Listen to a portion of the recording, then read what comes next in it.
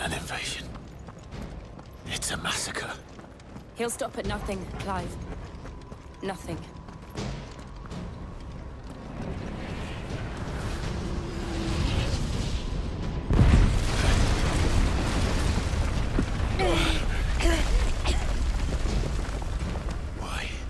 Why do this? Clive, we can get through here.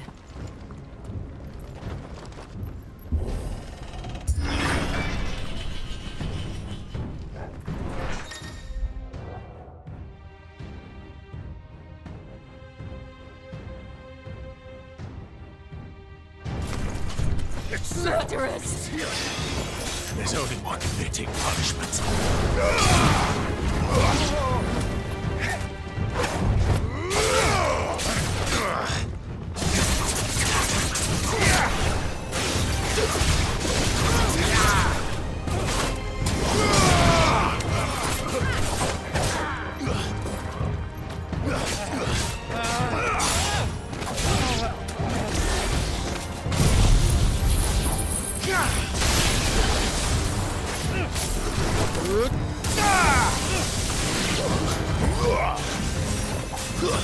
Stay down!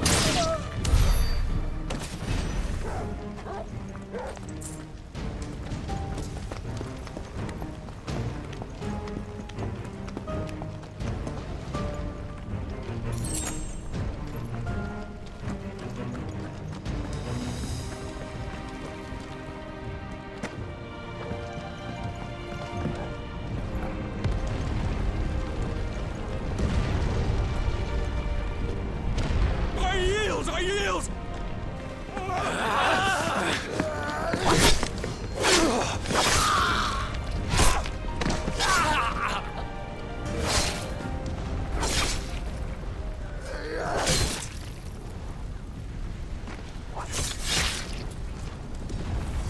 Look what we have here. Gentlemen!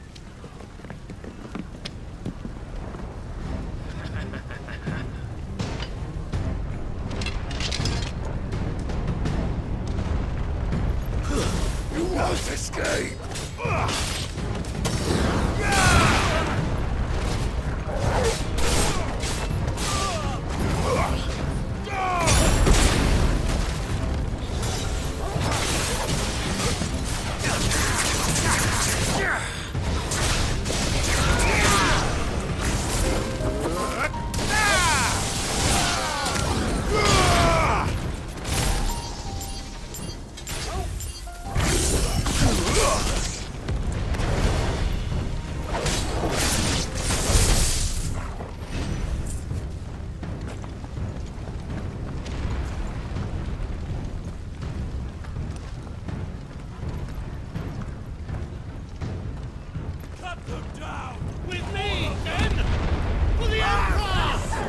Out of our way!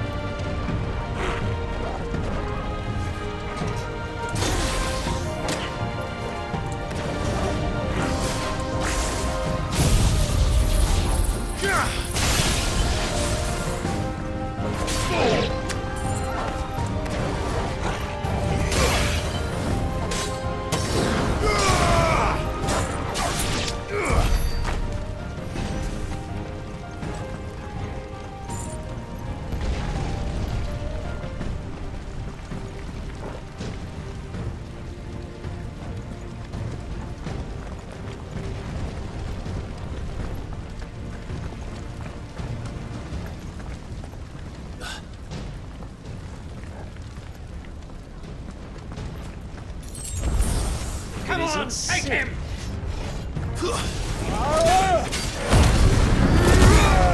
I try.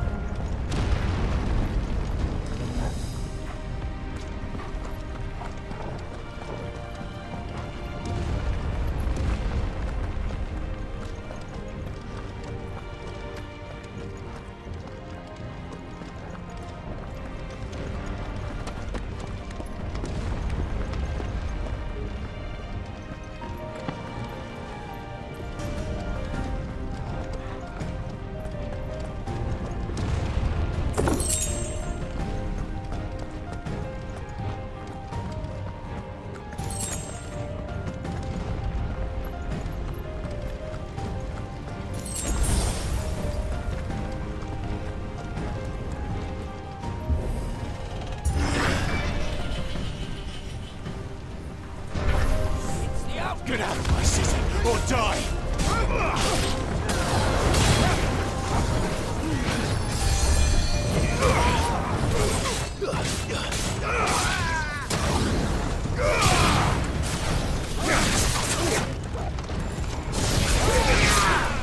Nice try.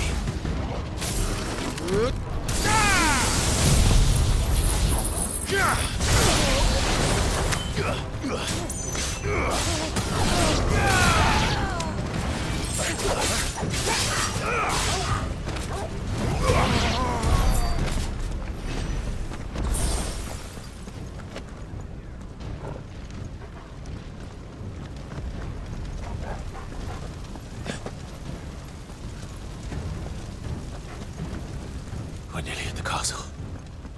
It ends there.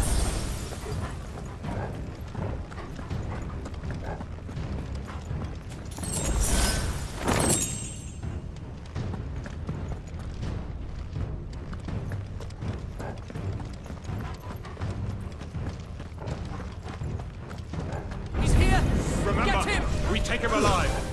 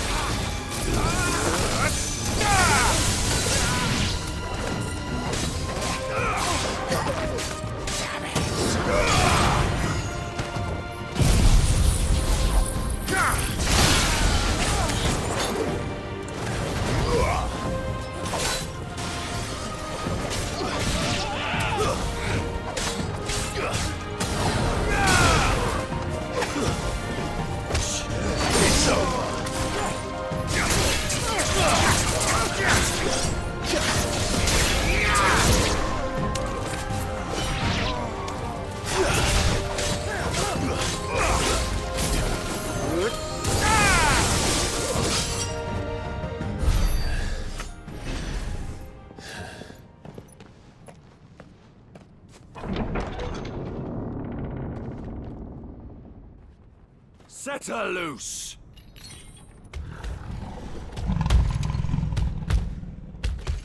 They have a Coeurl.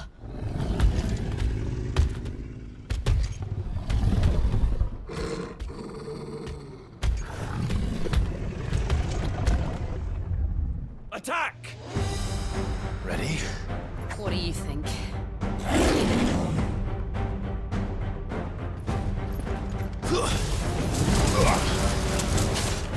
Slow.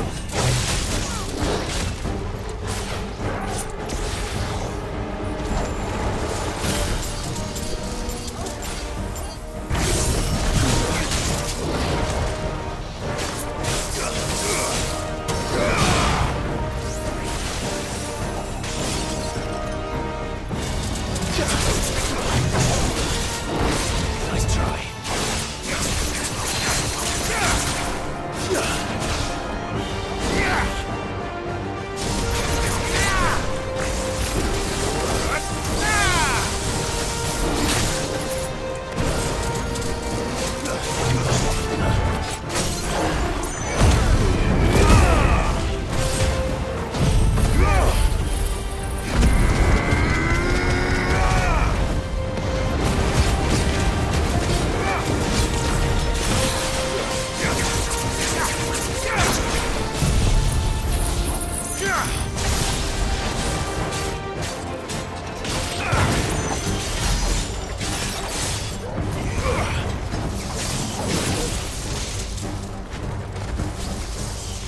It's building up to something. We need to stop it. Whatever it takes.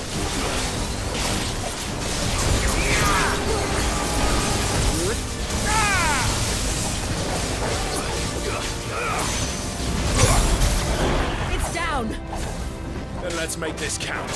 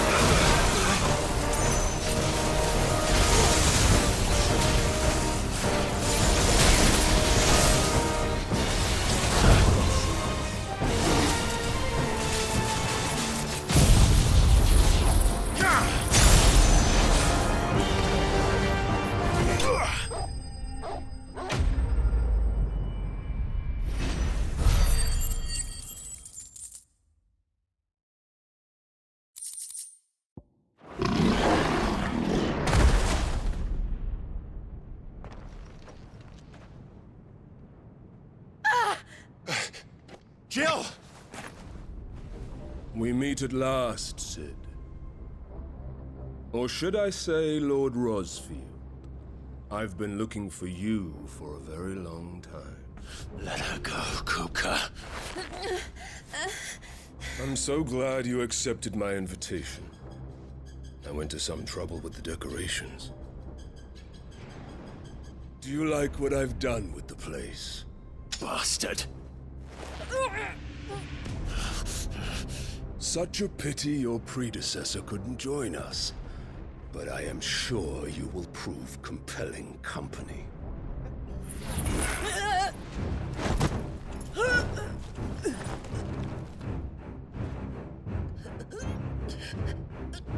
Be still, little snowflake.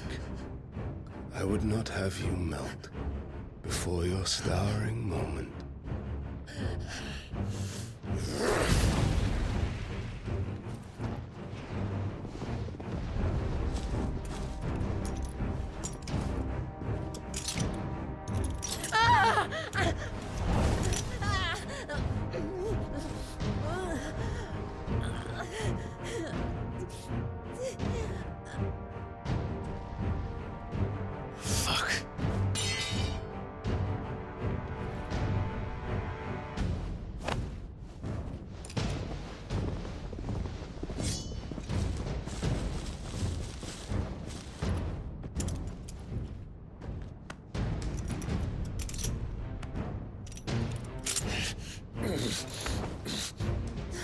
Now, on to the festivities.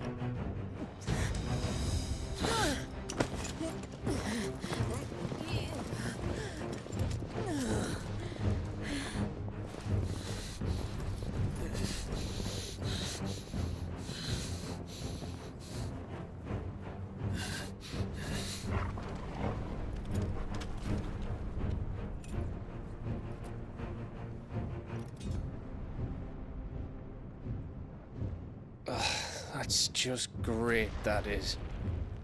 I suppose it's up to me then.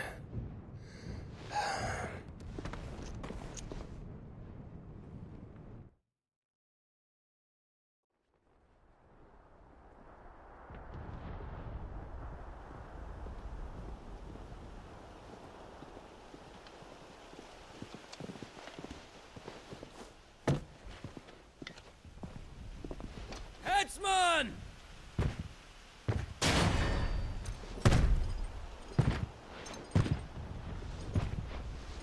Where do you want me? You! Bring the prisoner!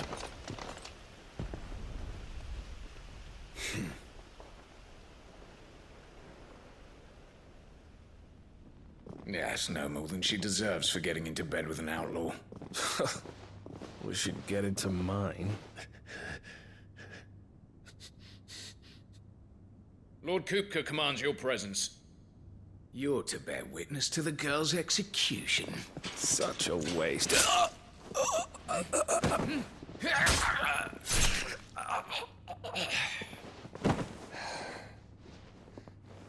Gav! Shh!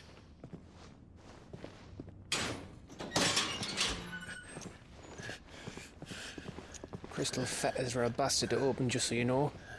Don't worry, I'll have them off before you can blink. Where's Jill? In the courtyard. Shit.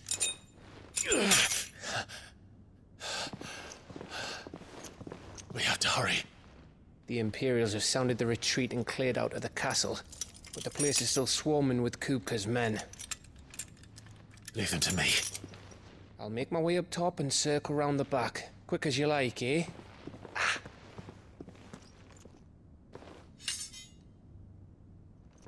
Nearly forgot.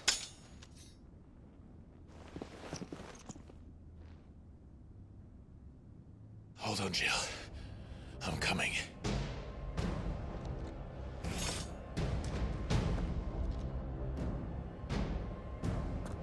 I have to get to the courtyard.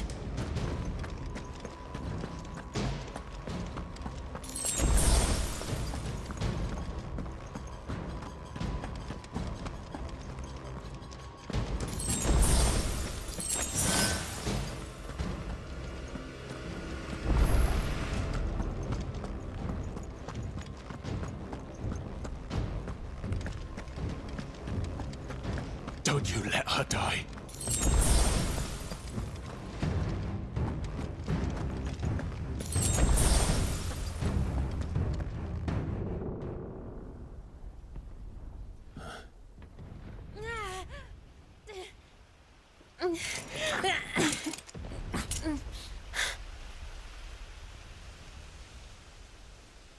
I hope you've got a plan, Clive, because we are fucked if you don't.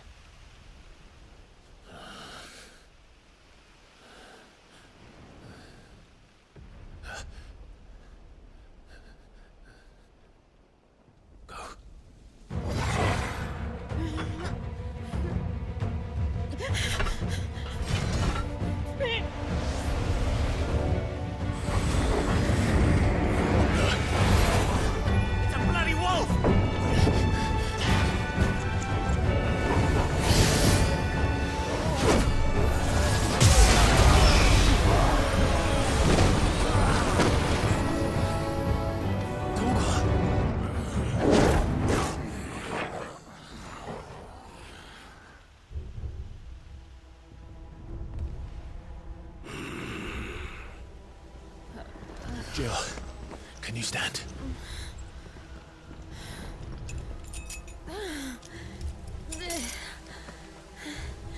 Come, Lord Rosfield. Don't tell me you tire of my entertainment. Enough! Yes. Perhaps it is time we served the main repast. I trust you are hungry!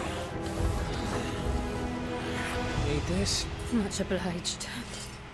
Stay close. We're getting out of here. And Coeurl, thank you.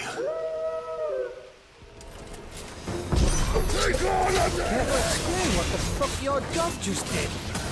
Later, everyone, with me. That includes you, Coeurl.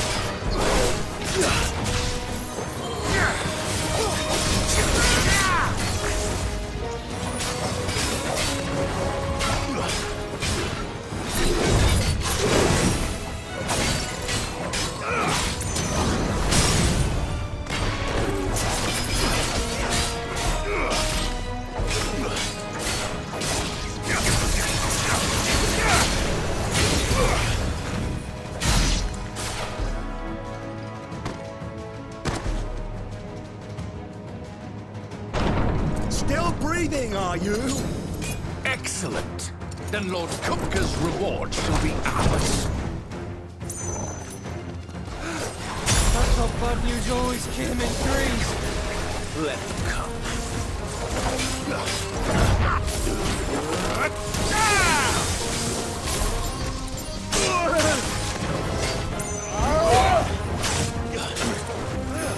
I've heard talk. There's a good boy.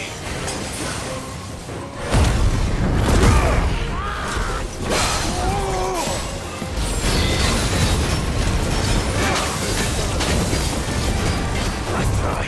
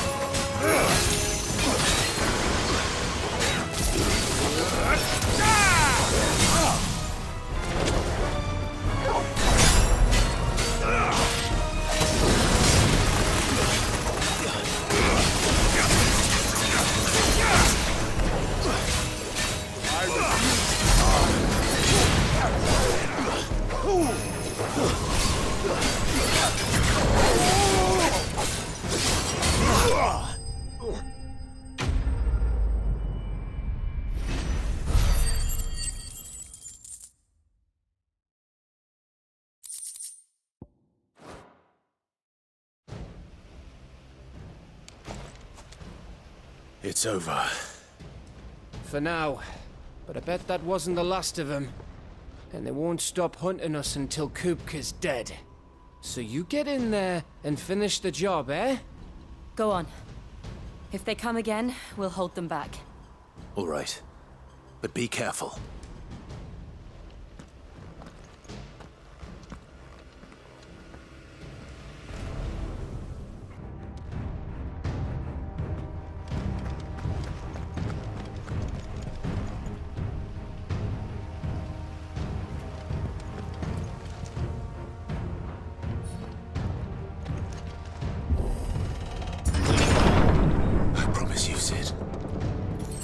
By my hand.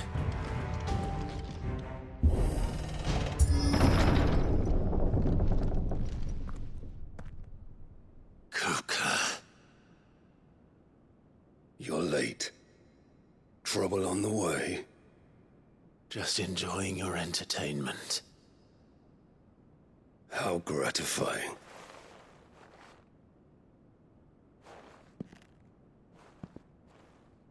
Have you come to defend your father's throne, Lord Rosfield? The Grand Duchy of Rosaria. A realm without a ruler, an army, even a people. A veritable kingdom of dust.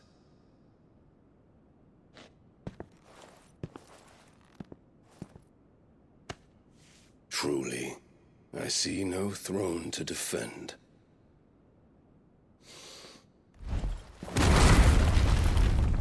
No!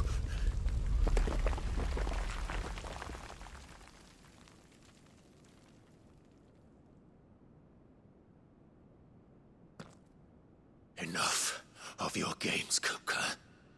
Just tell me what you want. Sid's head in a box. Imagine my disappointment when I learned that he met his end at the hand of another. And my relief to learn that you had taken up his thrice-damned name.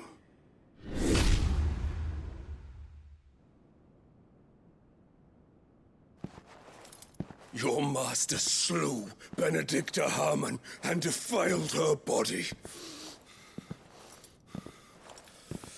If you choose to bear that murderer's name, then you shall answer for his crimes. The only crimes I shall answer for are my own. Sid did everything in his power to save that woman, though she was long past saving. And so I did what he couldn't. It was me all along, Hugo. It was you.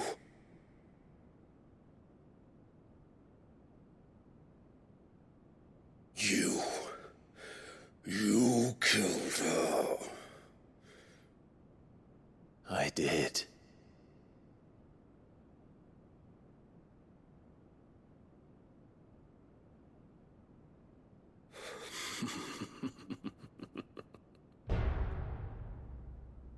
Then I am fortunate indeed.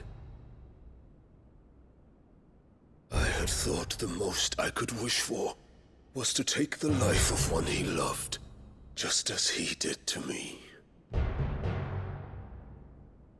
But it seems I was wrong.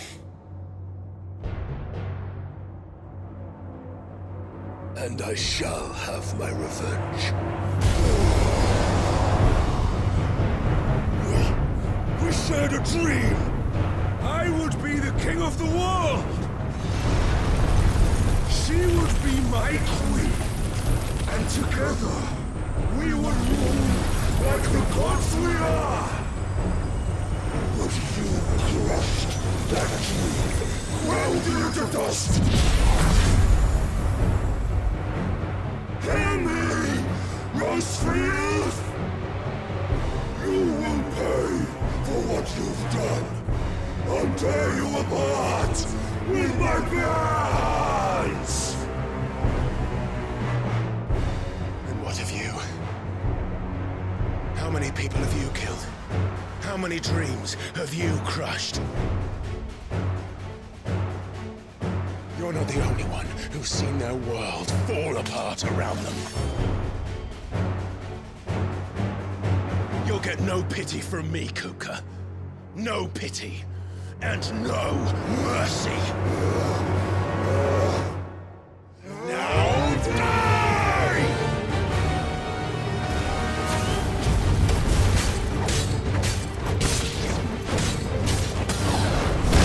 This time, what becomes of those who dare to cross me? Cross! I'll kill you!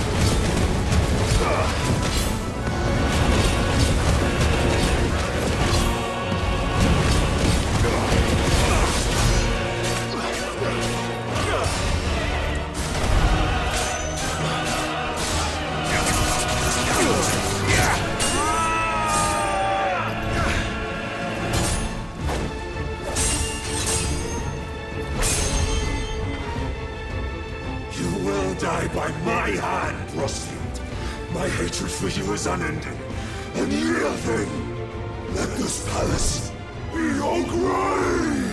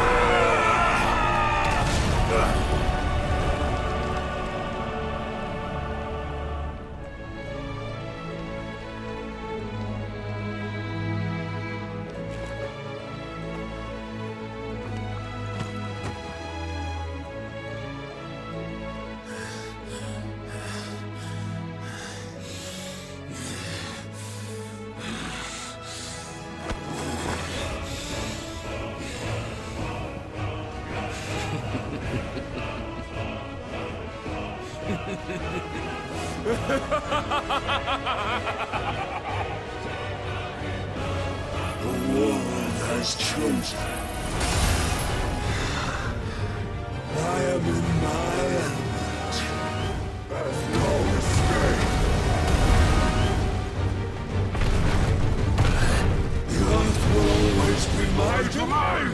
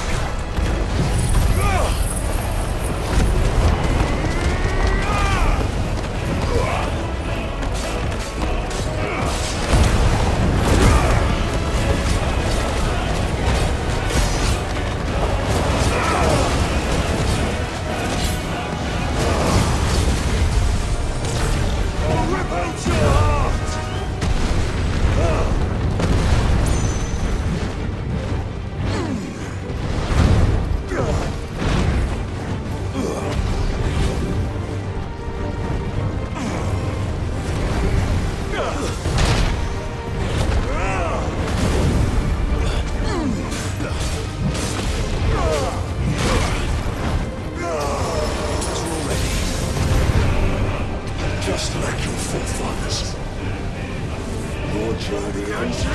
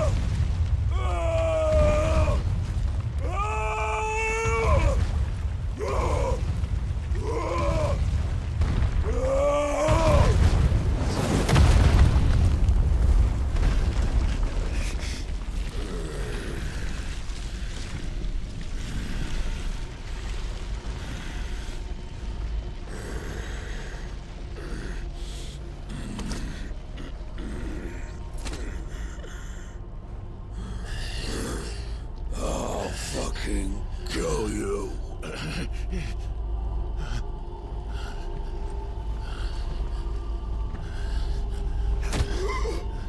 There. You mustn't get yourself worked up. Wait! Another time, Mythos.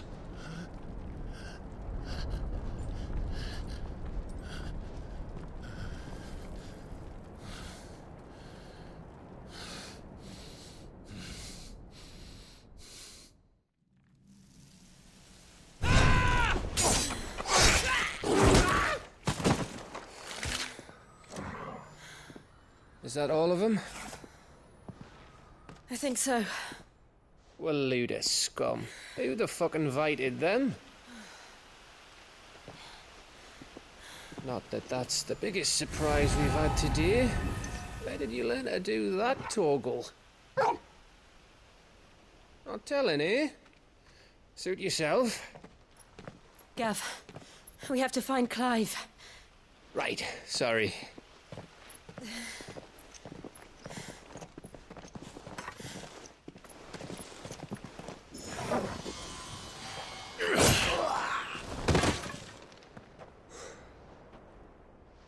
You missed one. We were worried. So was I.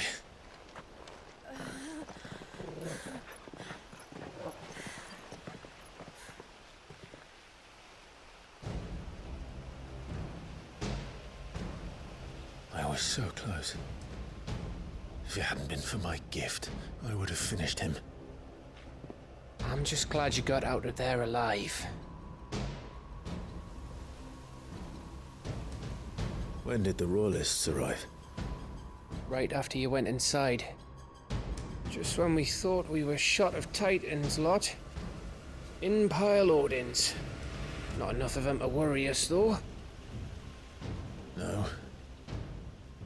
You didn't see the one who took Coeurl away.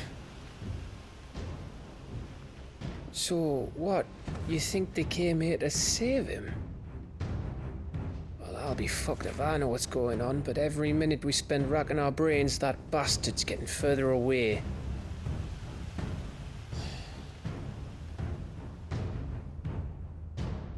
So what do we do?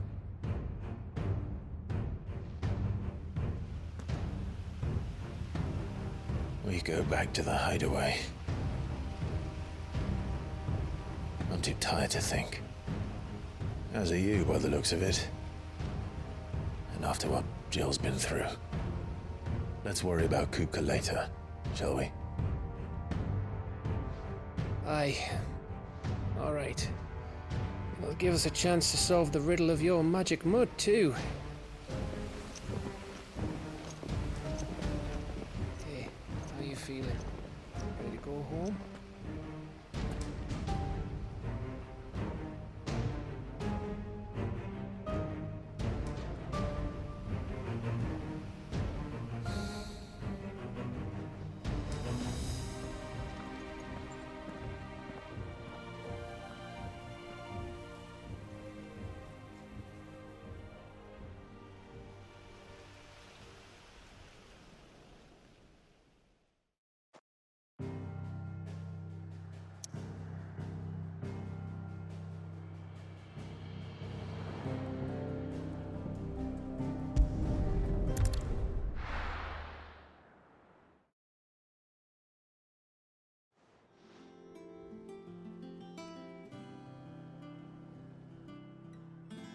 Just look at the state of you. You're more of a wreck than this place. Is this what you call taking better care of yourself? No more excuses, your ladyship. I order you to rest. Fine. I'll rest.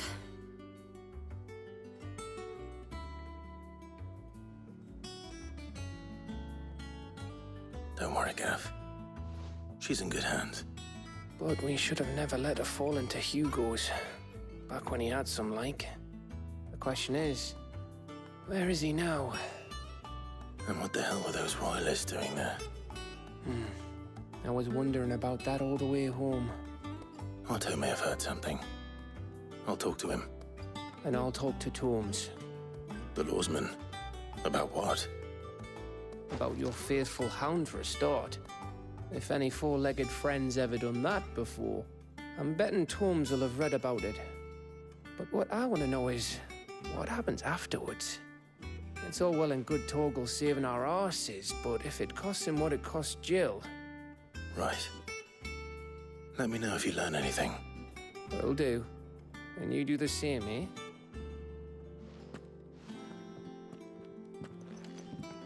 Jill, listen to Taya. I will. Thank you.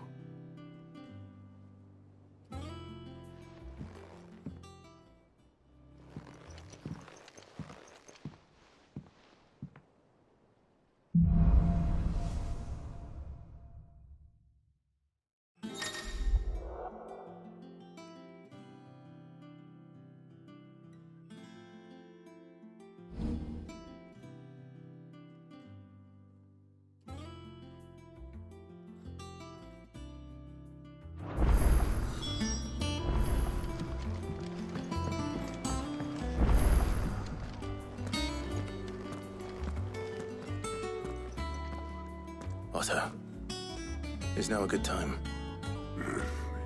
It's not a bad one. How's Jill doing? She's been better. Taya's making sure she gets the rest she needs. Good. Any word on Kupka's movements? Vivian's doing what she can to try and track him, but she's feeding on scraps.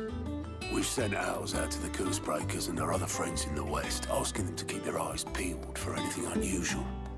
No leads yet, but it's only a matter of time. All right. Let me know when you find something. There he is. All right, Clive. Still busy saving the world. Mid. When did you get back? Just now. What about your studies? Adjourned. Since Hugo Kupka invaded Rosaria.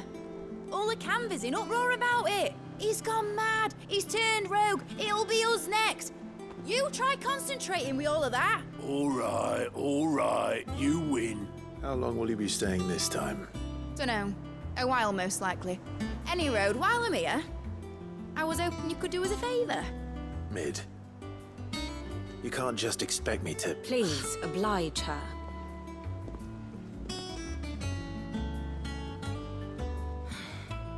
While we are busy tracking down Kupka, you should have a little time to spare. Professor! Now there's a face I haven't seen in a while. Shouldn't you have it buried in a dusty old tome?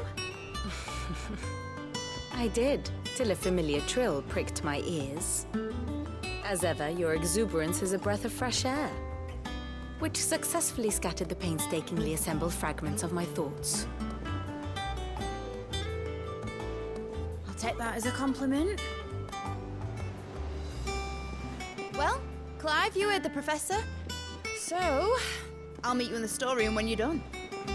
Wait, hold on. Breath of fresh air? Bloody tempest, more like.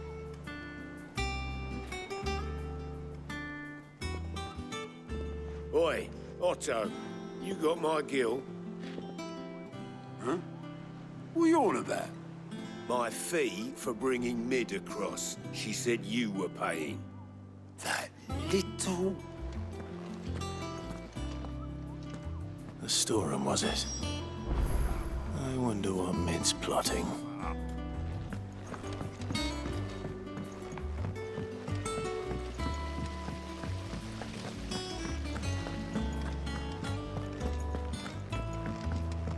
Shouldn't you be getting some rest?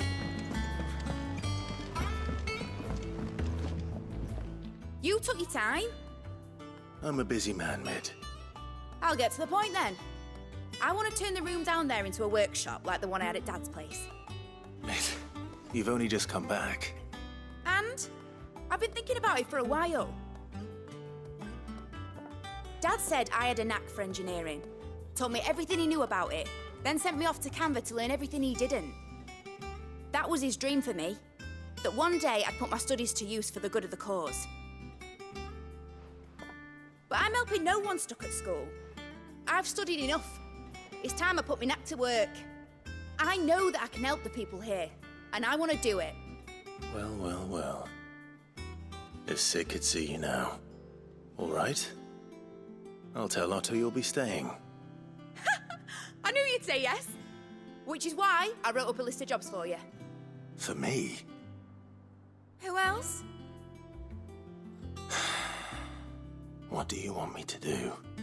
First things first, I need equipment and materials to start making my own.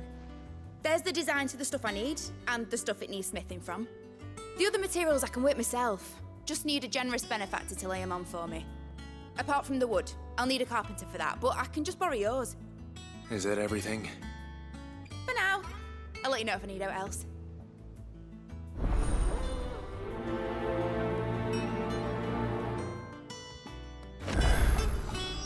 Where to start?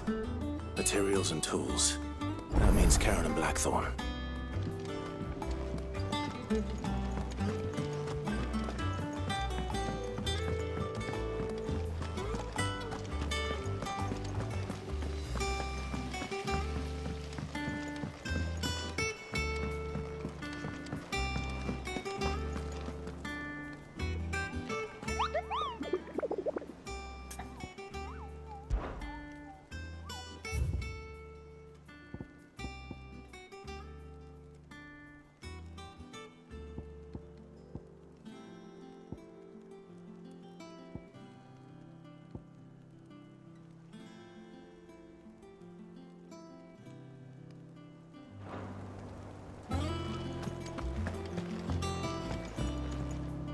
Ah, my favorite pupil. What is it that you wish to learn?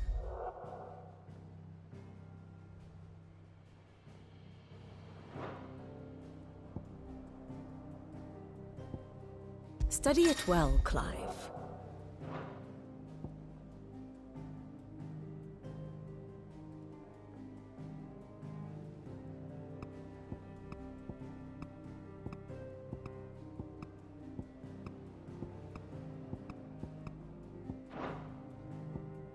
Of course.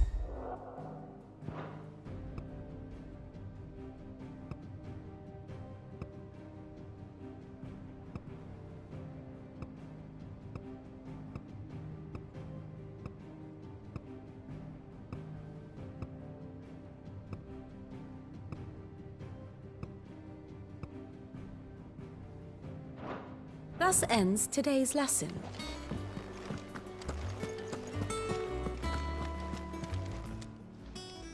How are you doing? Here you go.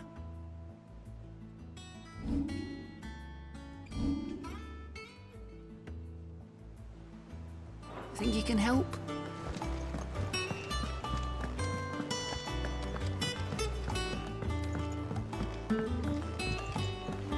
The little ones have been up to their old tricks again. Drawing on the deck. Oh, bother. Whatever am I to do now, Clive? About what? I've 2 dresses that need stitching, but I haven't got a scrap of linen. Those girls' rags are so threadbare. It's a wonder they don't fall to pieces. And we most certainly cannot have that. A certain amount of decorum must be maintained, even here at the hideaway. You wouldn't want the poor things going without decent clothes now, would you? Of course not. What can I do to help? Oh, aren't you a dear? You see, I've paid for 2 bolts of cloth from the drapers in Northreach, blue and red. But they don't deliver, not to places that aren't on the map anyway, so I'll need someone to take this receipt and collect them. And you'd have this someone be me? I would. And don't let them fob you off with anything less than what I paid for. 1 bolt of blue and 1 of red. I expect them both.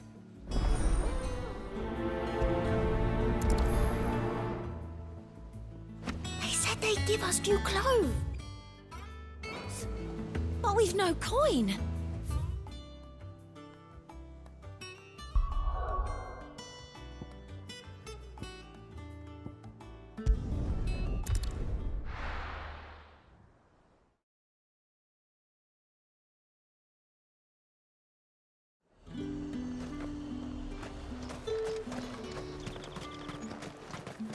Let's hope the draper has Hortense's cloth.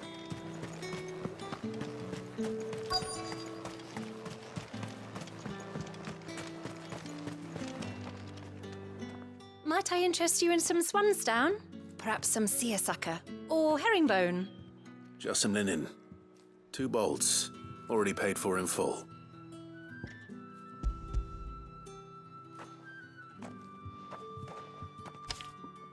Apologies, my lord, but your items aren't here. They were due to arrive on a caravan from Boklad, but there's been little traffic on the road these past few days. My mother thinks it might be bandits, but she always thinks it's bandits. It usually is. So I assume the caravan will be coming from the south. Yes, hopefully carrying all manner of spice and sundries. Wait, you aren't thinking of... Going to find it. That's exactly what I'm thinking. Oh, well then, be safe.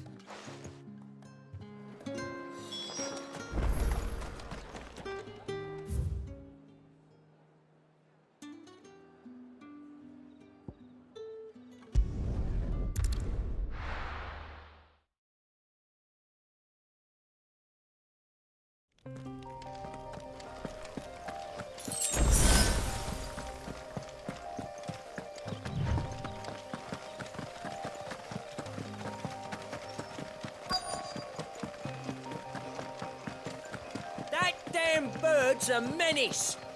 She meant nothing by it, I swear. Who's gonna buy my wares now? State your animals left them in. But they hardly damage us all. Is there something wrong? If you're a bandit come to steal my stuff, you're gonna be sorely disappointed. And all thanks to this fool. But it was you who stepped into my path. Only after that feather-brain trampled me. I demand recompense, be it in coin or the items you carry. Refuse, and I shall report you to the garrison and see you hanged. These goods are expected in Northreach. I mean, they're not mine to give away. You wouldn't happen to be on your way from Boklad, would you? I am, but did someone from the market send you? Please, you have to help me. I can pay whatever you ask. So the fool has protection. And coin, too. Sorry, friend, but we'll be the ones taking it. Oi! Killer! It's time to collect. I told you not to call me that. And we'd have already collected if you hadn't insisted we'd put on this little act. Bandits! As I told one of your customers, it usually is. Let's get this over with. I'll deal with the bird lover. You take the handsome one, killer. Stop calling me that.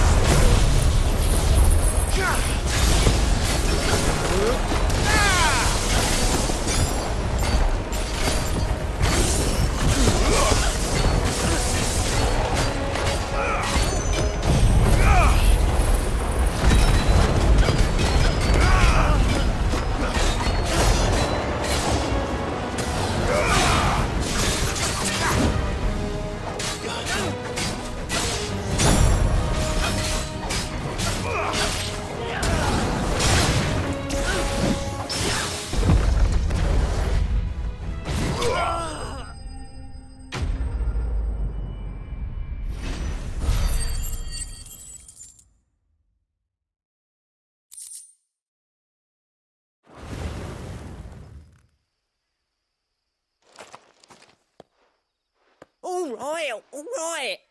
You made your point. Killer my ass.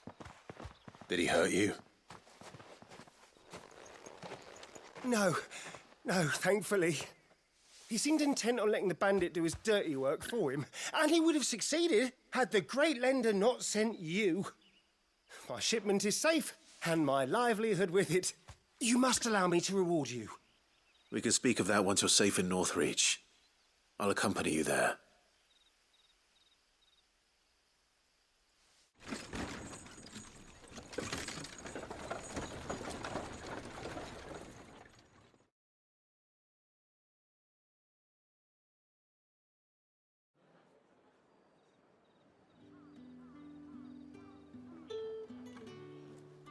So you and my mother were right. It is always bandits.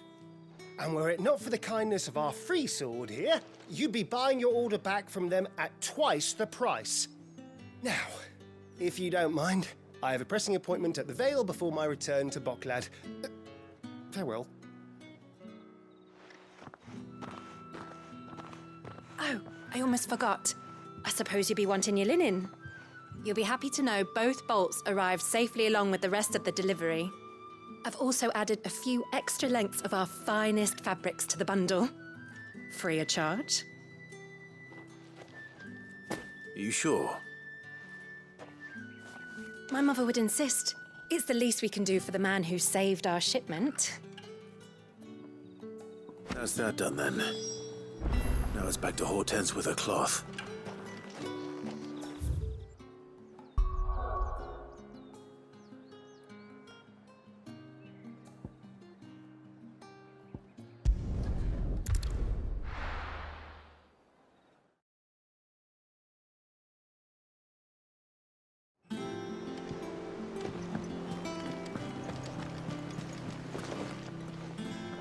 Clive, sorry again for sending you all that way. But you did get my order, didn't you? Don't worry. I have it. I believe this will more than satisfy your needs.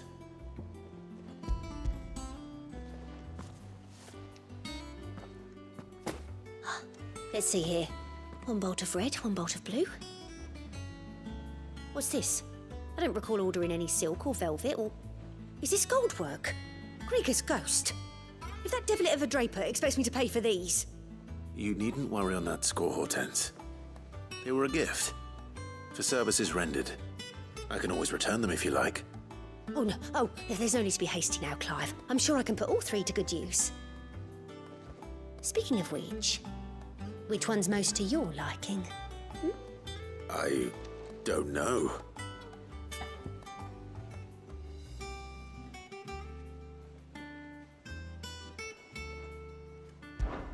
This one, I suppose.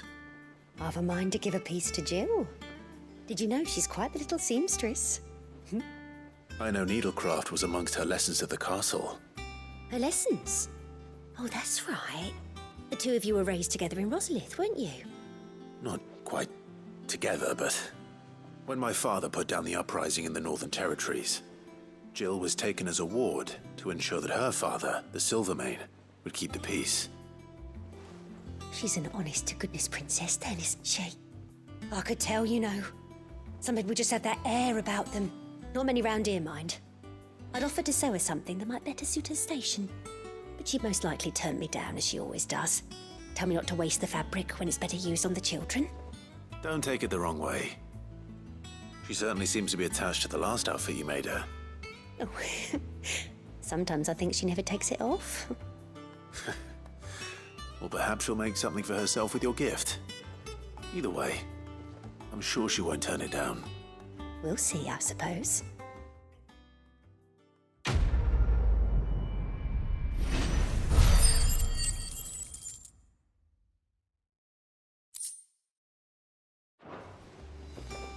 Lady Hortense said she'd give us our dresses. The have been up to their Said old they'd be made of tricks linen. again. I've never had a dress made of linen. Shirley's got her work cut out keeping them in line.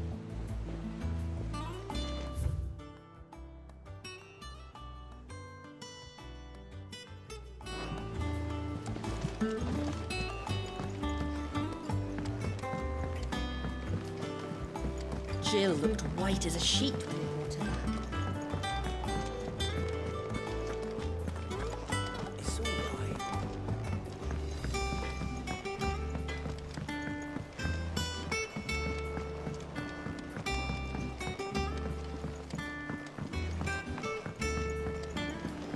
Oh, what a lovely fragrance.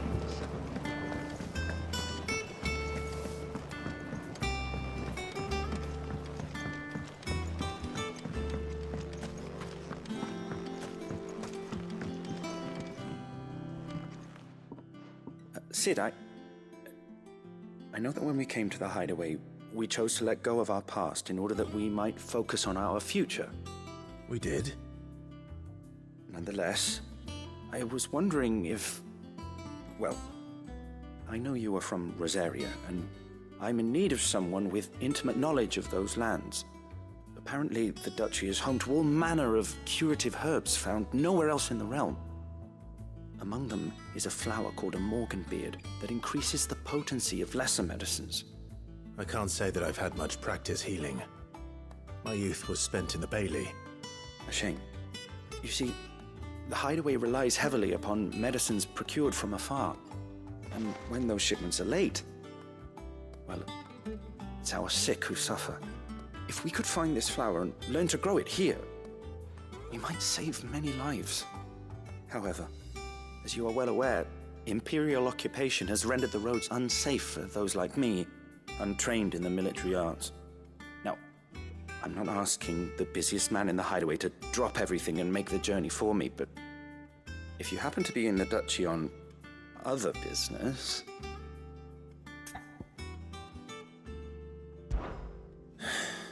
Tell me of these morganbeards, then. But of course. If my old tomes are to be believed, the flowers are bright yellow and as large as goblins' eyes. Oh, and they grow in the marshes of Sorrowise.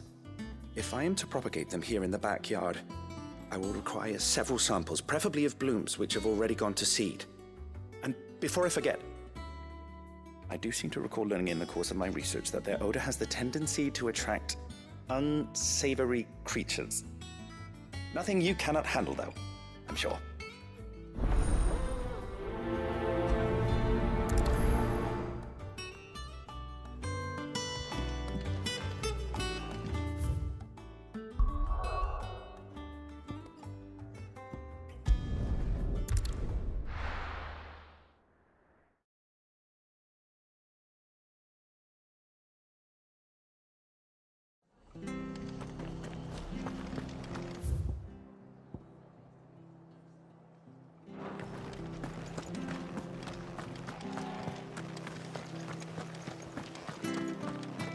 Thank you for sticking with us.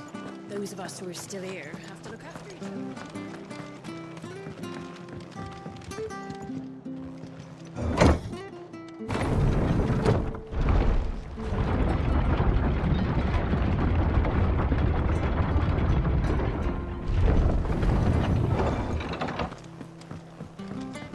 Right, Sid.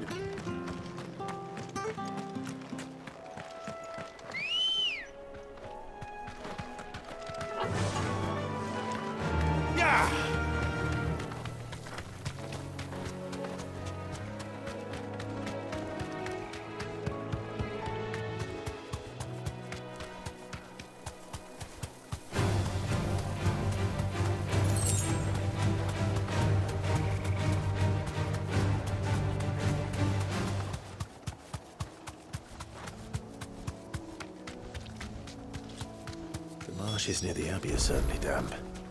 Let's see if they're damp enough for morganbeards. Thanks, girl.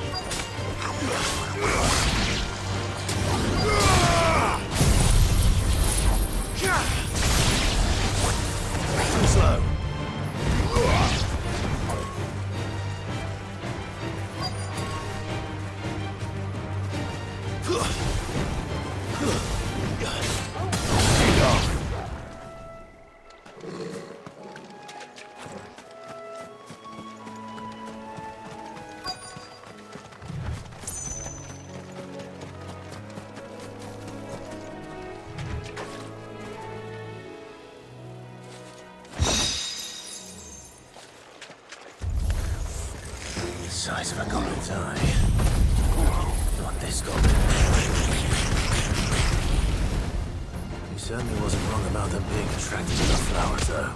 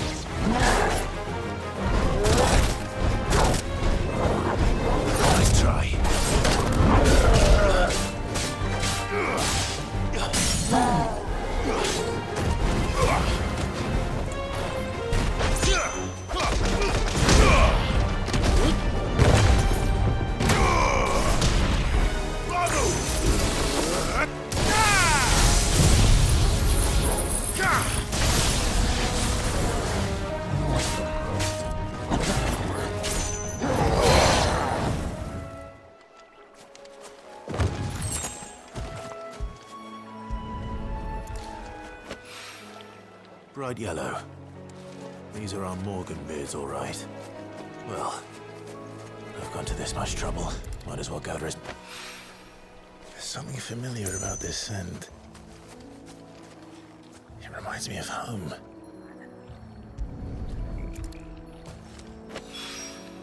Hopefully this will be enough. I've had my fill of goblins.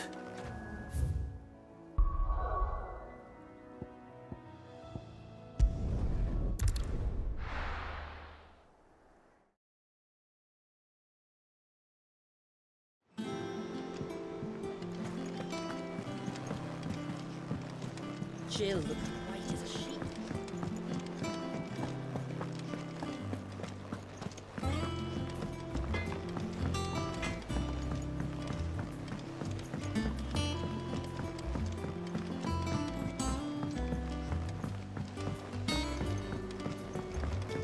Oh, what a lovely fragrance.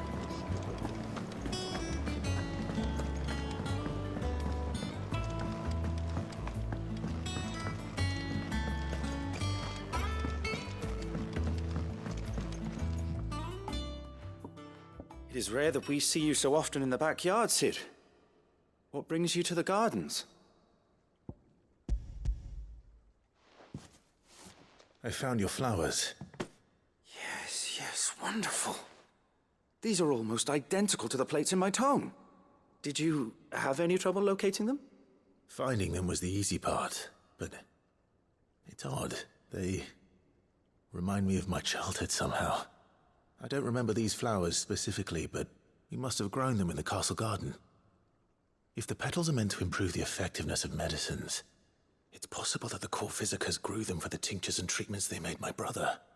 If the ducal healers were convinced of their properties, that is all the more reason to begin growing our own supply here. Oh, allow me to use some of the flowers you brought me to make something that might aid you on your travels. I need only a moment to extract the essence from the petals.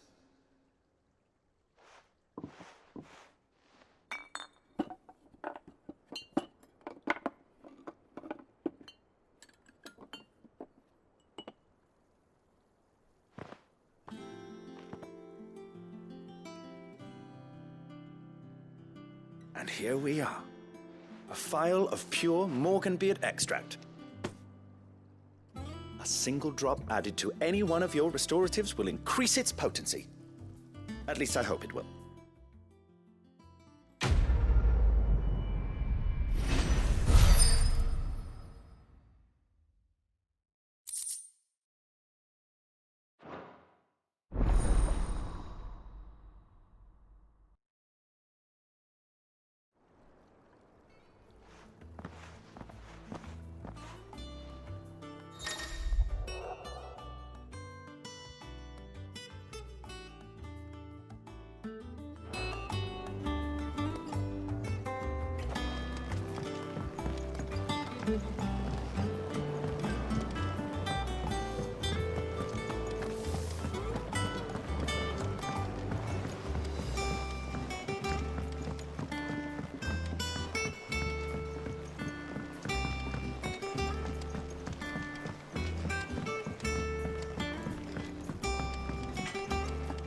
It's all right.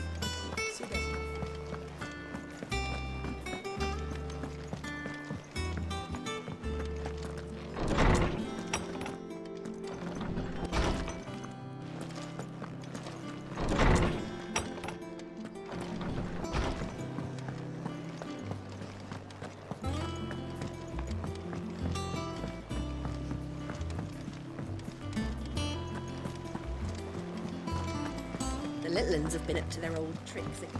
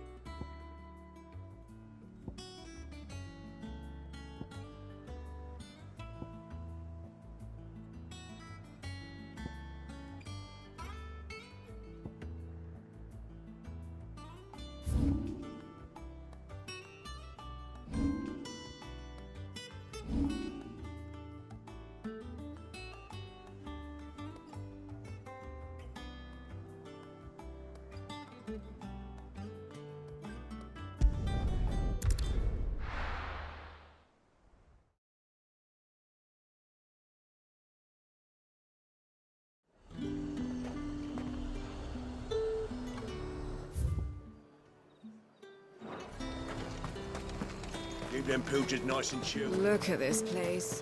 We spend half.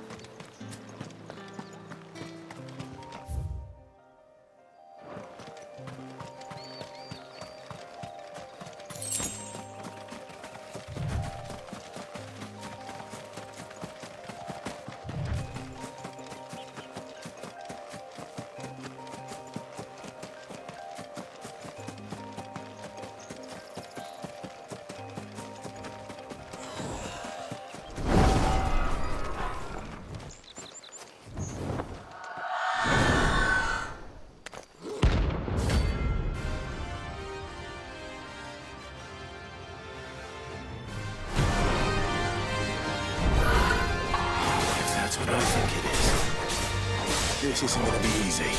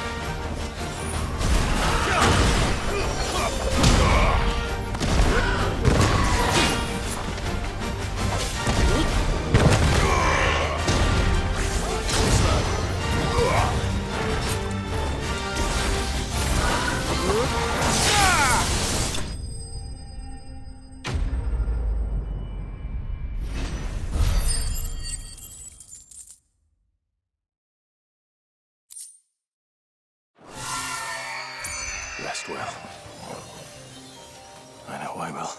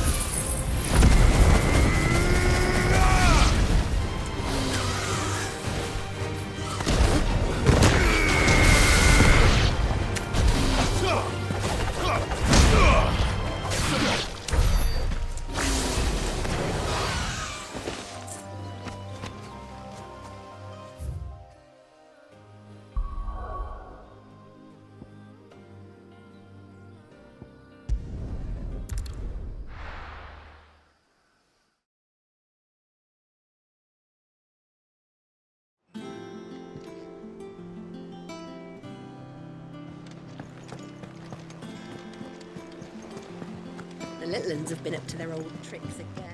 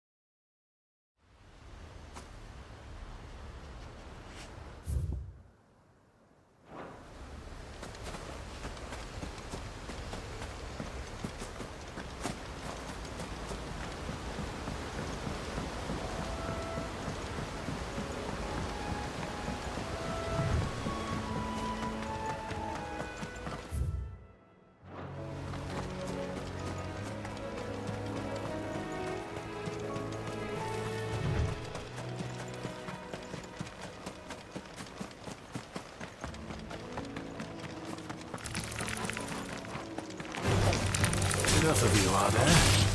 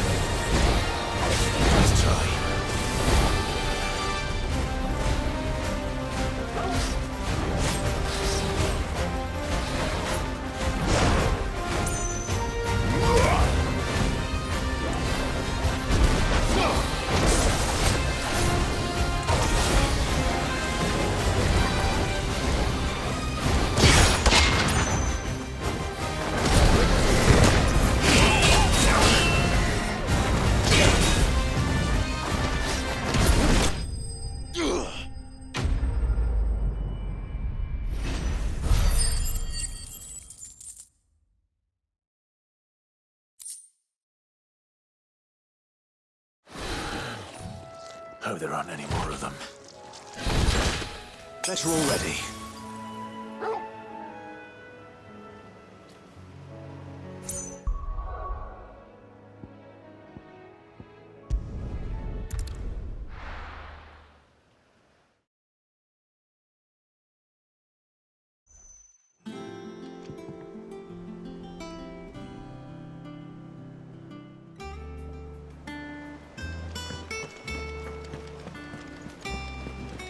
The little uns have been up to their old tricks again.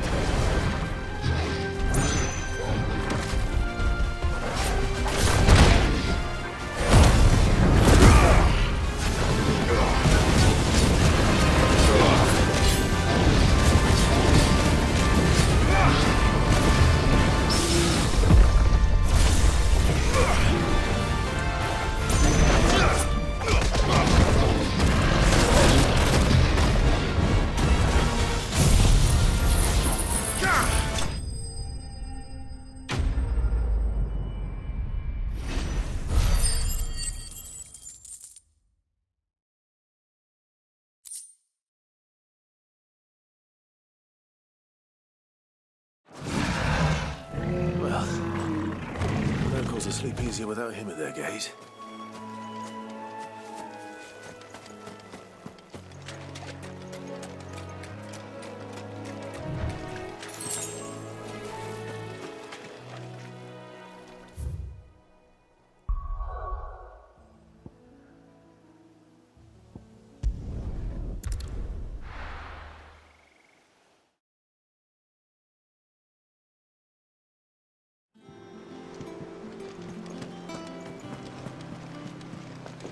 The little uns have been up to their old tricks again.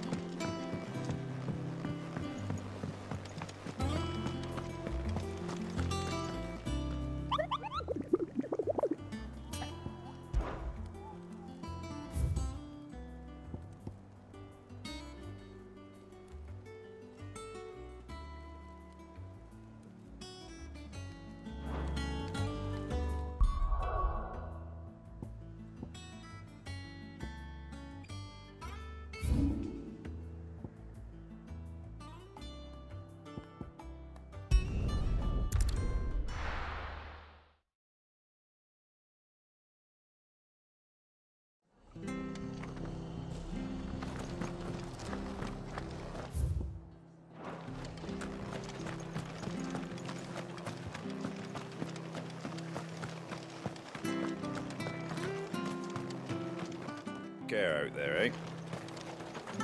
Thank you for sticking with us. Those of us who are still here have to look after each other. It'll take ages to tidy all this stuff up.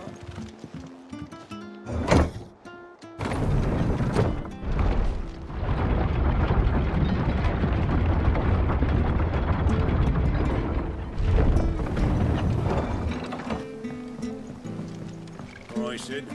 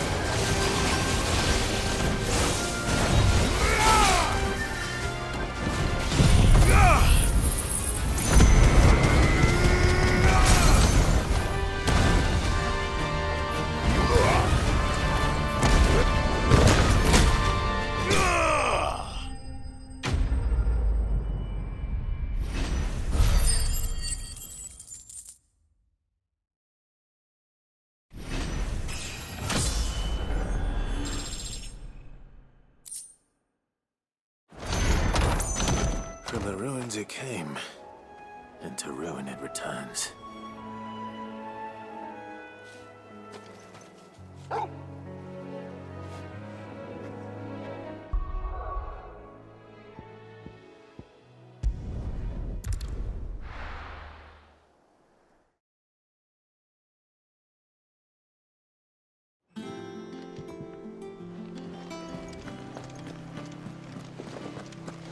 The little ones have been up to their old tricks again.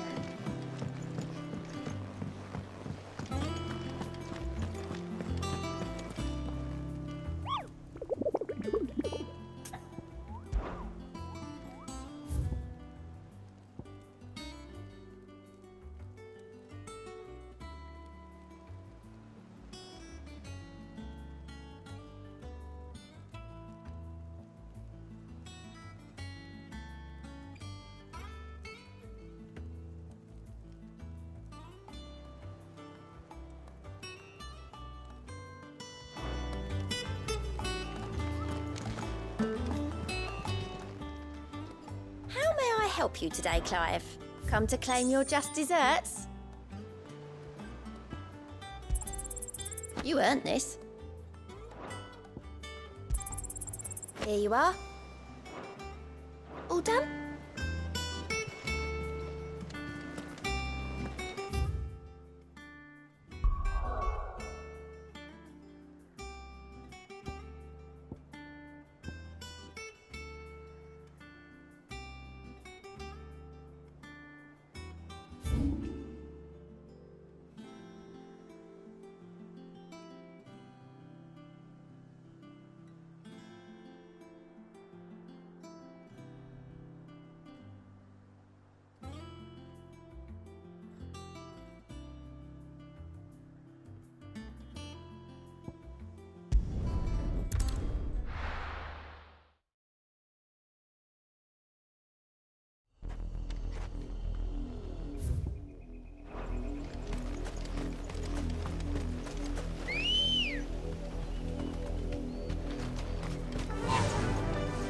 Run like the wind.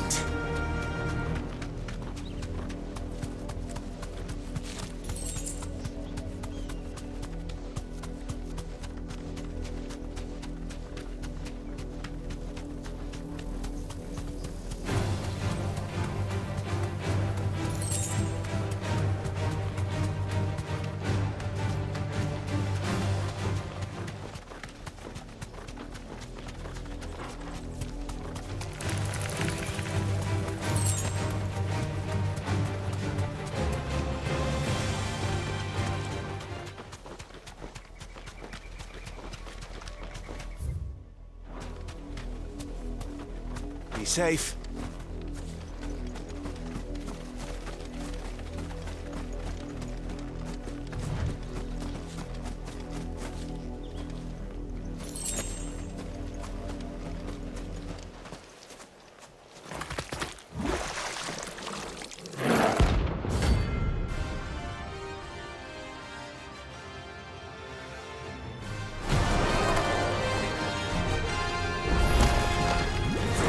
Unawares, did you?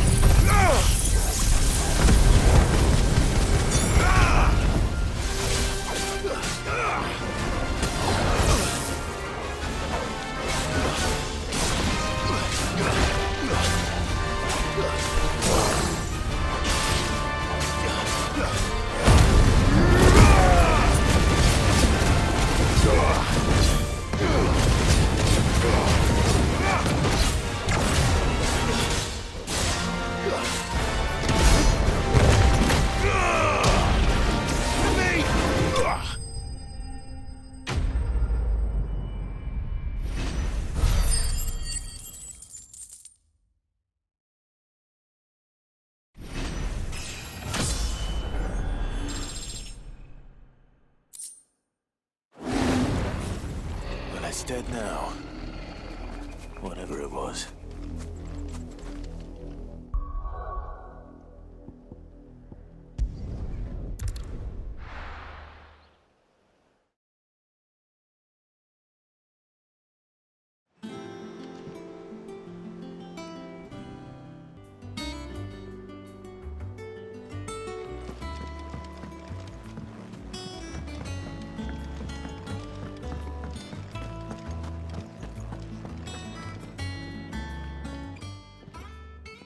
Was wondering where you'd got to. Mid's back from Canva. Have you seen her? Just now. She's planning to set up a workshop in the stores and ask me to buy her some materials. Here's the list.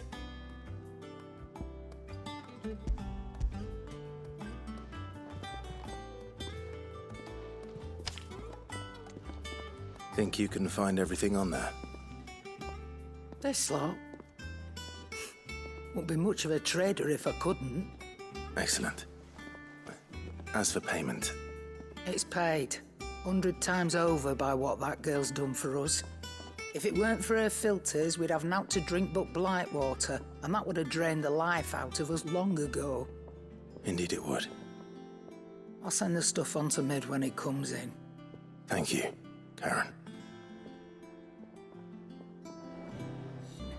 Or don't. I'm not much bothered either way. Blackthorne, you busy? What does it look like? I have a commission for you. From Mid. She requires certain tools.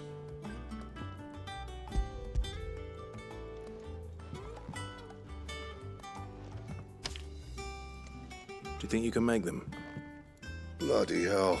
What's she planning to build with this stuff? An airship? I'll see what I can do. Tell her I'll bring them over when I'm done. My thanks. And Mid's, no doubt. That just leaves the carpenter. Let's see if Bardolph's available. Fine.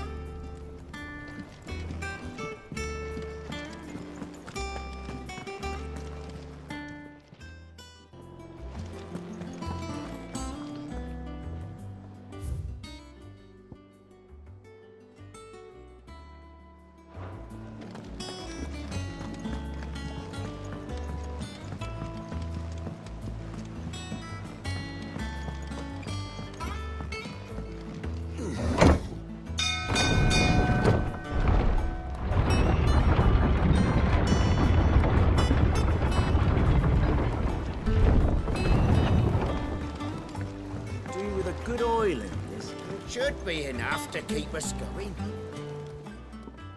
How do, Master Sid? Bardolph. Mid's looking to build a workshop in the storeroom, and she needs the aid of a skilled carpenter.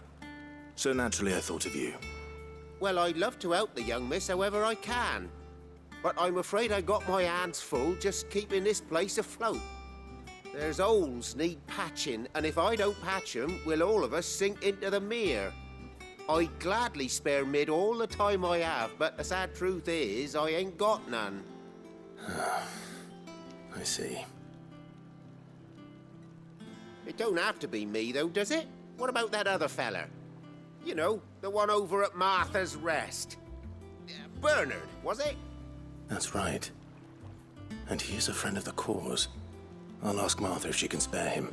Thank you, Bardolph. Least I could do.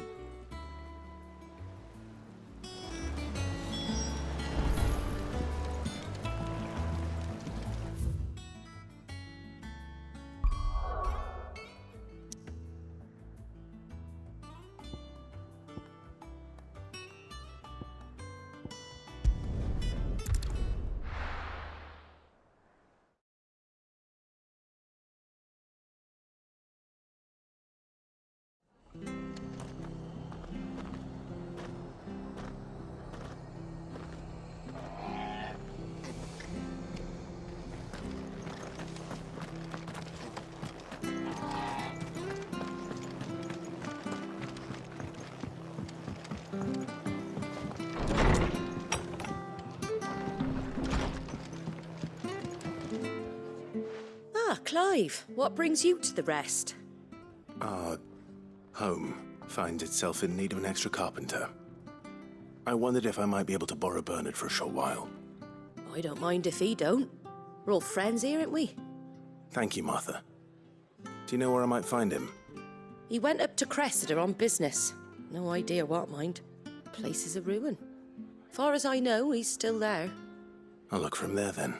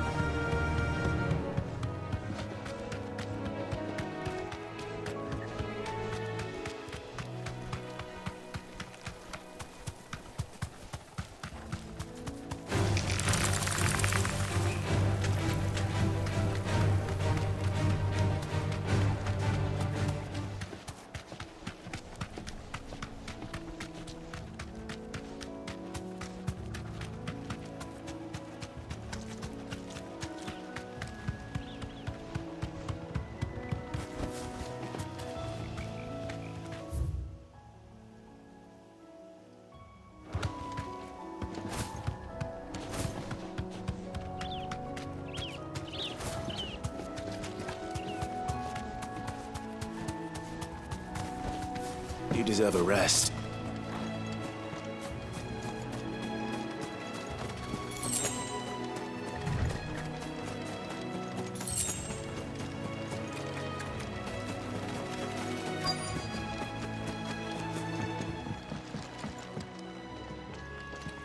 Hi.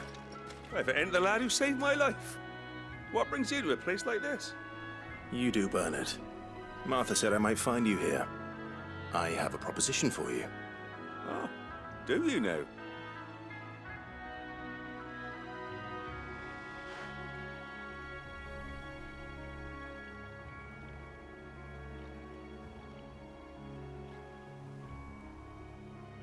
Building a workshop, you say? Well, that beats tacking boards to bridges, sure enough. And if Martha didn't mind me being gone a while, then neither do I. You just tell me where you want me. That's the spirit. I couldn't ask a favor, though, could I? Before we go? Of course.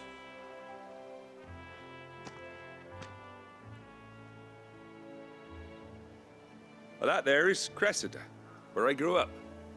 Ain't much left of it now, though. Except my parents' graves. But I came up here hoping to visit. I even patched up the bridge to get across. Only to find the place crawling with fiends. But you're a dab hand when it comes to dealing with beasts and bogles, ain't you? Any chance you could, It's the least I can do. Well, thank you kindly. And take care.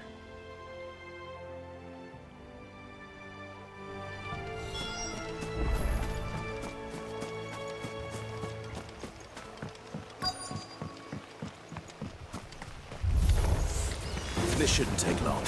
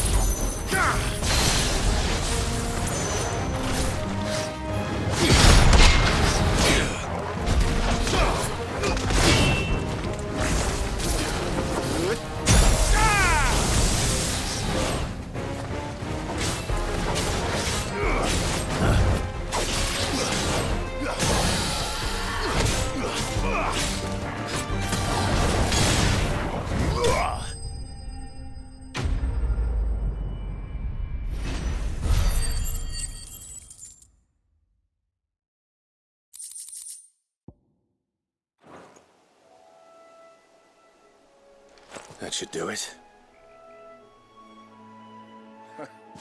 You made short work of that lot. Thank you, son. Now my folks can rest in peace once more. How long is it since the village was abandoned? Oh, people started packing their things after the duchy fell.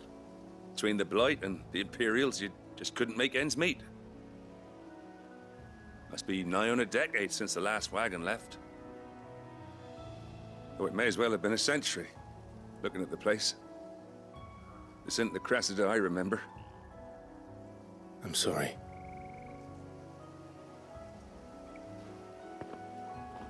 Don't be. Can't live in the past, no matter how nice it might have been. Soon as I'm done saying a prayer for those that raised me, it's on to your hideaway. I'll meet you there.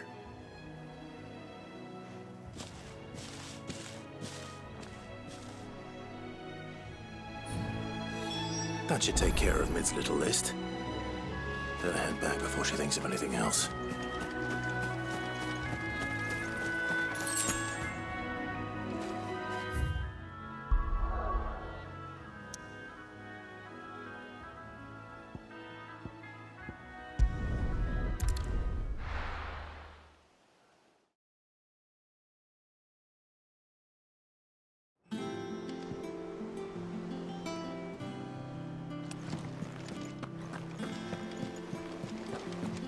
The little uns have been up to their old tricks again.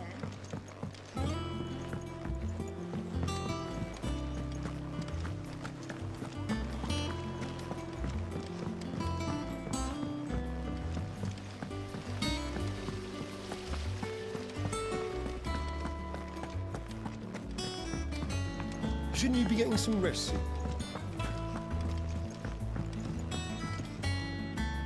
All right, Clive. You've all done then? I am. I've placed your various orders, and a carpenter by the name of Bernard is on his way from Martha's Rest. That's brilliant. Thanks, Clive. Is there anything else you need? Nope. Blackthorne and Lady Charon have already sent over everything I asked for, and I've got all my plans drawn up. So as soon as Bernard gets here, we can get to work. I can't wait.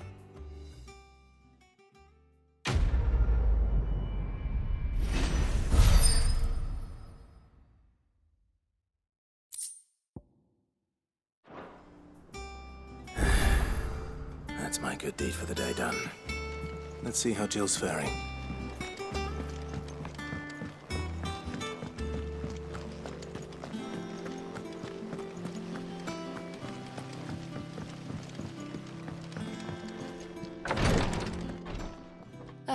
Clive. Talia, how's Jill? Recovering, but she still needs her rest. Of course. Take good care of her, won't you? I'll do my best. Oh, Gav was looking for you. He said he had something to show you in the shelves. The shelves? Oh, that's right. He went to ask Harpocrates about Coeurl. He must have found something.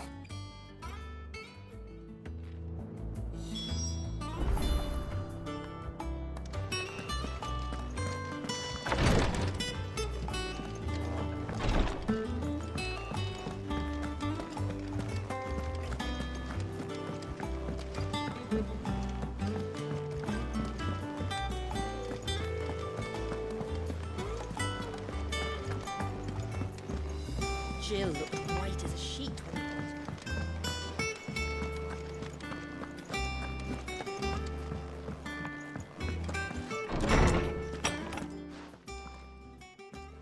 Clive, where have you been? I've been wanting to ask you something about Coeurl. Where did you get him, like, in the first place? My father brought him back from one of his expeditions into the Northern Territories. They were crossing a snowfield when they heard his cries, and, seeing no sign of his pack, they took him in. What do you reckon, Tomes? It certainly adds weight to the theory. Clive, I believe that Coeurl may be no mere hound, but a rare frostwolf, an animal native to the far northern reaches of Valisthea. In one of our oldest bestiaries, I found reference to a frostwolf who served as guardian to an ancient queen of the north. Such was his mastery over ether, he could cast magics on command. His name was Fenrir. Fenrir the Frostwolf. Now, the annals do not state it explicitly, but I have reason to believe this queen was a dominant of Shiva, a girl from the Northern Territories and her faithful hound. One awakens as the dominant of Shiva, and the other... You're saying that Jill granted Coeurl his powers? What? Just like Fenrir. People called him my hound, but Coeurl and Jill were inseparable. He grew up as a faithful companion to the dominant of Shiva, and years later, his powers awakened, just when his master needed him the most. You're right. If it weren't for Coeurl blasting those bastards to Kingdom Come, Jill would have been for it. Quite. Though Coeurl's power is his own, his latent birthright as a frostwolf, it had only to be unlocked. Oh, get you, Coeurl! You're an even finer hound than we thought. And regarding your original concern, you need not fear for Coeurl's health. Why, the beast has the appetite of a behemoth. Just this very morn, I found him with his nose buried in my nuts. There you are! I've been looking everywhere for you. Bernard's here. I need you to introduce us so we can get to work. I shall be a moment.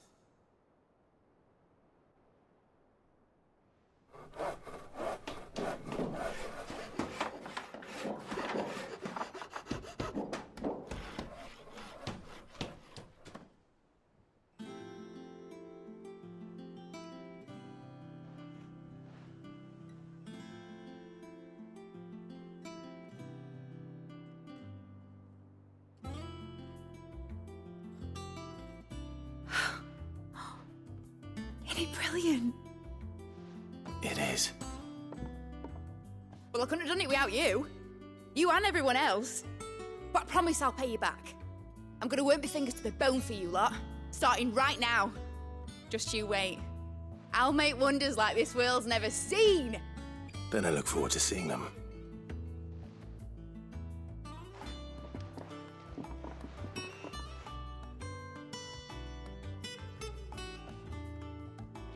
Now that that's settled, I wonder if Vivian's made any progress tracking down Coeurl.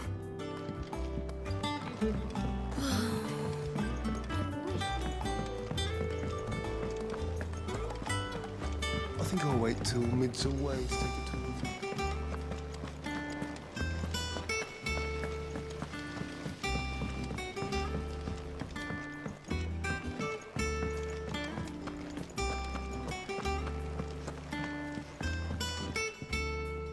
How goes the hunt for Coeurl?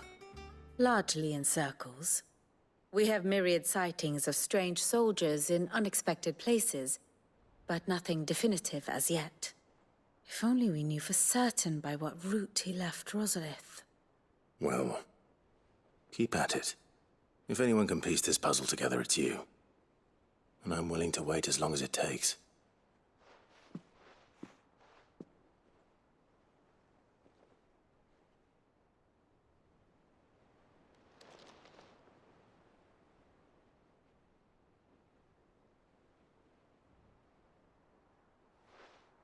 What? Here? Would that be a problem? Do you know, Clive? I believe it a mercy that you didn't inherit your father's throne. Your poor people would surely live in fear of you. You have nothing to worry about on that front. I won't be claiming his crown. That is a relief. Clive, have you got a minute? We, have a guest. A guest?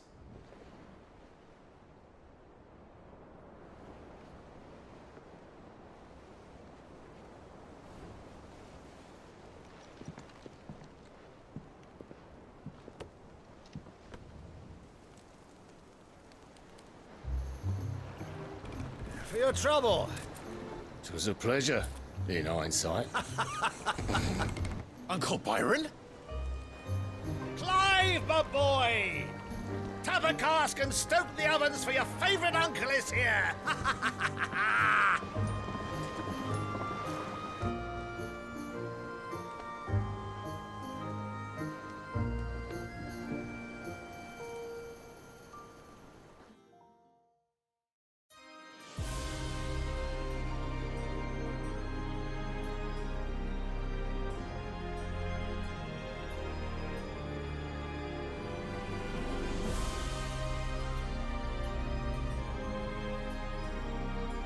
The Dalmekian government sues for peace. How shall we respond? If they're willing to accept their fault in the matter, I see no reason to refuse them.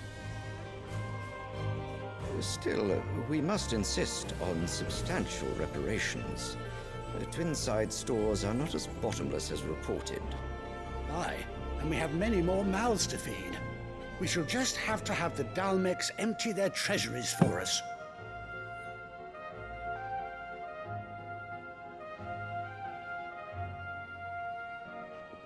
Of course, none of this would have been possible without your timely intervention, Prince Olivier. Indeed, I doubt any of us would have had the courage to trade words with the mighty Titan, nor less the wit to win him over. The Empire owes you a great debt. May the blessing of the crystals go with you, Your Highness. May the blessing of the crystals go with you. Very good.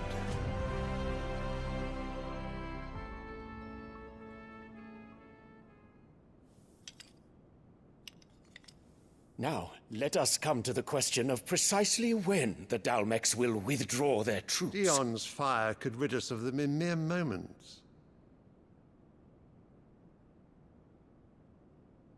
The men of the Fist will not withdraw until a peace treaty is concluded. So let us keep the negotiations open, give them time to gather what gold and trinkets they can, and once they deliver that which we demand, what worth is a piece of parchment?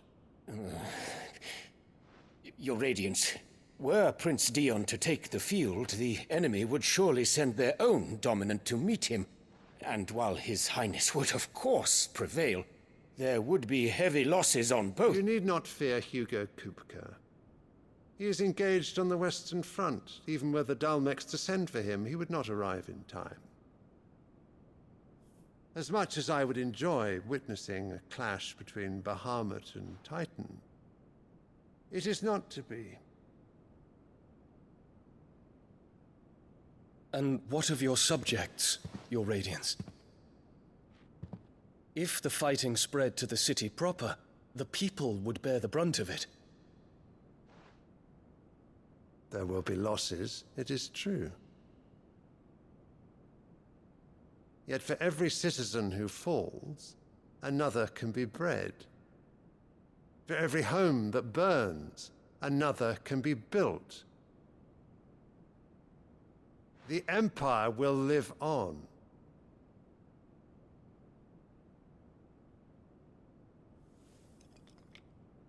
Dion? Yes, sire.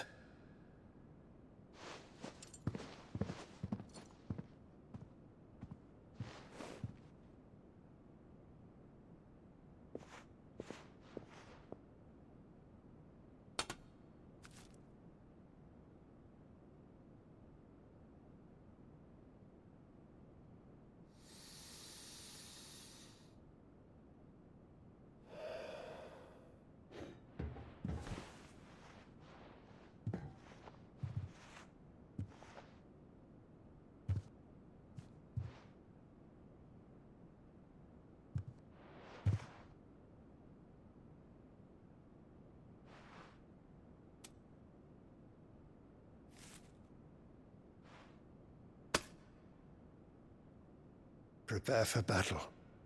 But sire... Do not make me repeat myself. Return to your camp and await my orders.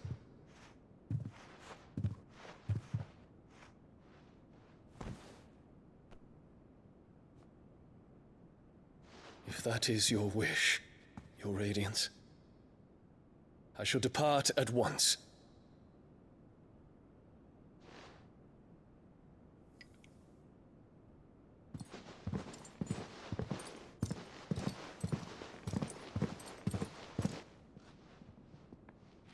May Gregor forgive you.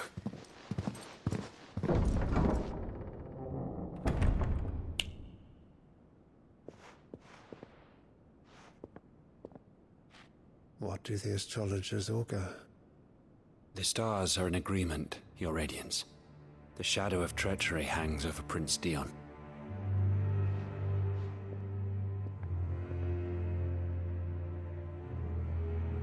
So Annabella's tales were true. You disappoint me, Dion.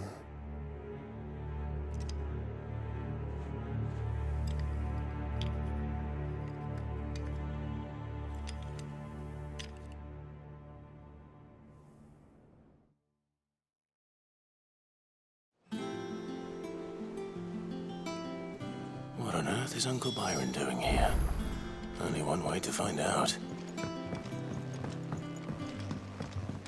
The little uns have been up to their old... It's just one thing after another around here.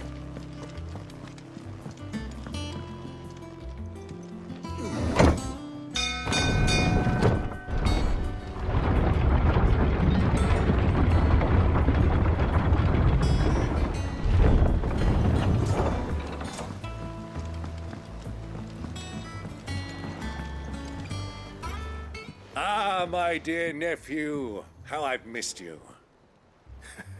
How did you find this place, Uncle? Through the good offices of young Sir Wade. He really is the most helpful fellow.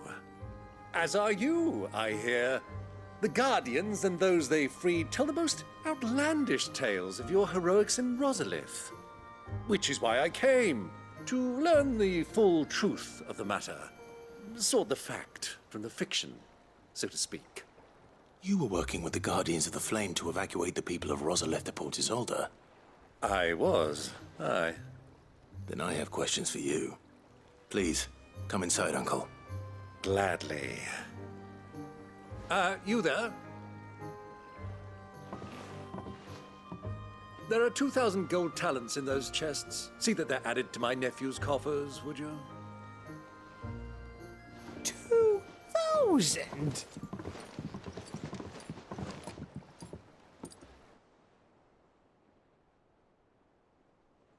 And I'm afraid that is all I know. A fleet sailing south past Port Isolde. Most intriguing. Forgive me for not being able to tell you more. I hadn't the faintest idea Coeurl withdrew wounded from Rosalith. Still less that my own nephew dealt the decisive blow. What do you think, Vivian? I think, with this news of the Dhalmekian fleet and recent reports of the royalists' movements, that the final piece of the puzzle has fallen into place. Come here and I'll show you.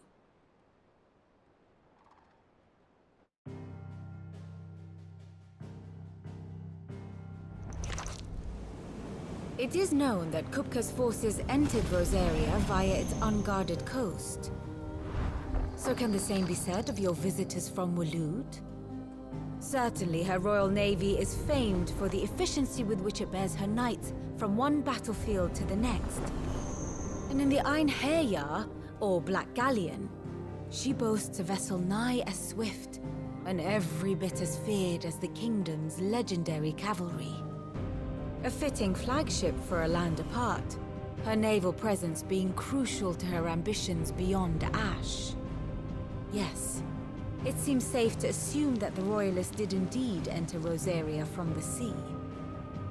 So then, had you a vested interest in Titan's survival, whither would you take him?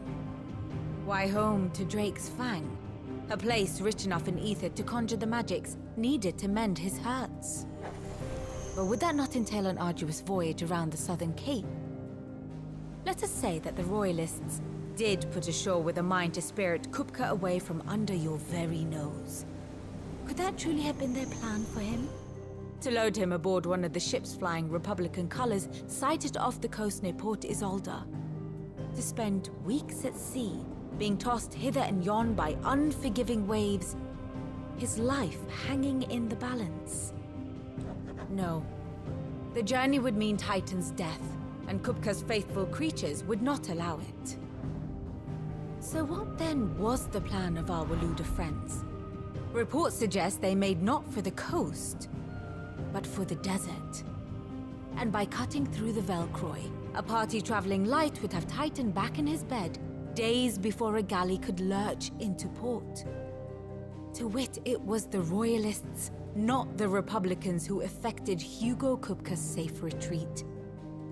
I would stake your life on it.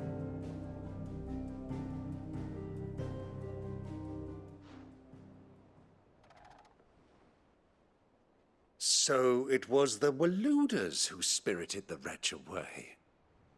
Now I think about it, there was something a little strange about the ships I saw.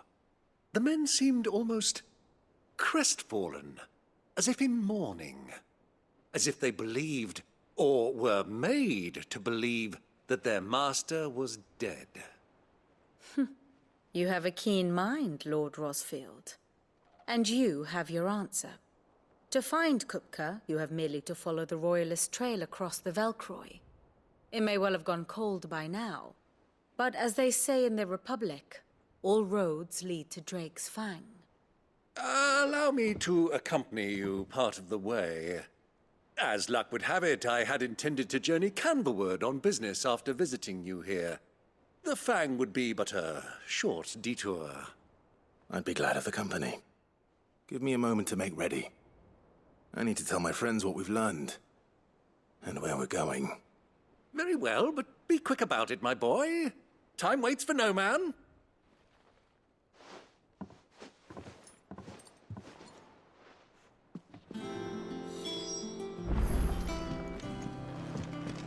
Mid's finished outfitting her little workshop, I hear. With a little help from... Otto, Kupka's at Drake's Fang. I'll be leaving before sunset. You're not going in there alone, are you? Don't worry. I'm not going there to destroy the Mother Crystal. All I'm after is Kupka's head. I won't risk any more than I have to. I promise.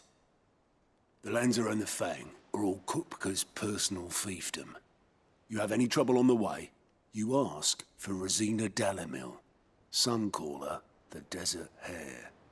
Who is she? An old associate of Sid's, and only Sid's. All I know is the name, and that they used to meet at the Dalamil Inn. We've heard nothing from her since he died. But I'm thinking maybe the new Sid might be able to bring her back into the fold. Thanks. I'll keep that in mind. So, what about your uncle? I mean, he's welcome to stay, but... Don't look so worried. He'll be coming with me. Thank fuck for that. Gav, Otto, I'm leaving you two in charge. You can count on us.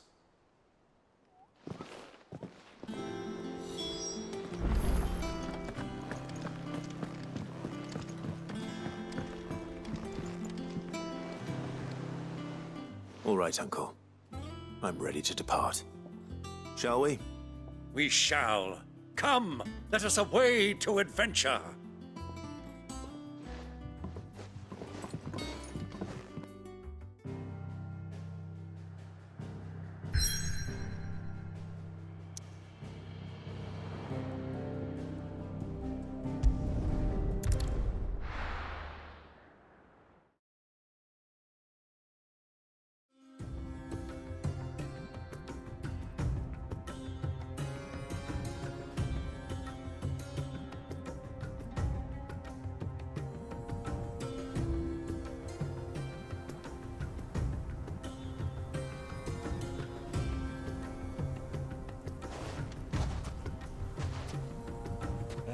I was a young man when last I walked this path.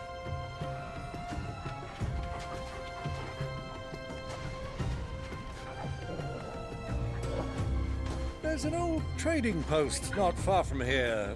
The road to Drake's Fang leads through it. The trading post it is.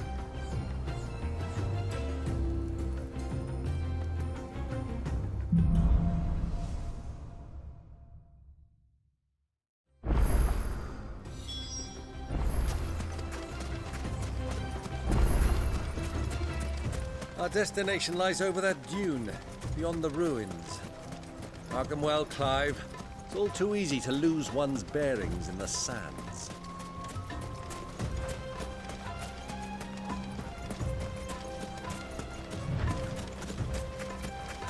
Many years ago, when you were just a boy, you and I rode this way together, accompanying your father on a scouting expedition to Drake's Fang.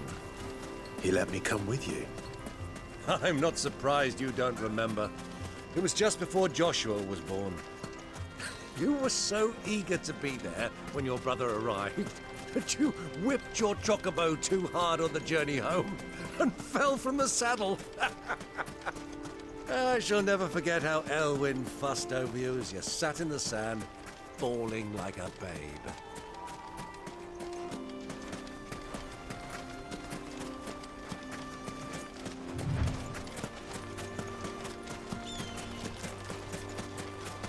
Who do you think those soldiers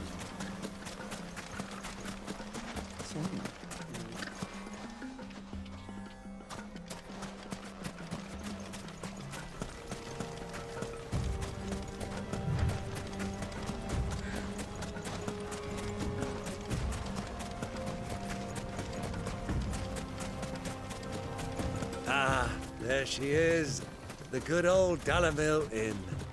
Do you know, this heat has given me quite a thirst. A quick drink before we press on?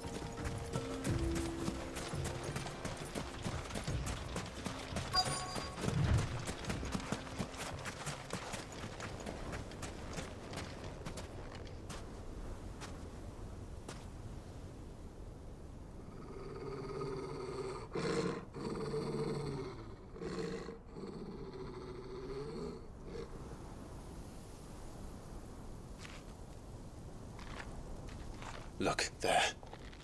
Those are ashen steeds. No doubt about it. And such a long ride from Stonehair. Our Waluda friends must be soothing their saddle sores in the inn. Shall we join them?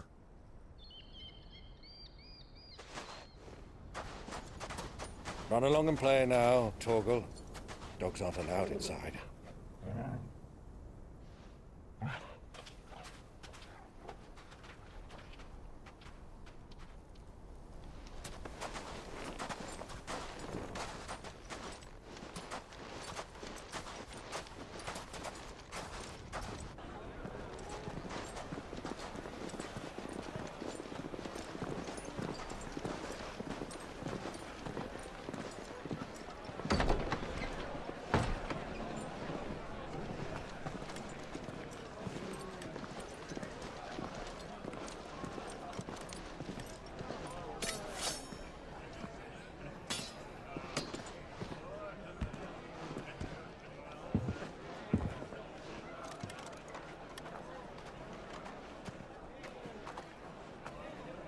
Good day to you. Eating?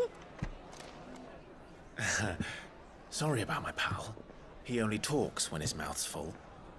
What do you recommend? Well, if you're after something light, we do a fine chocobo soup with lentils and honey. 2 bowls of that, then. An ale. Right you are. Hey, girl! Coming! Your pal? Would you rather be my squire?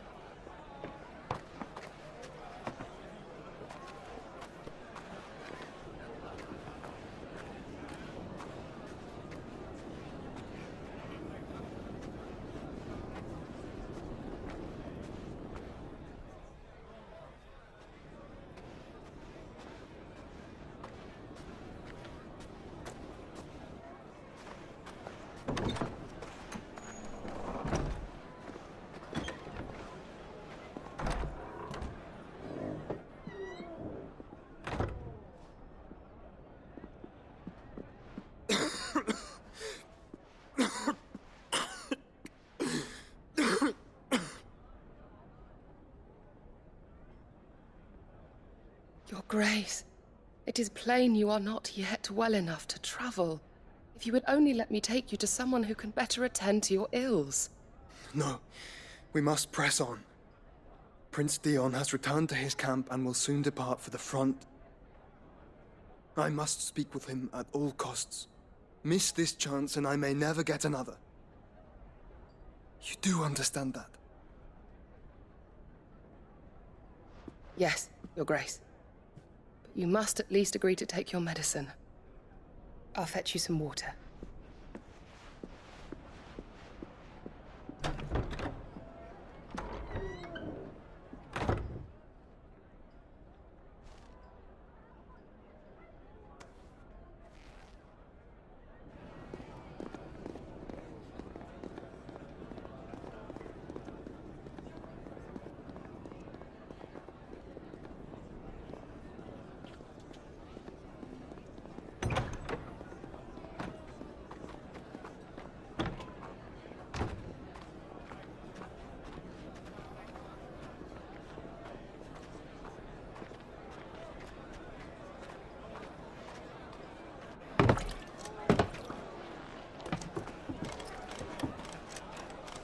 Keep watch, they tell us. But all I see is sand. I hear they got our guest back to the Fang without any trouble. We'll be leaving soon enough. Why the Lord Commander dragged us all this way just to save that blockhead skin, we'll never know. Dominant or not, he's a bloody idiot. That'll be Coeurl, then. Well, let's get this down us. We've a long way to go. Hey, you!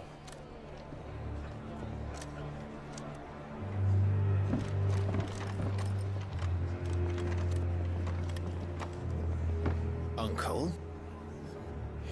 Sorry.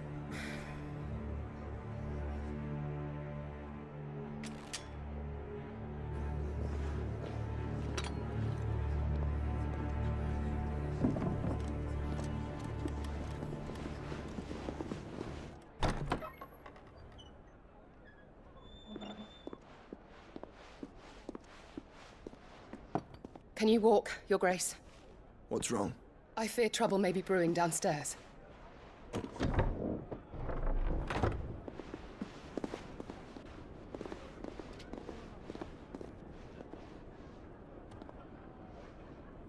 You two are travelers, are you not? Me and my companions are strangers here. Perhaps you'd be good enough to accompany us a while. Help us find our way. Sorry, lads, but we've got business in camera that can't wait. Ah, I'm sure you could spare us an hour or two. Come on. Friend.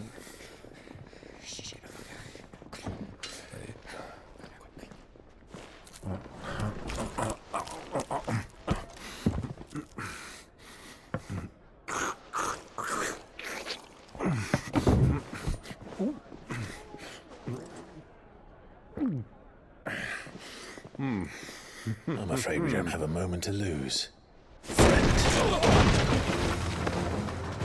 Stay back, Uncle. Gladly.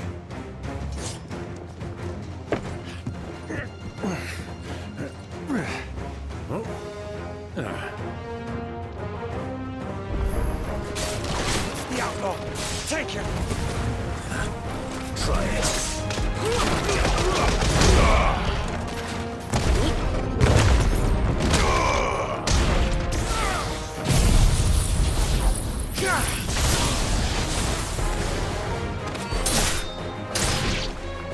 Bravo, my boy! Just like that!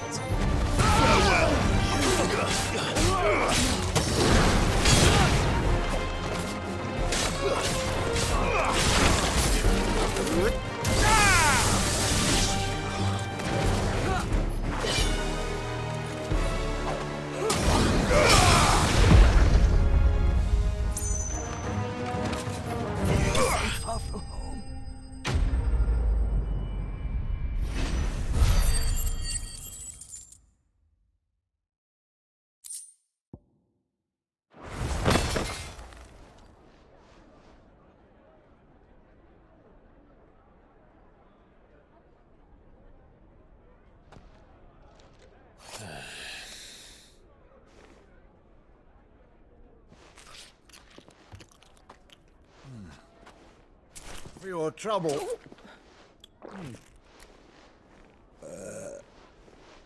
Word of advice, miss. That soup could do with a touch more salt.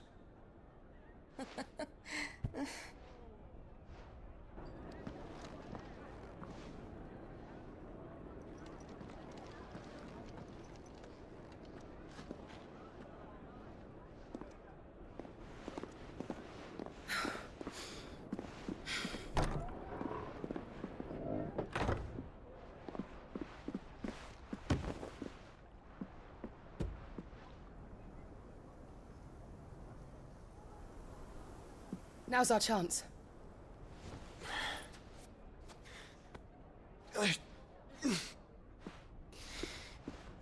Your Grace? I'm fine.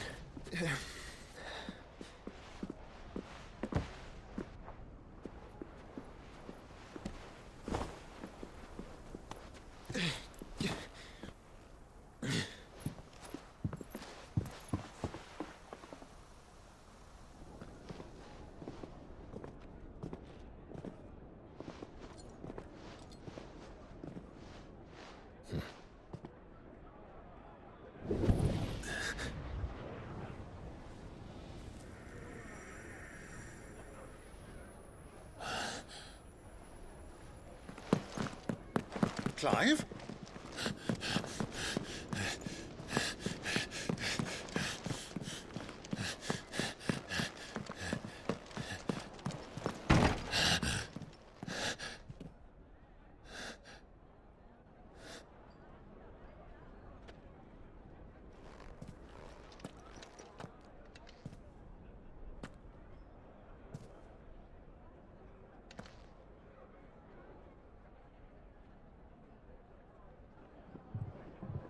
What is it now?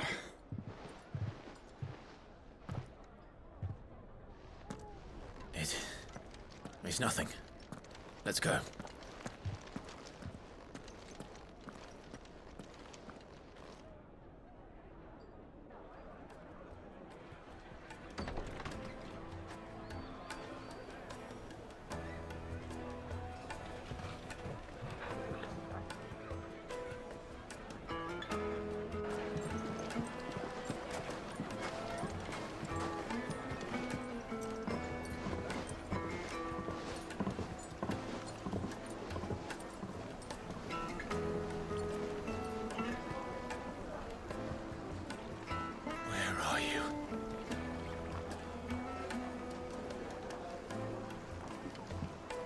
Well, we didn't know where to find Kupka before. We do now.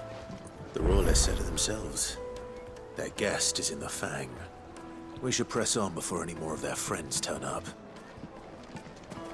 Made from the stoutest stoneware.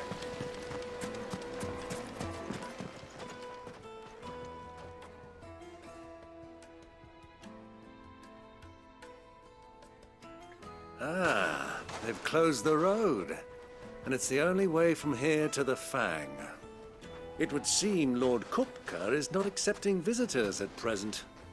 We have to get through that gate. Not by force, I trust. We've attracted quite enough unwanted attention already. By guile, then. Perhaps the Desert Hare can offer us her aid. Rosina Dalamil, woman of mystery. But how will we find her? We know naught of her but her name. And that she was working with Sid. Sid's other collaborators have all been people of means, the wealthiest and most successful members of their communities. I'll wager this Rosina Dalamel is the same. That would certainly help to narrow the search. We need only inquire as to who is in charge of the town. And that's exactly what I mean to do.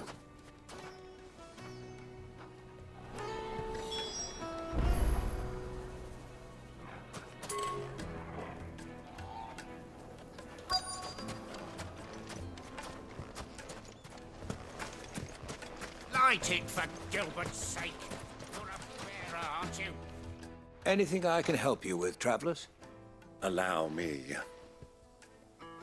My good man, we represent one of the oldest and greatest trading houses of Port Isolde. We're seeking to expand our business in the region and would very much like to make the acquaintance of Dalamil's leading entrepreneurs. If only we knew where to find them. Well, we're best known for our baths, our markets, and our smithies. I suppose you could do worse than start your search at one of those. Thank you. You've been most helpful. Oh, you wouldn't happen to know a lady by the name of Rosina Dalamil, would you? No. I can't say I do. Well, thank you all the same.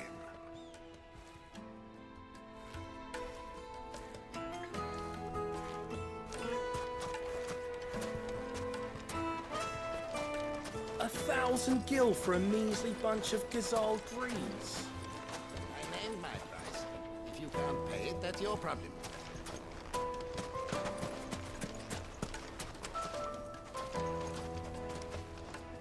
What do you want? Can't you see I'm busy? I won't keep you long. I'm looking for someone. A woman by the name of Rosina Dalamil. Do you know her? Never heard of her. Is that all? One more question. If I wanted to find the richest trader in town, where would you recommend that I look? Oh, that's easy. The Briar's Kiss. Won't find a finer smithy this side of the strait. The owner's only a young sprig, but he's got all the right ideas. The Briar's Kiss, you say? Thank you. I doubt this young sprig is the person we're looking for. You said Sid's contact was likely to be an influential sort. Influence comes with age and experience. Believe you me. Looks like we won't be getting back to Drake's family. Mummy, I want to play with the crystal. How many times do I have to tell you? It's not a toy.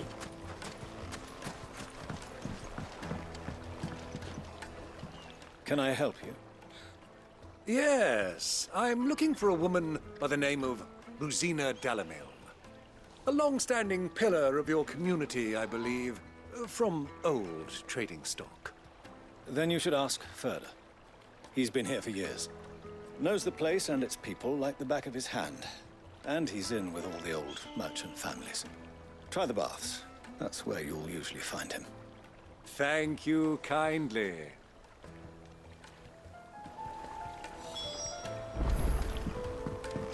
Well, it sounds like we have our man. Perhaps. Let's go and find out exactly what this Ferda knows. Sweet incense! Wax candle! Excuse me. Are you Ferda? I am. Can I help you, travelers? I hope so. You've lived here for some time, is that correct? Do you know Rosina Dalamil? We believe she may be a trader of some renown. And what business do you have with the desert hare? She was a close friend of mine. I was hoping she might be able to help me. Very well. Go to the bordello. I'll arrange an introduction.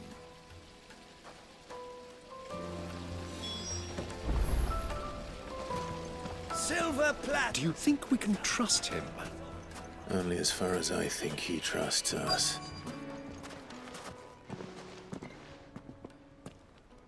So you're the ones who've been sniffing around? I beg your pardon? Don't play the fool. Stick your nose in our business and you're likely to lose it.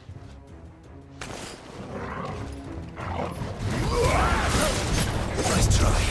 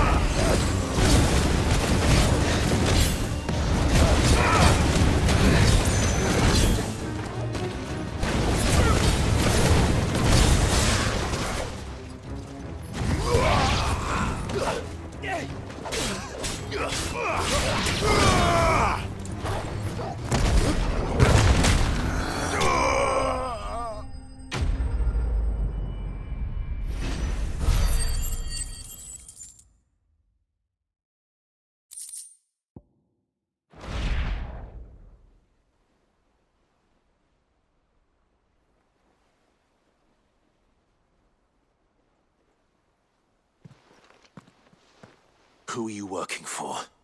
Him or her? Him. The boss. He wanted us to test you. Though one could hardly call that a test. Lord Ferda? Look what the cat dragged in. Your skill with the blade is rare indeed, my lord. A fitting talent for an outlaw. You know who I am. So what now? Call in the Men of the Rock and collect the bounty? That isn't my decision to make. Our work is done. Take him to meet his precious Rosina. She will be interested to make his acquaintance. Yes, my lord. To the Lock of Leisure, then. To the Lock of Leisure.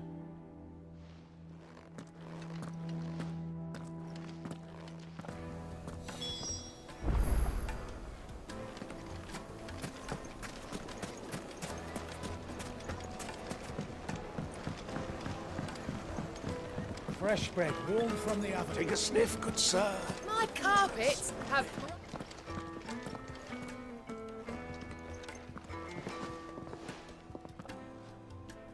Is this the place? Hugo's Forge.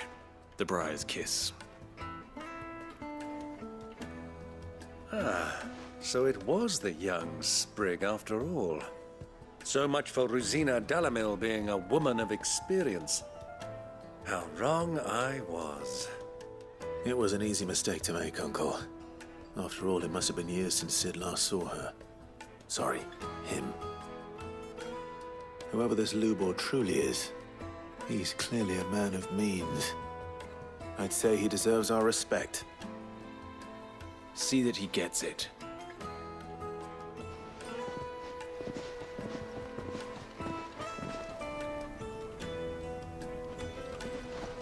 Lubor, Lord Ferda told me to bring them to you.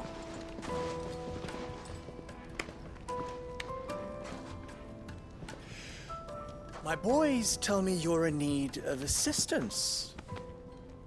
Sid the Second? I won't waste your time. I need passage through the south gate.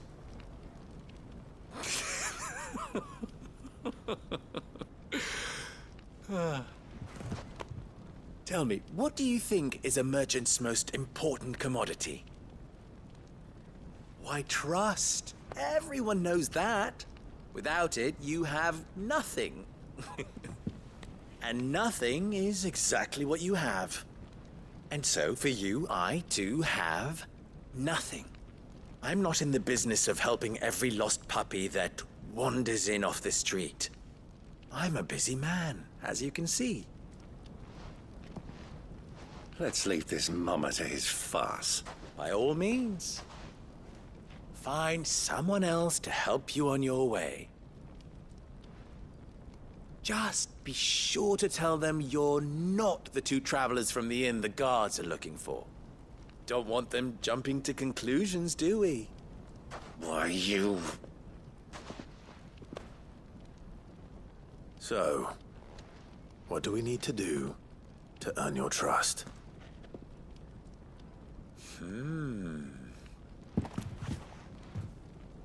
I like this one. Willing to do whatever it takes to get what he wants. Ha! Men like you have a special place in my heart. Why, you ask? Because they get me what I want. Always. Fine. So what do you want? Don't tell me you're gonna listen to this swaggering scruff! We might as well hear him out. It's only natural that an ally of Sid's would seek assurances of strangers. Assuming he is an ally, of course. 5 years ago, he would have still been a boy. And yet even then I had more good sense than a man, 5 times my age? But enough of the pleasantries. We were speaking of what I want. I want you to put an end to the trouble in Dalamil. Return to me when you have done so, and you shall have my aid. Until then, I bid you good day. What trouble? If you're going to give us orders, be clear about them, damn you! Manners, Greybeard. One catches more damselflies with honey than with vinegar. What did you call me? My apologies. A word of advice in recompense. Follow the crystals. Oh, but that was 3. Oh, I'm making this too easy for you. Ha! It will be easy. Solving his little riddle should be like dealing with him. Child's play. Let us divide our forces, Clive. I'd rather not drag this parlor game on any longer than we need to. All right. Good luck, Uncle.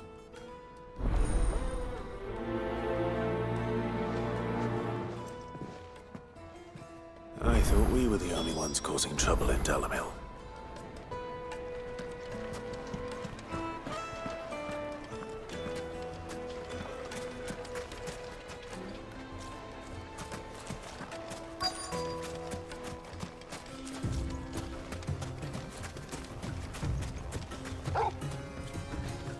Excuse me. Is it true there's been trouble with crystals of late? You've heard, then? I've heard rumors. Damn thieves. Pilfering the crystals that were meant to fill our cups and light our stoves. Us common folk have hardly had a shard to share between us these last few moons. And it isn't as if we can buy them on the black market either. Whoever's taking them, they aren't sharing.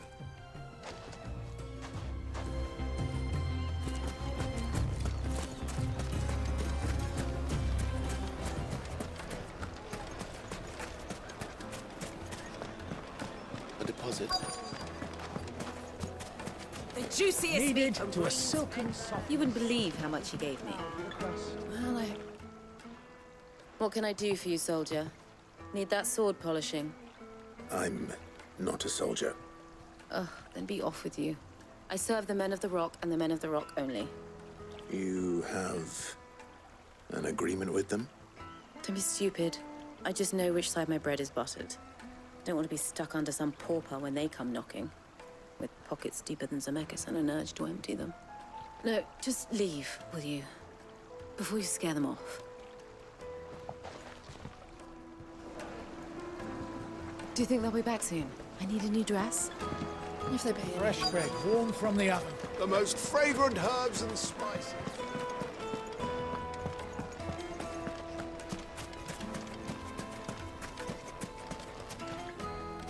Do you have a moment?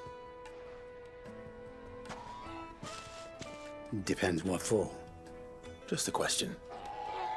Dalamil seems to be thriving compared to the other villages I came through on the way. Is there a reason for that?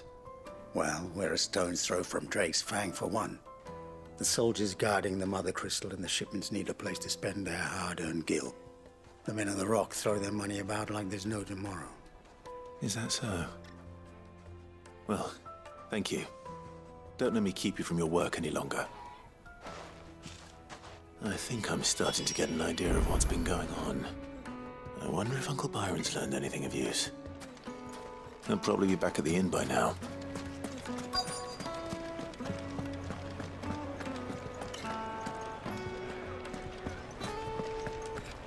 Why is the tavern shut? It's you, the one who broke all our furniture. What do you want? Haven't you caused enough trouble already? I'm looking for my pal. Have you seen him? The gentleman who was with you? Yes, he's upstairs, but... Thank you. I'll go and fetch him.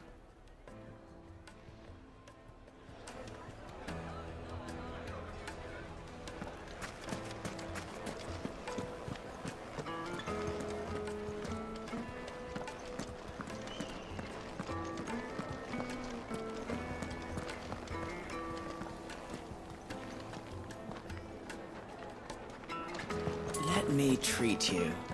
I'm pretty flush these days. Huh?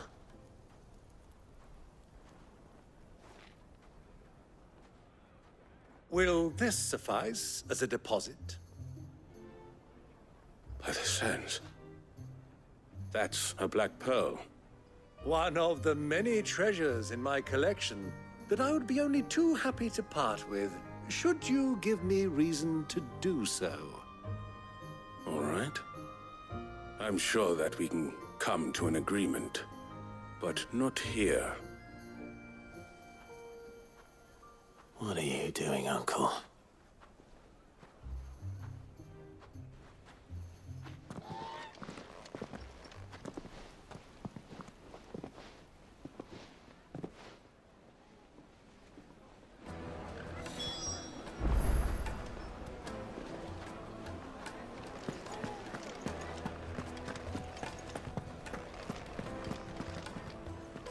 Care to explain why you're giving gifts to Kupka's men? Bait, my boy. One cannot catch one's prey without it. And I do believe I've snagged us quite the quarry. I started by asking around the markets as to where I might purchase crystals. I had no luck, of course. It's forbidden to trade in such things. But my uncharacteristic indiscretion just happened to attract the attention of those uniformed ruffians. They took me aside and said they could procure the crystal I sought if I proved I could pay for it. So the pearl was your proof? I thought they'd ask for more. A second-rate specimen like that would only fetch 500,000 or so. A small price to pay for admittance to the underworld. But enough about my little act of subterfuge. What did you discover? That the supply of crystals has dried up of late. And some people seem to think they're being stolen. Meanwhile, members of Kupka's private guard have been spending money all over town. I'll wager those soldiers you've been talking to have been siphoning off crystals meant for elsewhere, and pocketing the profits. I'll wager you're right. We'll meet with them then, just as you arranged, and put an end to the trouble Lubor spoke of. Ha! That preening popinjay thought this would be difficult. It just goes to show, one should never underestimate a Rosfield. We'll soon wipe that smirk off his face. I arranged to meet with the soldiers in a secluded corner of the Velkroy, far from prying eyes. The perfect place for a spot of double dealing. I trust I can count on your support, if things turn sour. Of course.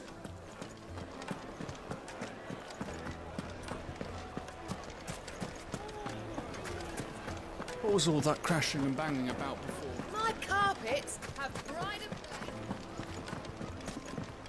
Do you think they'll be back soon? I need a new dress. Lights and butts!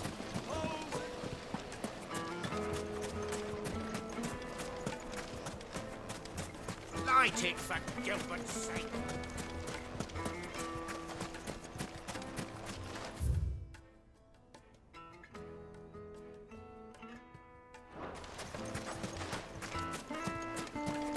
$1,000 for a measly bunch of...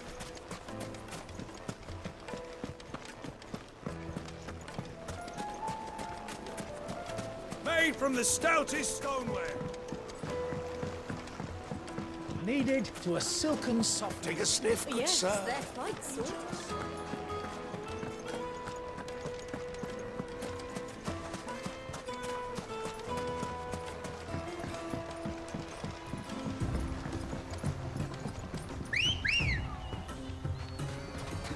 Ready, go?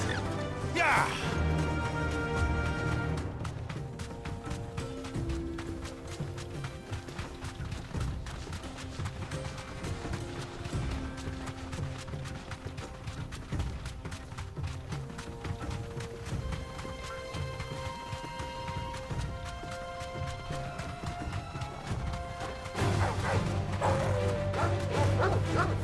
You deserve a rest.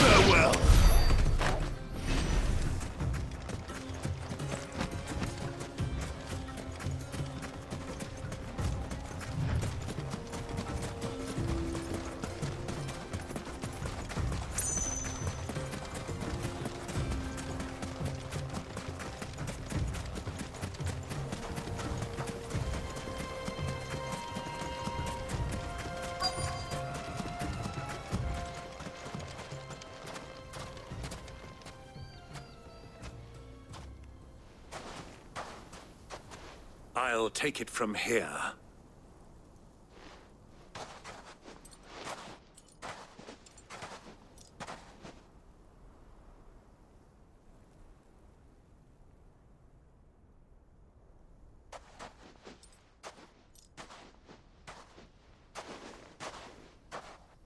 I was beginning to think you weren't coming, my lord.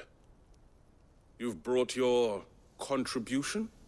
All the silver and stones I could scrape together at such short notice? You brought the whole 500 talents. That was the price we agreed upon, yes? If you've no objections, I'd like to see the crystal. Of course. Right this way, my lord.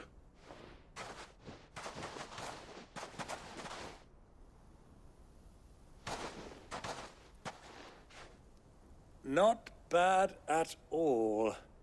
You weren't lying about the clarity. But what of security?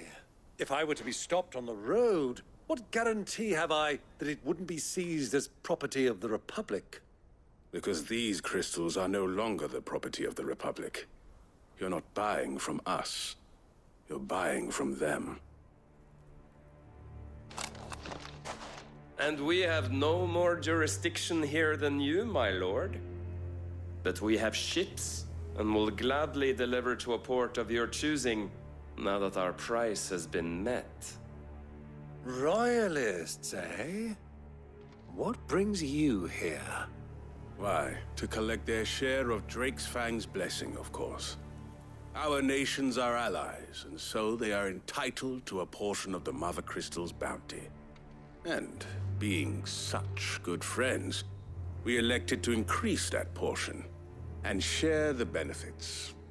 And now that these crystals are officially property of the Kingdom of Waloed, we are duty-bound not to interfere, no matter where they might happen to end up next. Did you get all that? They're in cahoots! So it would seem. My lord, what is the meaning of this? Double-crossing dogs. They're not here to do business. Kill them. Kill them both!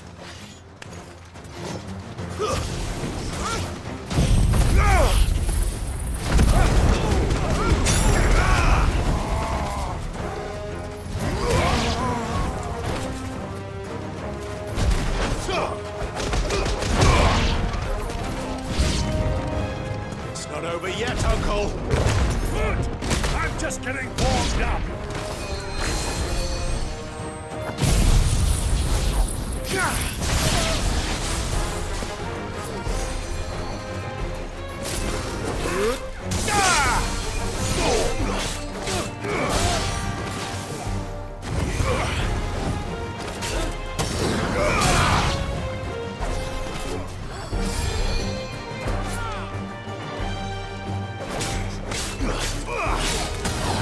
It's over!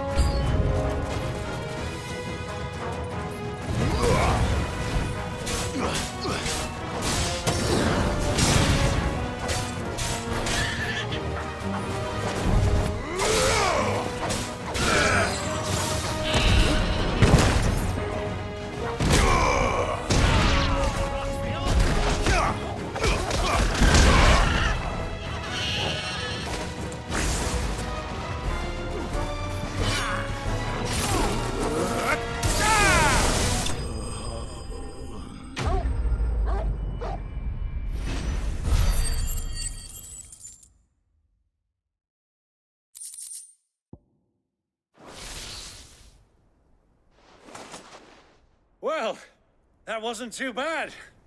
How'd you like my performance, huh? I've often played the villain on the stage. I think I did the role justice. Don't you? Greybeard, you were magnificent. The battle scene was particularly thrilling. Such a shame you didn't have more of an audience, but perhaps that's for the best. How long have you been watching? Long enough to witness your uncle's sordid transaction. I hardly expected one so venerable to degrade himself so thoroughly, buying one's way into the confidence of degenerates. Ingenious. This was the trouble you spoke of. The men of the Rock taking crystals meant for the common folk and conspiring with the royalists. Well, now it's over. Indeed it is. The people of Dalamil had scarcely any means of redress against Kupka's men, let alone a foreign army. Until you two came along, that is.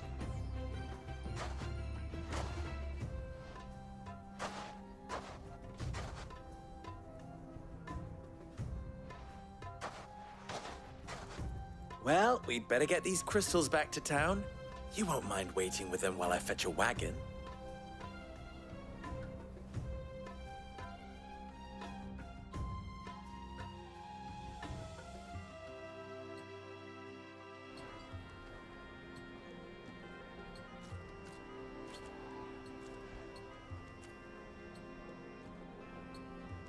It occurs to me that I still don't know your name. Clive. So, Sid II is a Clive? I suppose it could have been worse. Well, Clive, you held up your end of the bargain, so I must do the same. Passage through the South Gate, was it not? To tell the truth, you've helped a little there too. Many of the guards have already been redeployed to deal with the issue of their missing comrades. And those left behind have been encouraged to look the other way should you attempt to pass through. Thank you. And please allow me to cover your costs. You still have the purse I gave to the soldiers, I trust? I saw you pluck it from one of the bodies. Oh, dear. Was I really so obvious? And my name is not Greybeard. It is Lord Byron Rosfield, thank you very much. No, thank you very much, Greybeard. Double the... Here, wear this.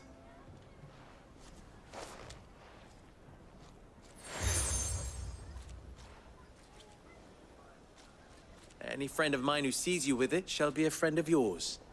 Thank you, Lubo. And please, feel free to send one of my Stoluses back to your people. Tell them that Rosina Dalamil is back in bed with Sid.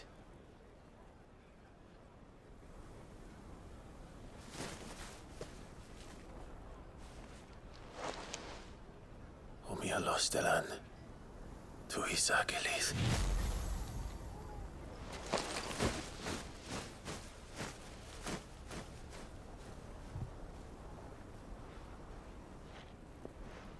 I'm trusting you, Sid.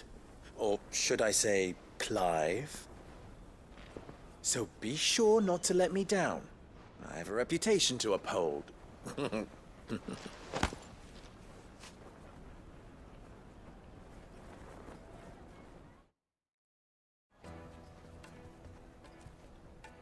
Well then, I wish you a safe journey south.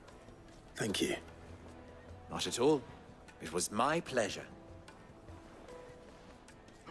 Come on, Uncle. Let's go.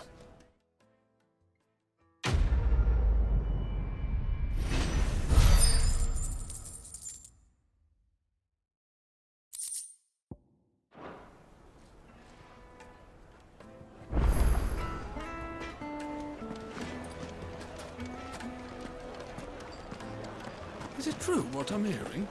The finest fabric! It would make her fine. Light, meat, and dark. Fresh from the grill. Plates and pots! Bowls and basins! Everything I've worked for. All those years of toil. Every coin I've ever earned is tied up in this place. Are you all right? The baths are closed. Leave me be. On second thought, perhaps you are just what I need. Might your services be for hire? That depends on the job. I'd have you save my business, the baths. The water's turned scalding hot and all the crystals in Dalimil wouldn't be enough to cool it. I've no doubt that my woes stem from the water's source. But I can't go and investigate for fear of my customers thinking I've abandoned the place. I'm bound to these baths in more ways than one. I beg of you. Go to Dusnoff Terraces and tell me what you find there. All right. I'll go and take a look. Wonderful. It's not far. Leave the market by the south gate. The smell of sulfur will guide you the rest of the way. These baths are all that keep me from an ignoble end in a debtor's prison. My livelihood, my very life, is at stake.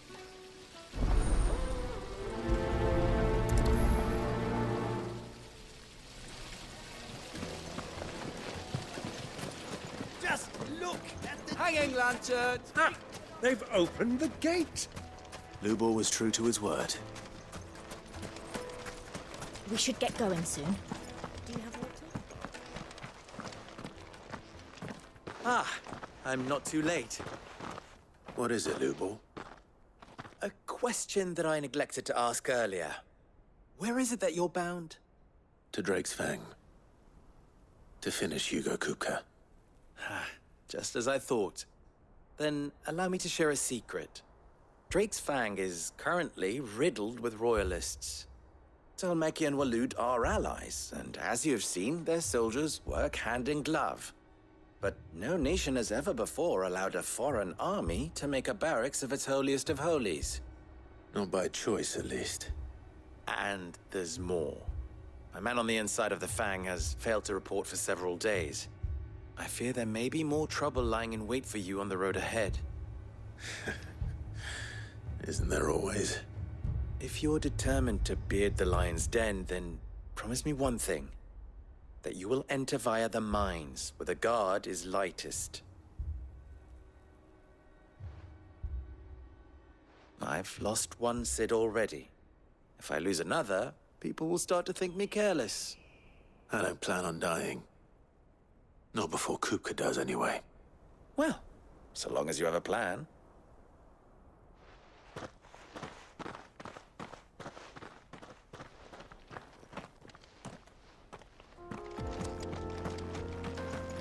Drake's Fang should be just beyond these springs. Shall we press on?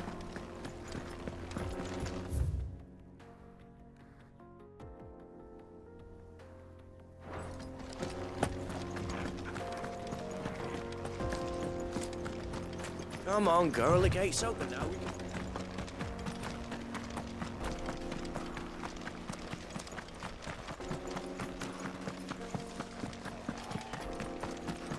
What the hell are those things?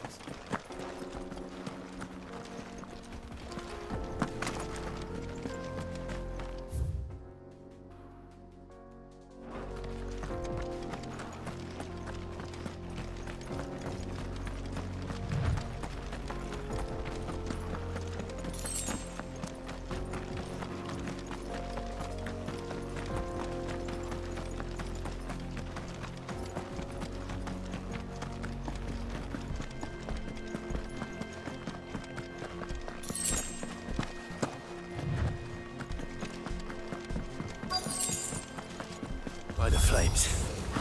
That explains the heat.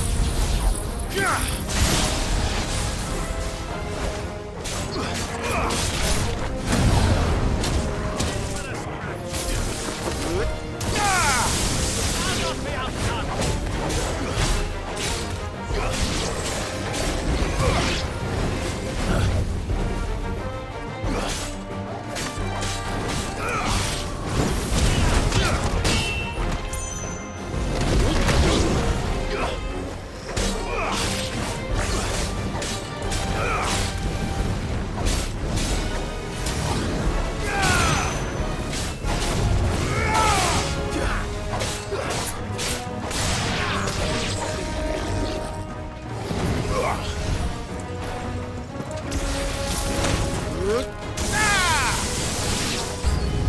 of the frying pan.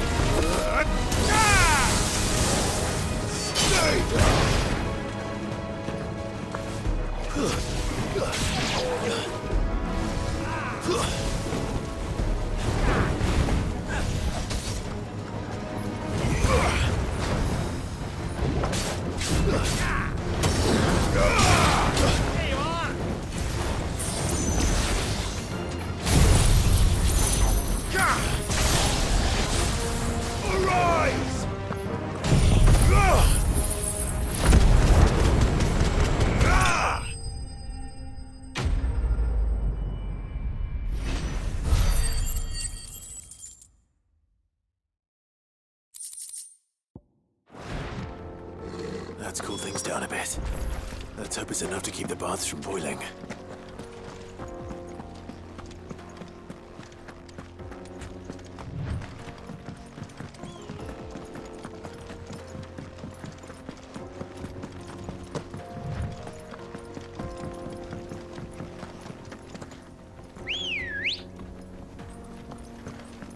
Good girl.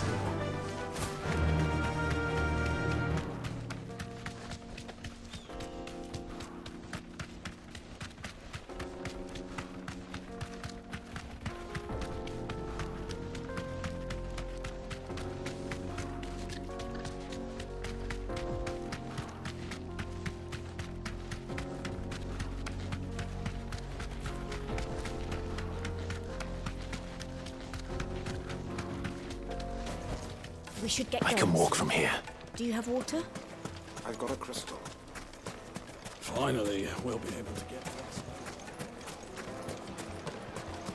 There he is. The man who said... I was hoping we'd be seeing you again. The baths grow more bearable by the moment. It won't be long now before we are back to business as usual. I'm glad to hear it. Now, tell me this. What did you find at the terraces? What threatened to make me a pauper? Not what I expected, that's for certain.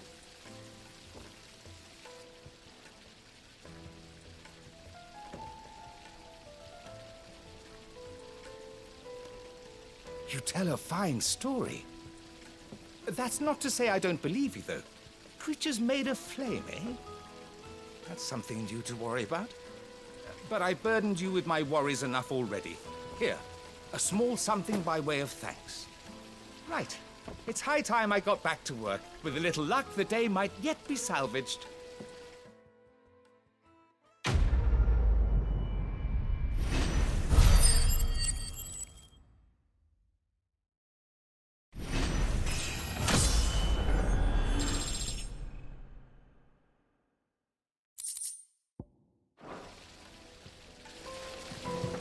Silver platters, sweet incense. Well,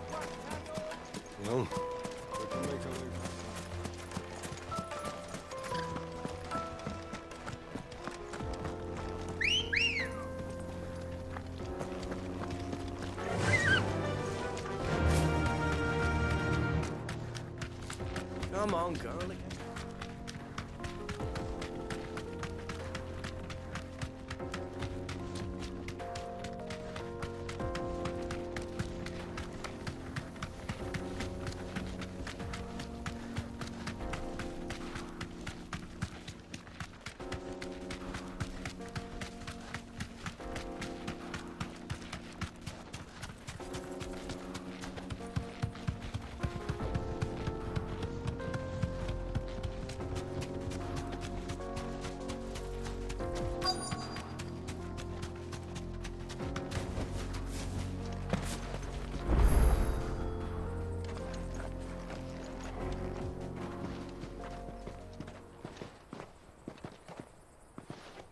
There it is.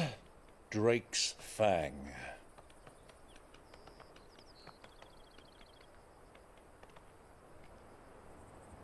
Kupka will be hiding inside. Along with goodness knows how many guards, all on highest alert, you'll need to keep your wits about you if you're to reach him. So be careful. I will, Uncle.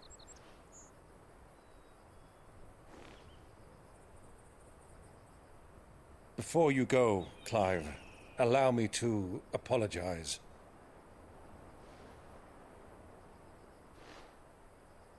After what befell at Phoenix Gate and the crisis that followed in its wake, I fled. I retreated to my counting house and danced attendance upon the vicereine in the hope it would bring me favor. I betrayed my nation to save my skin, like the coward I am. And I'm sorry. Uncle, please. It's not too late, Clive. Rosaria is yours by right, and there are those that would help you to take it back. Had I the courage of my brother, I might already have done so. But that ship has sailed. You, however... No. Forgive me, but I cannot. I fight to build a new world now. A better world. Where men can live and die on their own terms.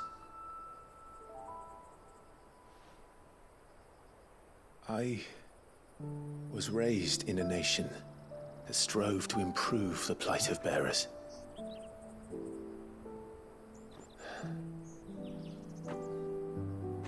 Only later did I realize that spark of freedom did not arise by chance, but was kindled by my father.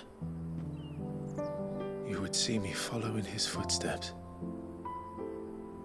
And that is exactly what I mean to do.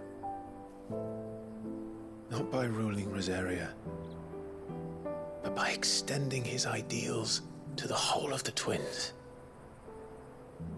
Though every soul in the realm may judge my actions heresy, I am certain my cause is just. You really are just like him, you know?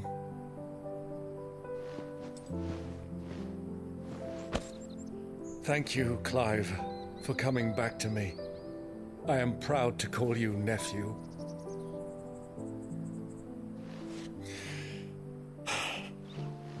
Well then, this is where we must part ways. Wish me luck in convincing my Canvarian friend to share his considerable talents. I mean to plunder his coffers and prove myself worthy of a place in your merry band. Till then, my boy. Till then, go safely, Uncle. And you, nephew. We have much to catch up on, you and I. I shall expect you to regale me with the tales of all your adventures when next we meet. You can regale me too, Coeurl.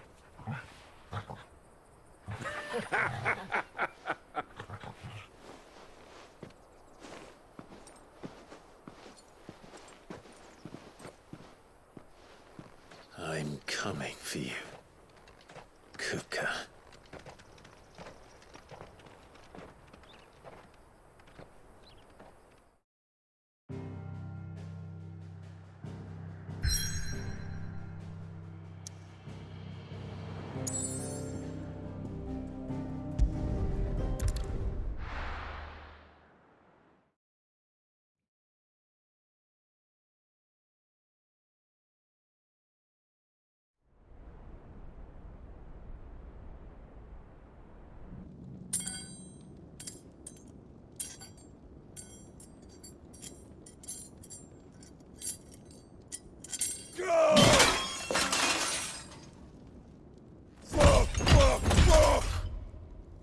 What are they stored?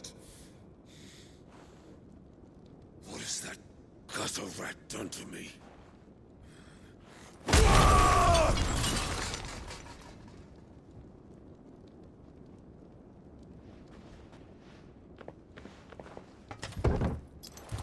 Out of my sight, wench! I'll kill you, Rossfield! I'll rip out your heart! I'll tear you limb from limb! Peace, Hugo. The table shan't hurt you any longer. He sought to humiliate me. Me! If you hadn't interfered, he would be dead! You truly believe you would have triumphed had the battle continued? Titan would have ground him into dust! And how would he have done that without his head? Shut up! You weren't strong enough, and you call yourself a dominant. Or rather, you did. You mock me, Harbert.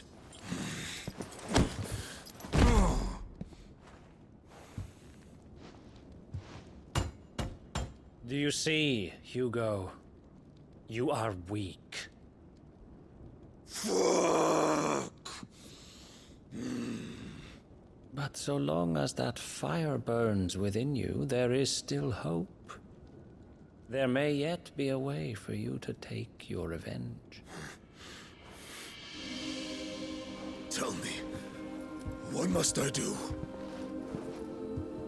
Please, I'll do anything. Just tell me.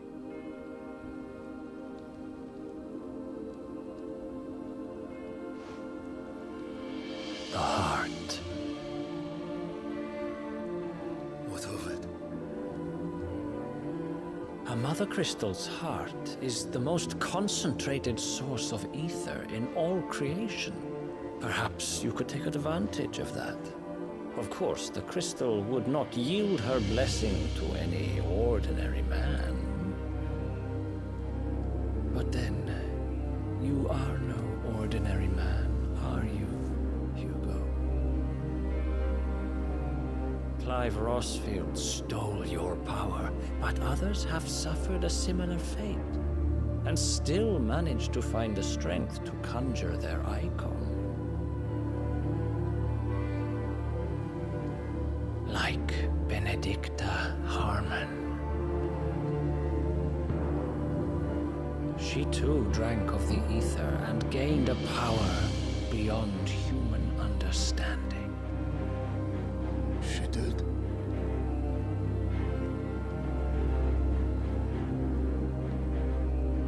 Benedicta. Benedict.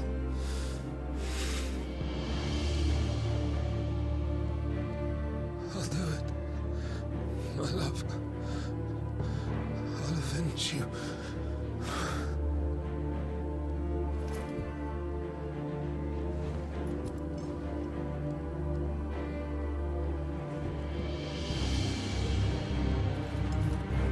Run along now, Hugo.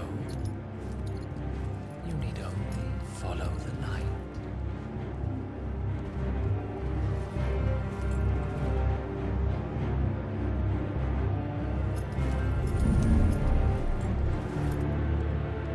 Muthos is here. Very well, it shall be so.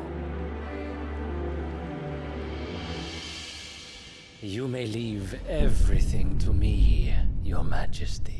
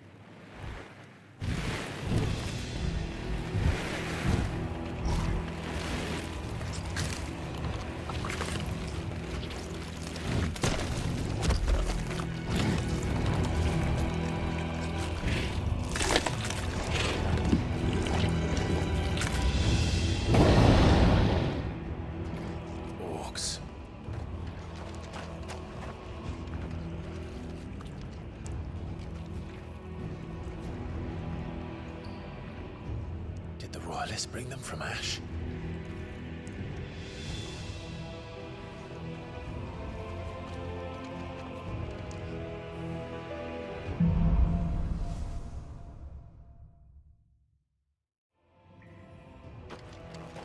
Are the beastmen part of the Waluda army now? How the hell did that happen?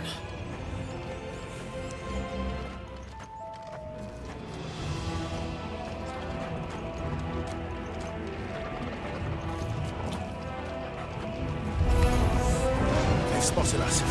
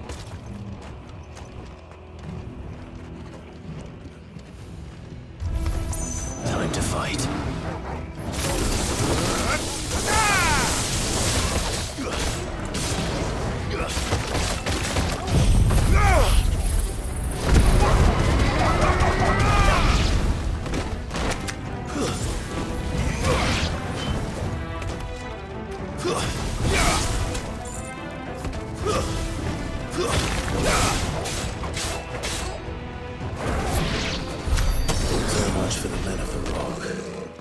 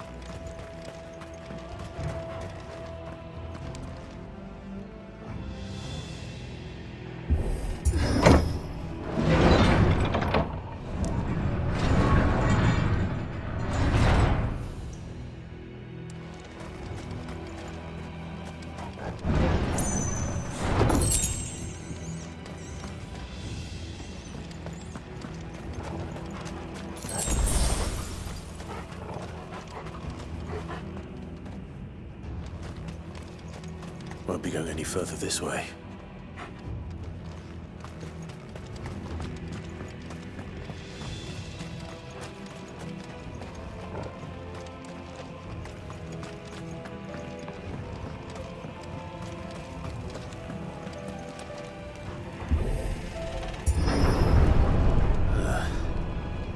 Stairs. This must be the way out.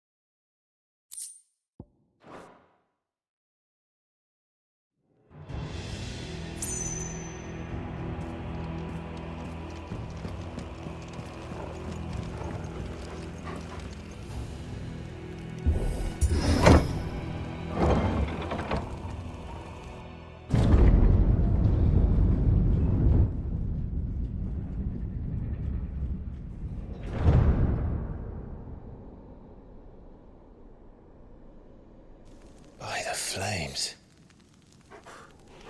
Come on, Torgal.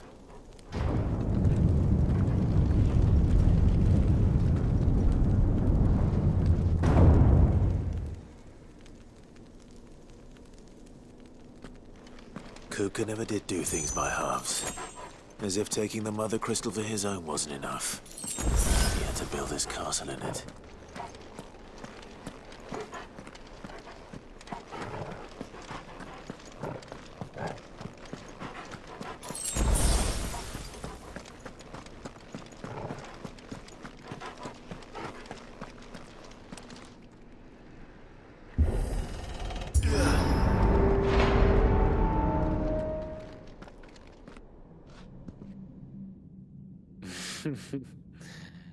Let the trial begin.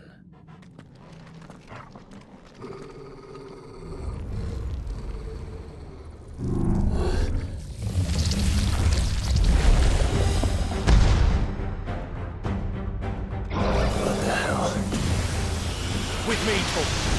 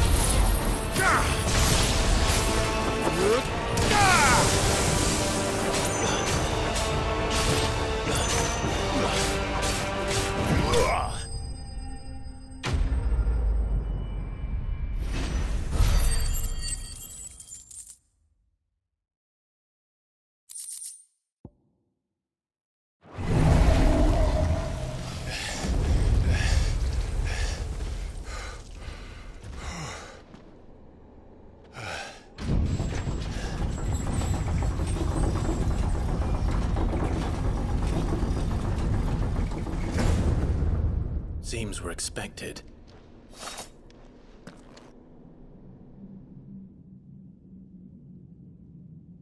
So this is the power of Mythos.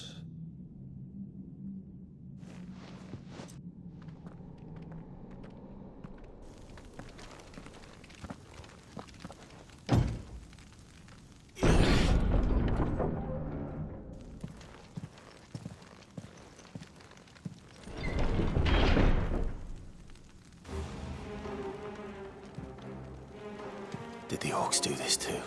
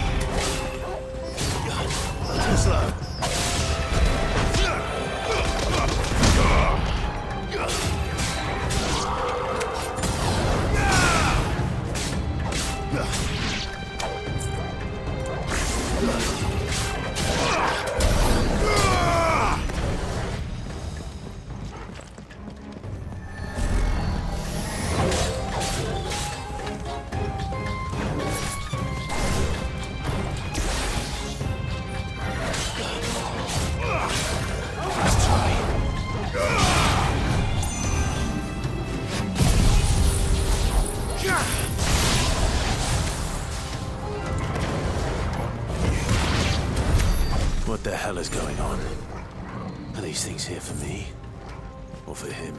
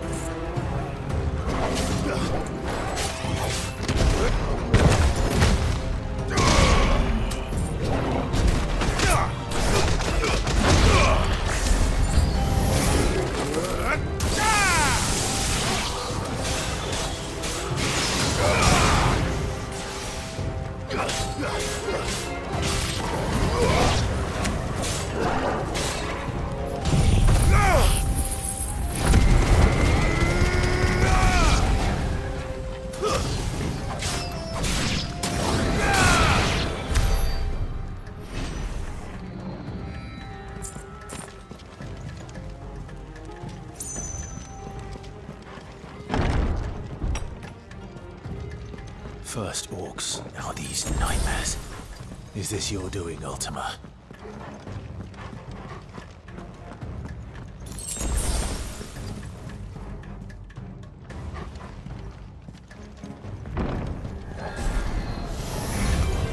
No mistakes.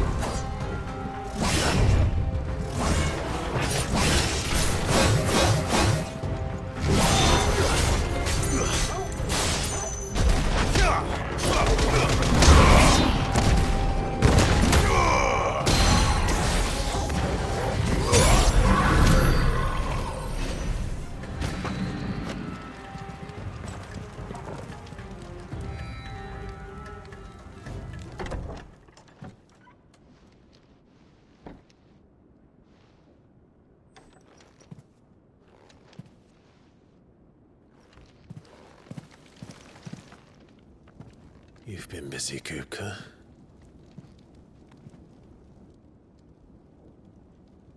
But where did you go?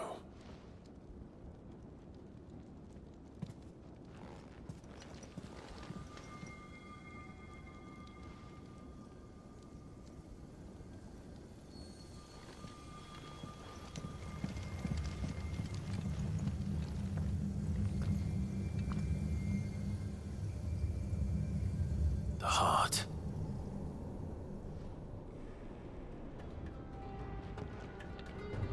He's in the sanctuary. I can feel it. Come on, Toggle.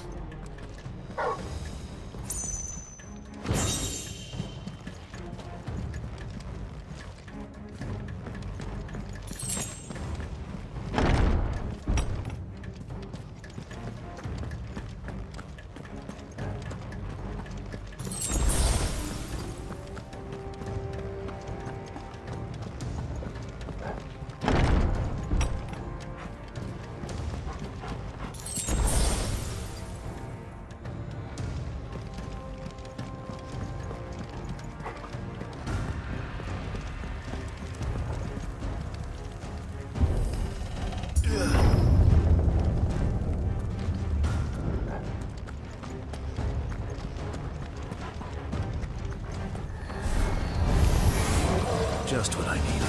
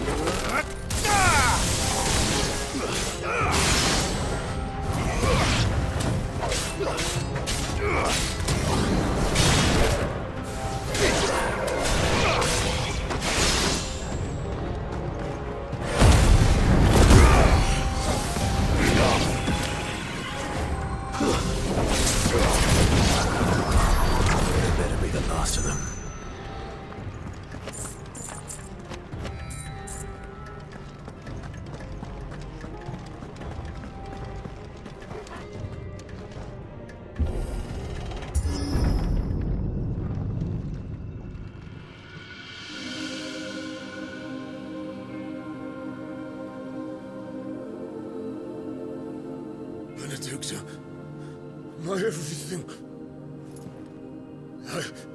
I've missed you so much. Kuka!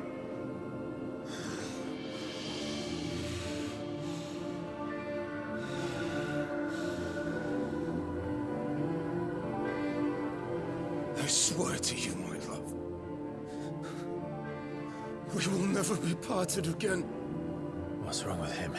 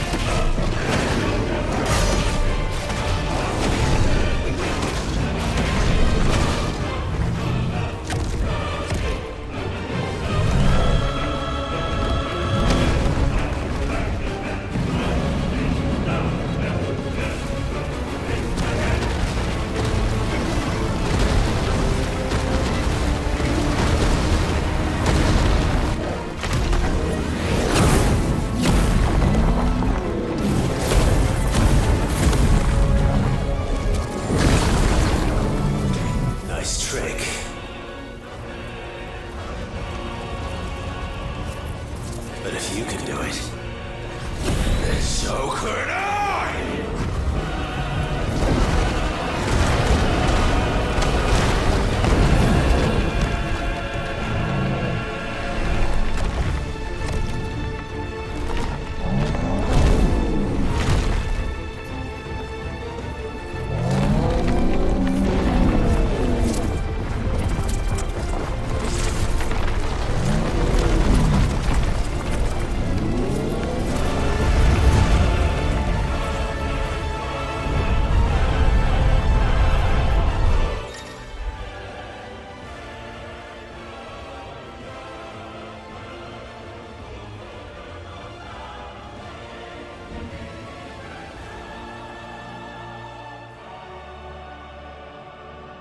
Let's give this a try. Not bad.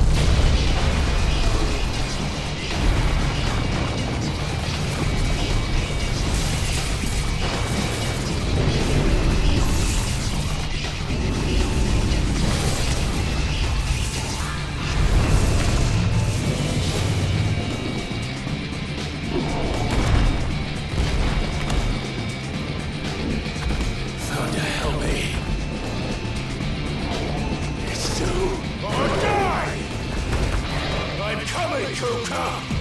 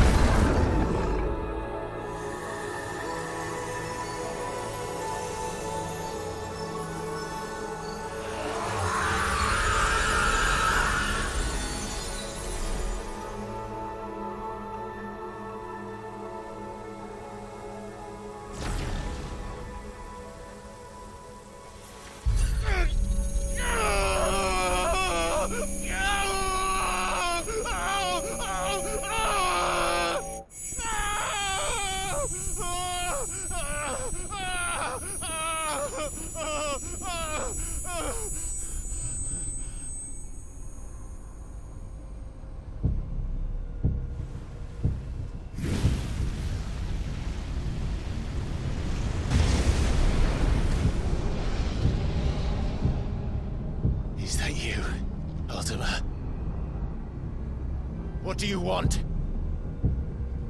Your soul is tainted with worthless human will, yet your thirst for power remains undiminished. With every sip you take, you grow in strength, and soon you shall achieve perfection. I don't know what you're talking about. You will accept us, Mythos. It is inevitable. You were created for this purpose, and you shall serve it. Never!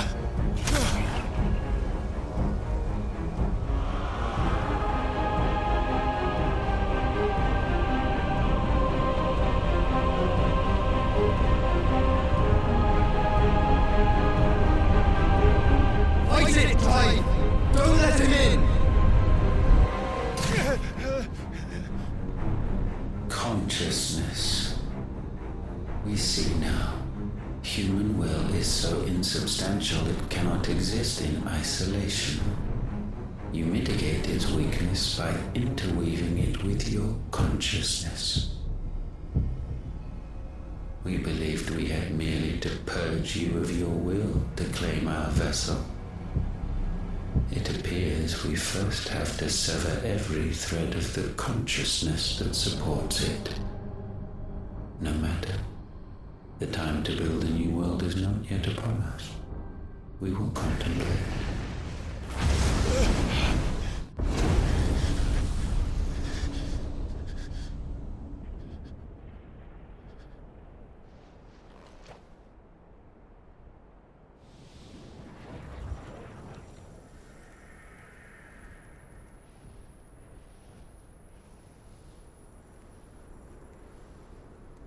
Thank you, Joshua.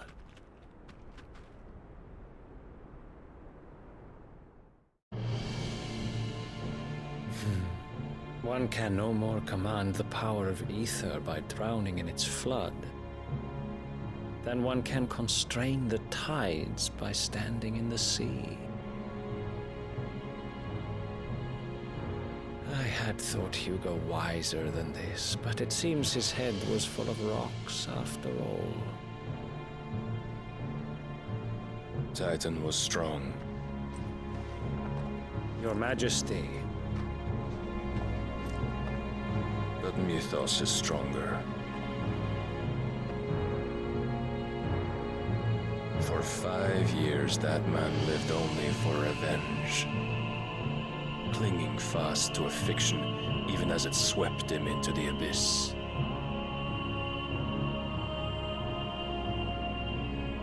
One cannot change one's nature through force of will alone. Only the Almighty can do that.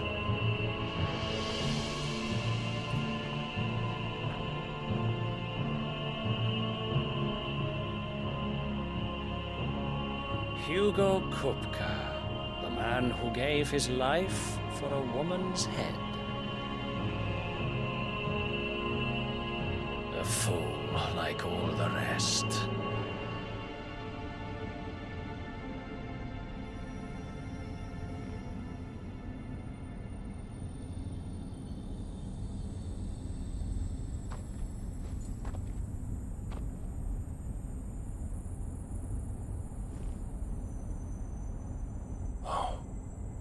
That the death of a mother crystal should be so beautiful.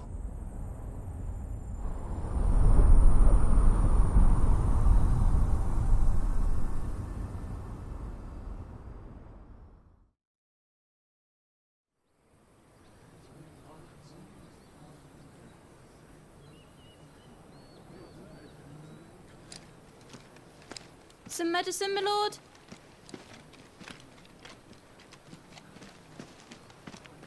I have salves, potions, anything you need. Stop bothering me, urchin, or you'll feel the back of my hand.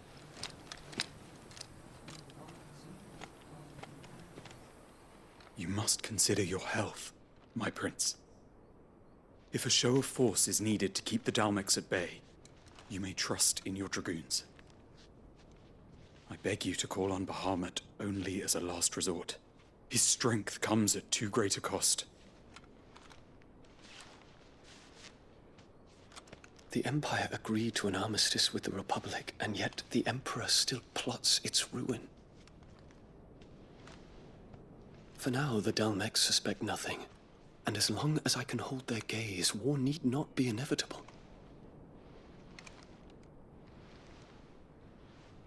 But more than that, Bahamut is the champion of the Empire. When our people look to the heavens, the sight of him gives them hope.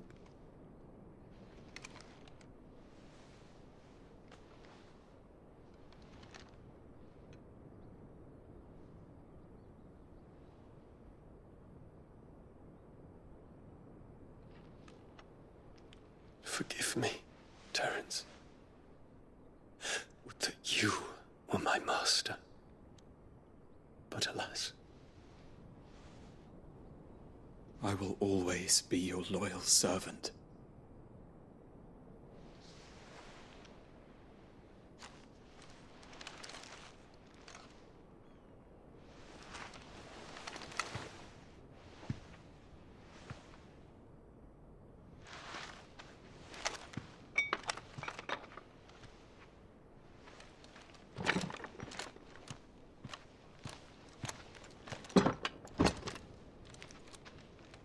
Should the Council's brazen maneuvering prompt the Republic to tear up their own treaty and launch a new assault, our soldiers would advance to meet them, cutting across the Central Isles, but not in time to prevent their forces from breaching the southern defenses and storming Twinside.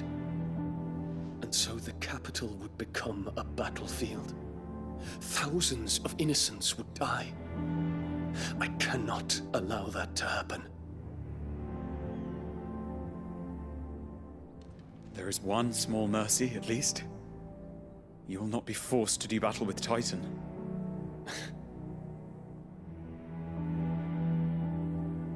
Would that I could avoid doing battle at all. 1,000 pardons, Your Highness. What is it?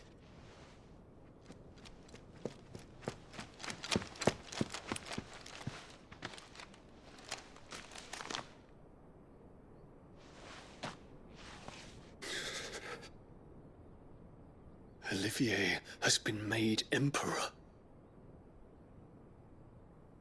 What is the meaning of this? My father's orders. What were they? Quickly! Yes, Your Highness. His Radiance requests that Your Highness maintain position here and... Ah!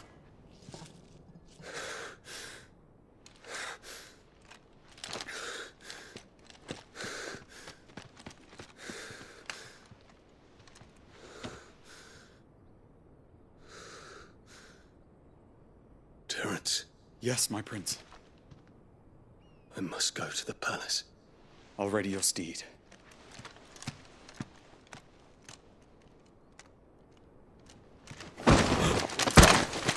What is it now?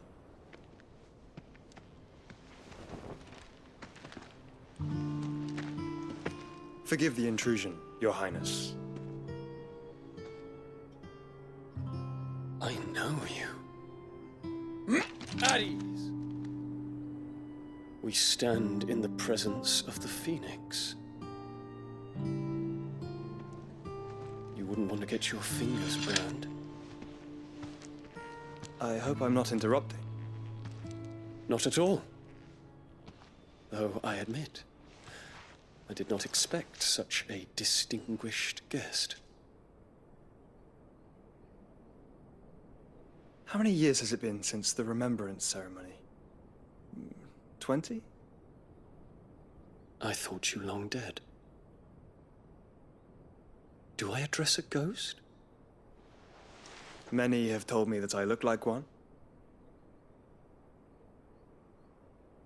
But no. I'm alive. Just.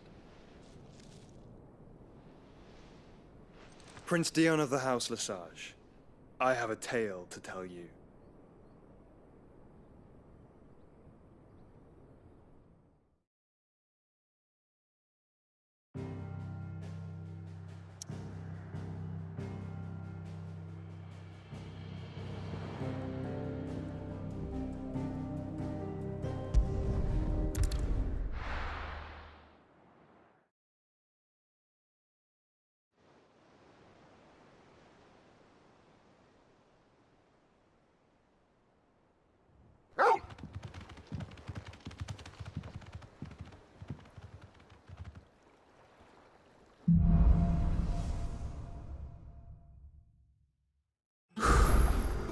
better give Otto the good news.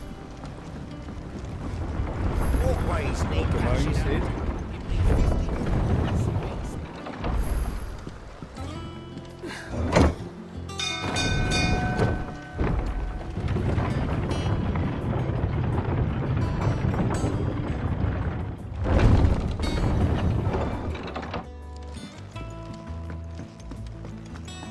What became of Coeurl?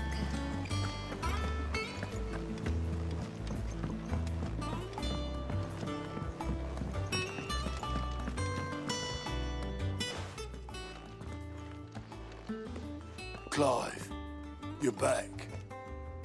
I am. And with glad tidings for once. Hugo Coeurl is no more. Well, I'll be. All of our comrades who lost their lives back at Sid's place be smiling down at you right now. We had a stolus from Lubor saying Drake's Fang had fallen. I expect that was your doing as well, was it? It's a long story. One for the history books, I'll bet. Welcome home, Clive. It's good to be back. You look better. I feel it. Which means I'm coming on your next little adventure. You're not leaving me behind again. Wouldn't dream of it. Otto. Any word on the royalist movements since I've been away? Shouldn't you be putting your feet up? If you really want to know, go and have a word with Vivian. Thank you. I will.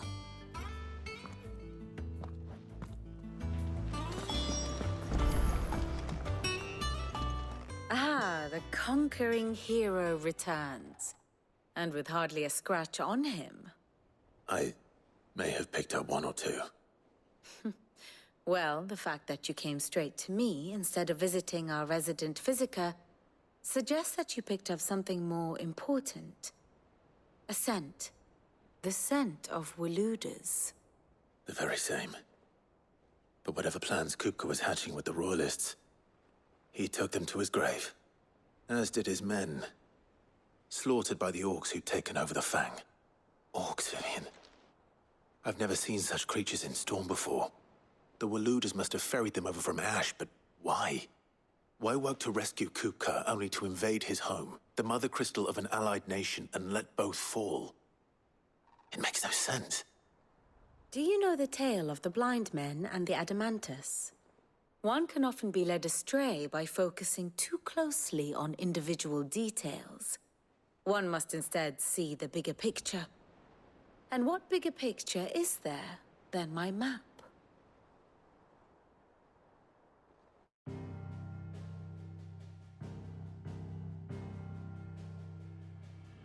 The Kingdom of Walud claims dominion over all of Ash. It is a nation forged by the bloody conquest of Barnabas Tharm, the dominant of Odin. The Canvarian War of Independence in 849. The Battle of the Twin Realms in 865. The Battle of Belinus Tor in 873. Wheresoever his armies fought, Odin was found where the fighting was fiercest. But of late, the warrior king appears to have laid his sword to rest. Battle rages for control of the crystalline dominion. Yet Tharm sends not a single ship in support of his Dhalmekian allies. Meanwhile, the Blight ravages great swathes of Ash. Yet warlike Walud shows not the faintest interest in laying claim to untouched lands. So why go to the trouble of sending an army of orcs into the heart of Drake's Fang, only to make no attempt to claim the Mother Crystal for Walud? It can hardly be for lack of men. Tharm's armies rival any in the Twins. No. We have not seen the last of the Waluda standard. Odin will ride again. It is but a question of when. And on that day, who will be trampled underfoot?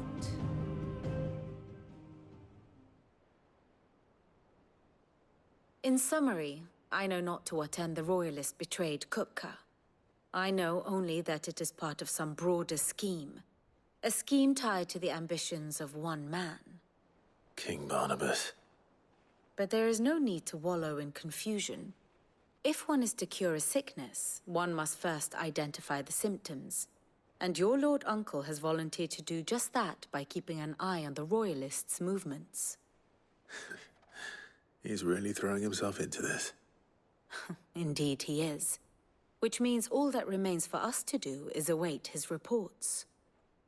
Well, not quite all in your case. The people of the hideaway must hear the news. Justice has been done. Hugo Kupka is dead. The wounds he left that night are still raw, especially for those who lived with Sid the longest. Tell them that those wounds might finally begin to heal. Consider it the price of today's instruction. I've never known you to be sentimental. What can I say? I am only human. And we are, all of us, sentimental animals at heart.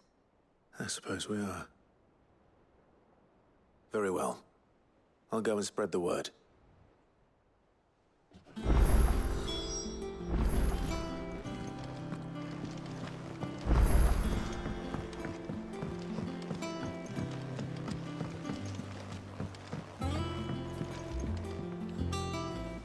Do you have a moment, Sid? A team of curse breakers has gone missing near Northreach. Which team? Coeurl's. They were sent to liberate a carriage of bearers before they could be smuggled to market. They were moving in for their assault when the carriage was attacked by goblins. A cursebreaker managed to release a Stolas amid the confusion, but... this was days ago. They should be back by now, but I've heard nothing from any of them. I can't help but worry that... They know the work is dangerous. But I'm sure they're fine. But what if I've got them all killed? Before they go out, I always remind them why we're doing this, what they escaped, and what we're freeing people from. But I never really thought how my words might affect them. What risks they might take because of the things I've said. I'll go and find them. We'll both rest easier knowing they're safe.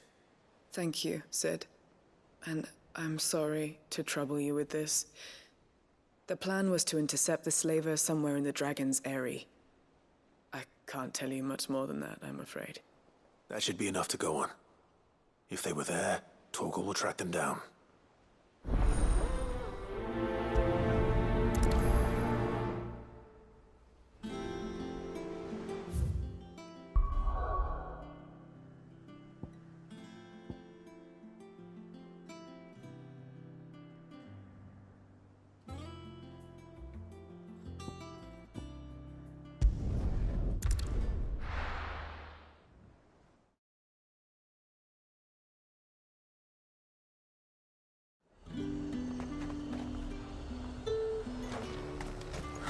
Slavers don't even bother with Northridge. There's talk at the glass.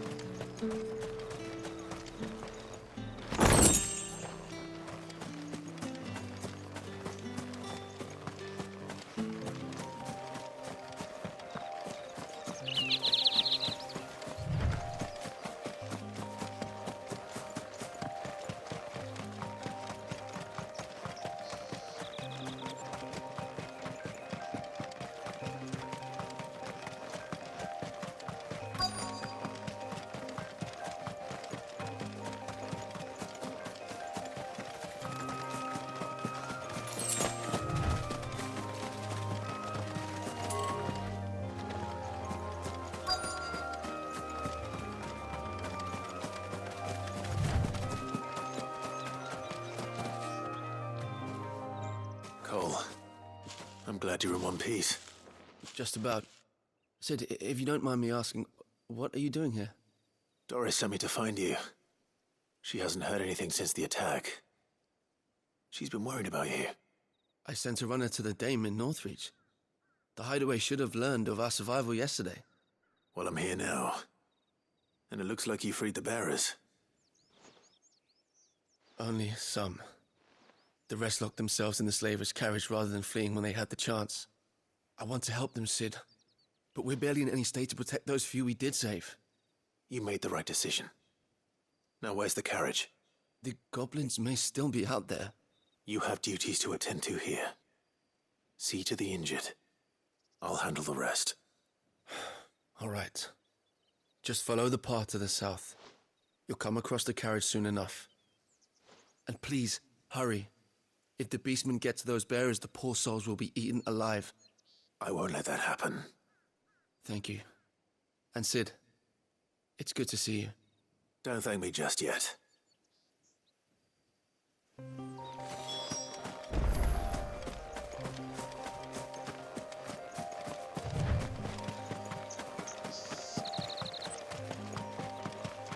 They're trying to get into the carriage.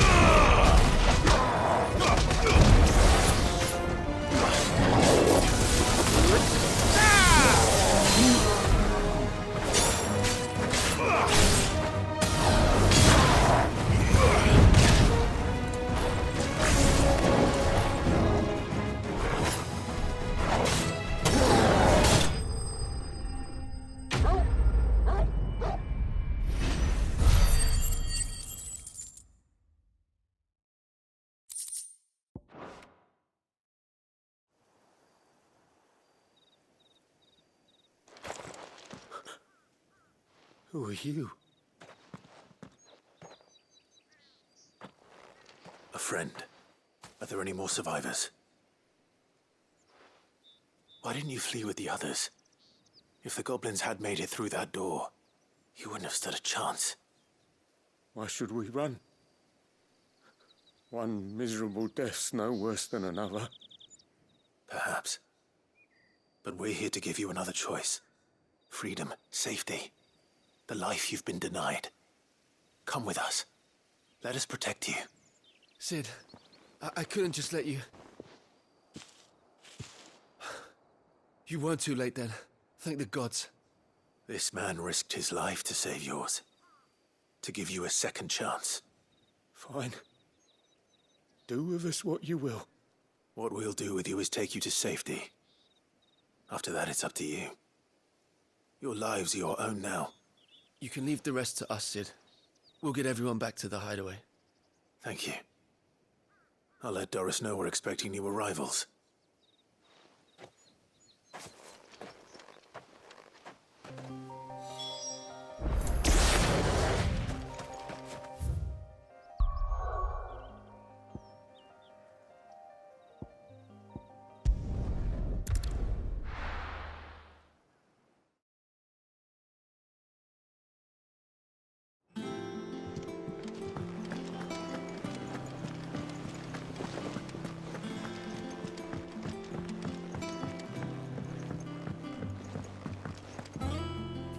Cid, welcome back. A Stolas from the Dame arrived not long after you left. If I'd just waited a little longer, I might have been able to deal with things myself. Or maybe I wouldn't. I keep making the wrong decisions. Coeurl and the others got home safely. You made exactly the right decision. No, I was lucky. I've been tracking that slaver for months, and then I sent Coeurl and you after them, woefully unprepared. What kind of leader sends people into danger without considering all the risks? I should have urged greater caution, told Coeurl to be wary, to pull back at the first sign of trouble. We swore the same oath as you, Doris. It's good to see you safe and well, Coeurl. I'm sorry. With all due respect, we Cursebreakers don't risk our lives because you commanded of us. We risk them because we believe in our cause. No one with doubts ever joins our ranks. The agony of removing the brand more than sees to that. We all know how much bravery that takes. Coeurl, I never doubted your courage. Only my ability to see it put to good use. Thank you for your faith in me. I'm not sure I deserve it. I sometimes wonder if I might prefer to risk death alongside the others than ask it of them. But I'm a Cursebreaker. I swore an oath too. I have a role to play, and I must trust that I'm the right one to play it. You will. In time.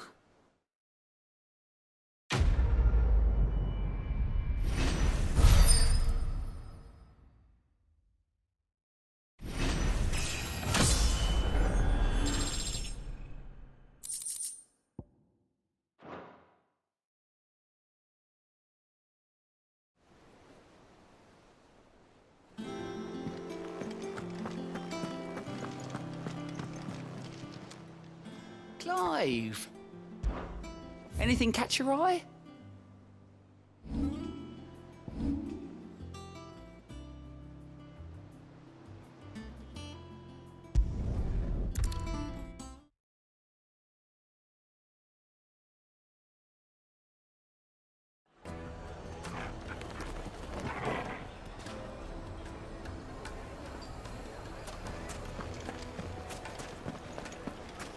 Even forged a butter knife.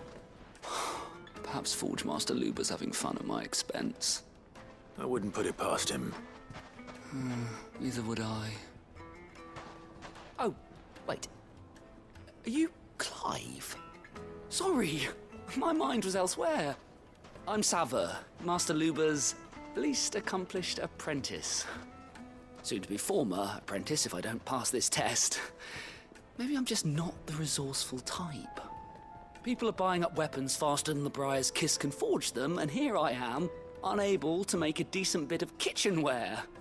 He wants me to make a carving knife, one that embodies the spirit of Dalamil. Whatever that's supposed to mean. I don't suppose you have any idea what he's on about, do you? I'm afraid not. Never mind. Thought I'd ask. It was that or pack my bags.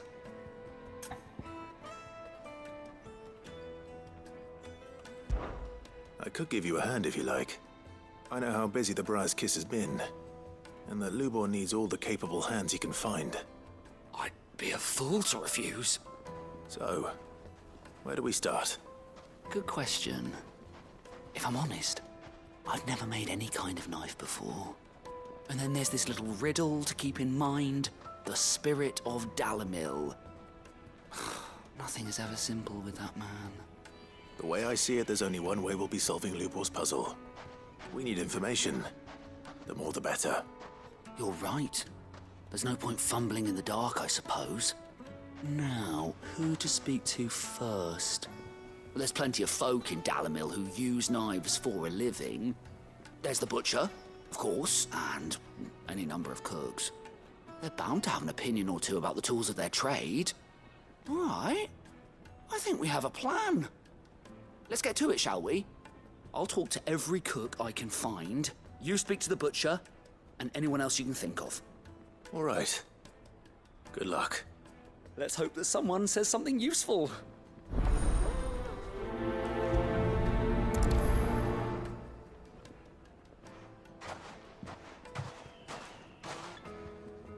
Trust Lubor to take a simple test and turn it into a riddle. I better get to it.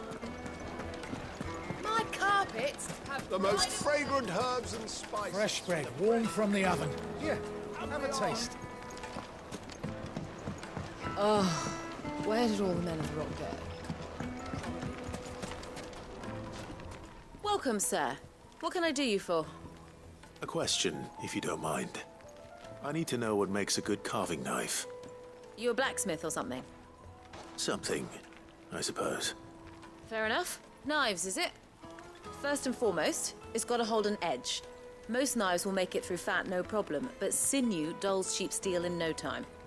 Give me a blade which can slice through anything that crosses my chopping block, and I'm a happy woman. So a knife that stays sharp. Makes sense.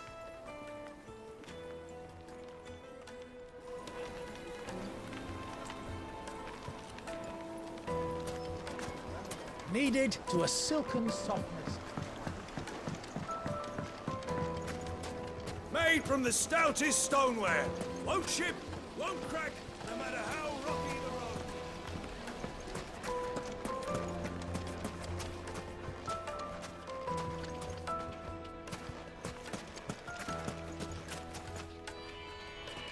What is it? I'm in no mood for chatter. Sorry. Do you mind if I ask your trade? Hunter, why? I have a question. Can you tell me what makes a good carving knife? I assume you use one out in the field. Has to be able to put up with some punishment. Can't be dealing with a brittle blade, not while I'm on the hunt. If your knife snaps every time you use it, you'll be spending coin as fast as you make it. Times are hard enough as it is. Thank you. I won't keep you any longer. All business, eh? Man after my own heart. So, a carving knife should be hard-wearing and hold an edge. Hardly a revelation. Let's hope Sava had better luck than I did. Silver platters, plates and pots, bowls and... Oh, where did all the men of the rock go? Fresh bread, warm from the oven. It would make a fine.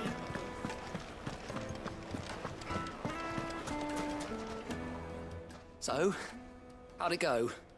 You learn anything useful, or should I be looking for a new trade? Only that a blade should be durable and stay sharp.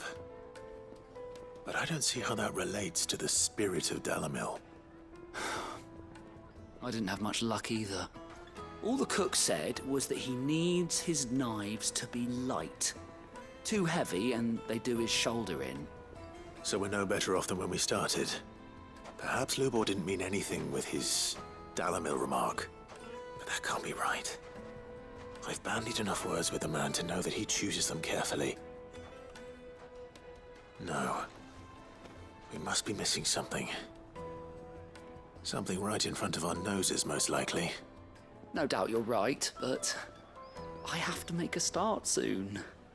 I can't put off making this knife forever. Agreed. Lubor wouldn't like that much. Right.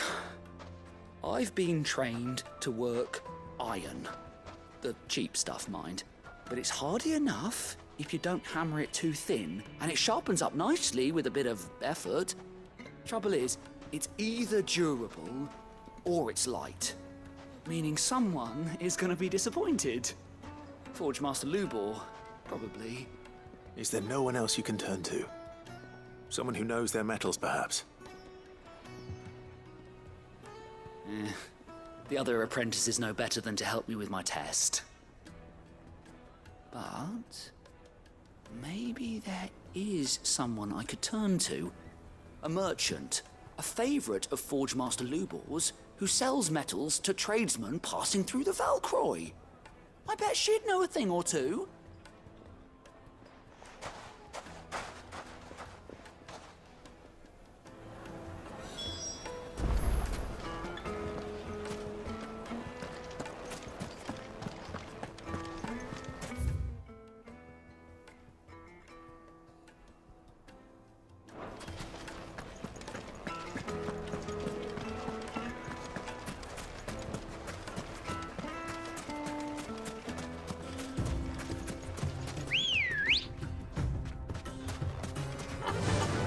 Run like the wind.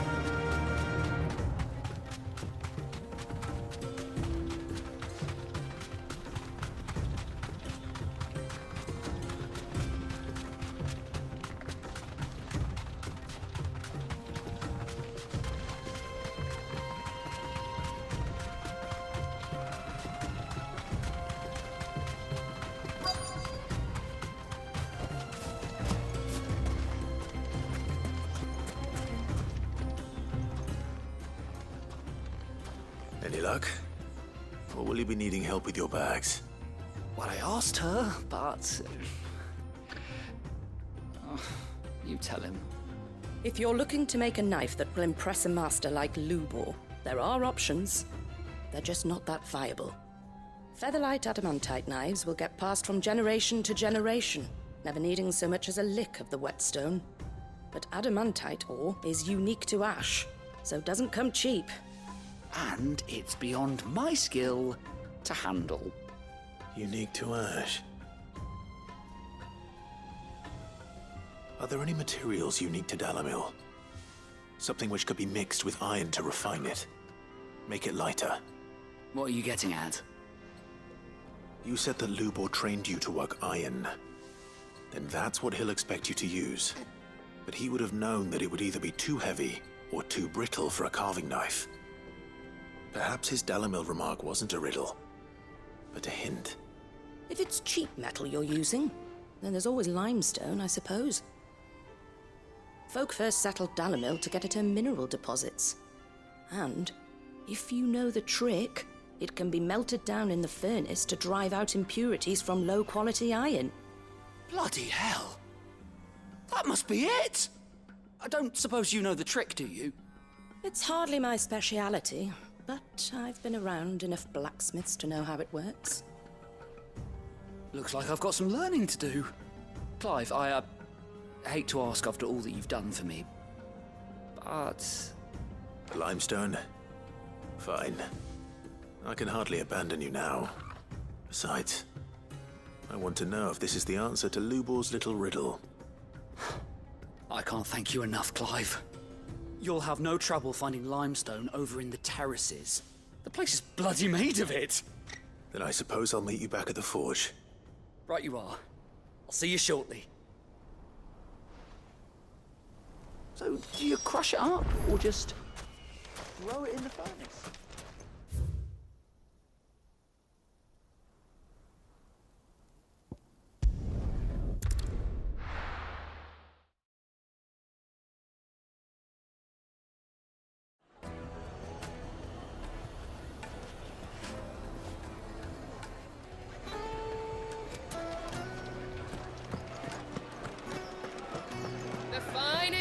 The most fragrant herbs and spices. Fresh bread, warm from the oven. Oh, where did all the men of rock go? Plates and pots!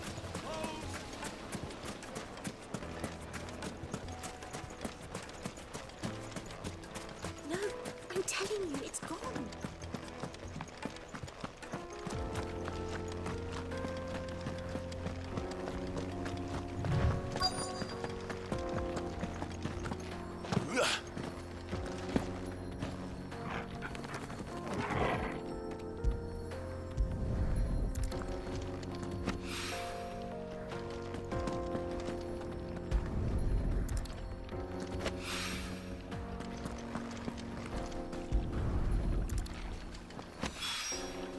One rock looks a lot like another. But hopefully this is what Sava needs.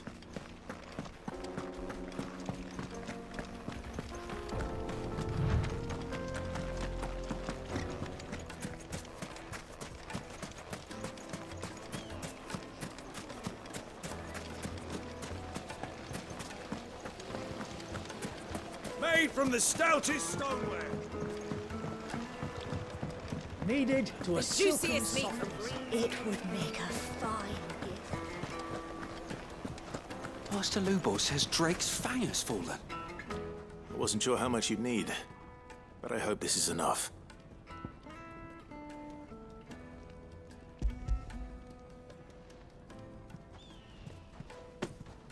You are one of the good ones, you know that. You and that merchant both, she's got quite a gift for teaching that one. Now, time to see if limestone is the secret weapon we were hoping for.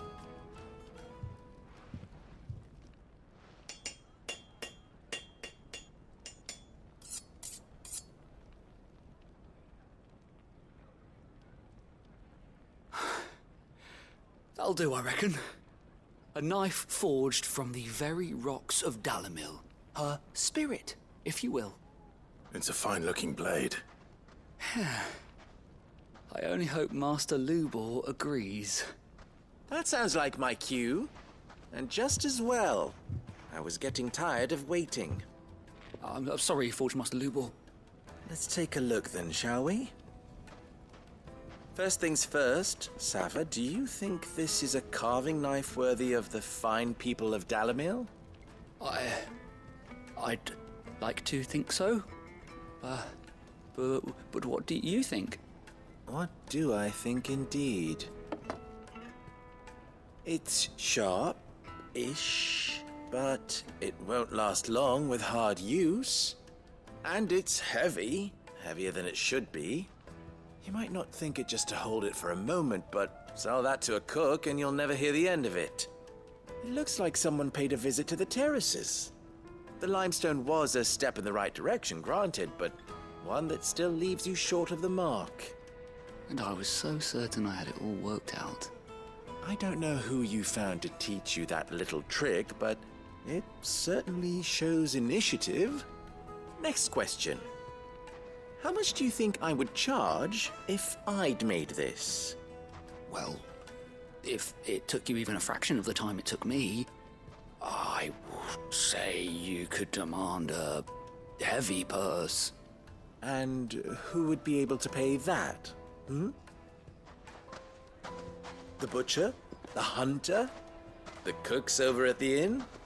Dalamil is home to humble traders, not wealthy lords and ladies. Rule number 1 in any business, Sava, know your customers. Yes, Forge Master. This is just about passable. But only just. I'd say you're worth keeping around a little longer. Starting tomorrow, you'll have an anvil of your own. I will. Thank you. I was wondering, what would you do if you were asked to forge a carving knife? I'd do what I always do. Ask who it's for. If it was for the butcher, I'd make sure it holds an edge. For the hunter, I'd make it as tough as Titan. For the cook, light as a feather. And for the nobleman, I'd make it cost an absolute fortune. There goes a master, all right. It looks like congratulations are in order. I couldn't have done it without you. So much for the Forge Master's riddle, though, eh? The spirit of Dalamil had nothing to do with limestone or anything much at all. Meaning, I had you run around for no good reason. You've passed your test. That's all that matters.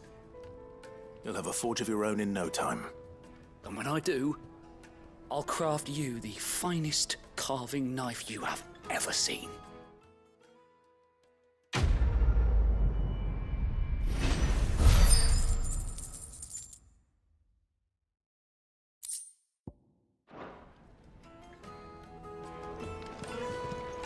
Master Lubor says Drake's Fang's fallen.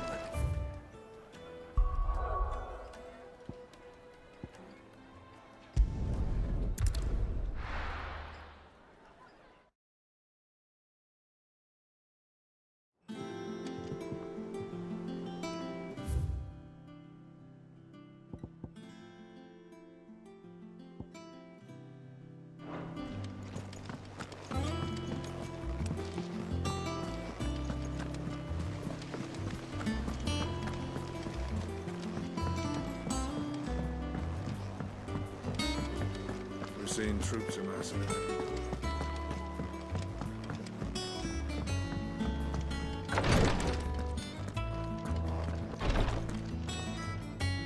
You have the look of a man with the twins upon his shoulders, Rodrigue. Talia has tasked me with removing a Cursebreaker's brand. But it's my first time and I don't think I can do it. I'm afraid of what happens if I fail. You survived, I know, but there as many die as recover. Is it really worth the risk? You don't need me to answer that. You know full well what we're fighting for. I hope as much as you that one day bearers can walk among others as equals.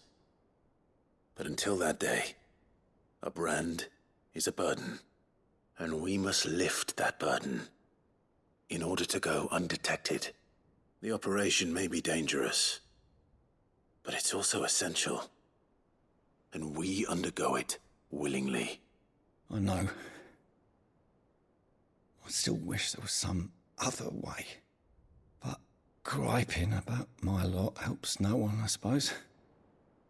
Don't worry. I'll do what must be done. I know you will. Unfortunately, the first thing that needs doing is the preparation of a draft to dull the pain. Something I can't do with the infirmary's ammonia supply so low. What few leaves we have would barely be enough for removing a splinter, let alone a brand. Just tell me what you need. You'll go? Oh, thank you. No one knows Herblord like Taya, and she swears by ammonia for easing pain. It's simple enough to find, if you know where to look. And fortunately for you, I do. Along the river near the village of Amber over in Rosaria. Just search for the bright blue blossoms.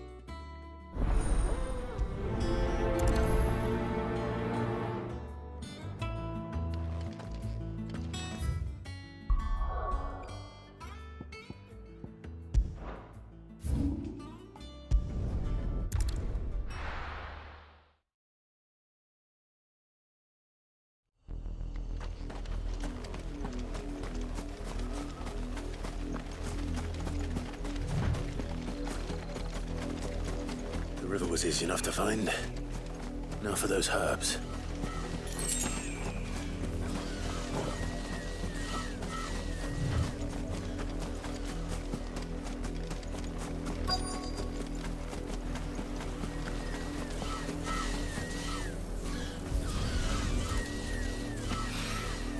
This is the only plant around here with blue flowers. I hope it's the right one.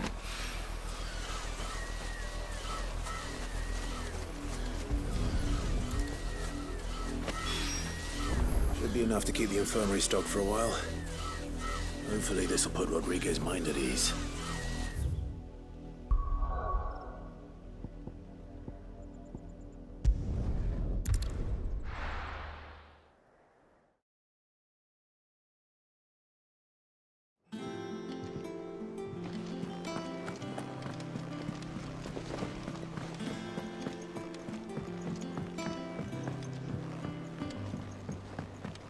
Seeing troops amassing at every corner.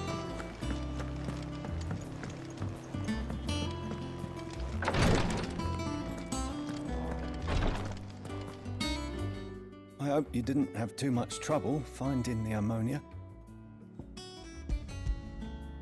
Only the usual. Oh, yes.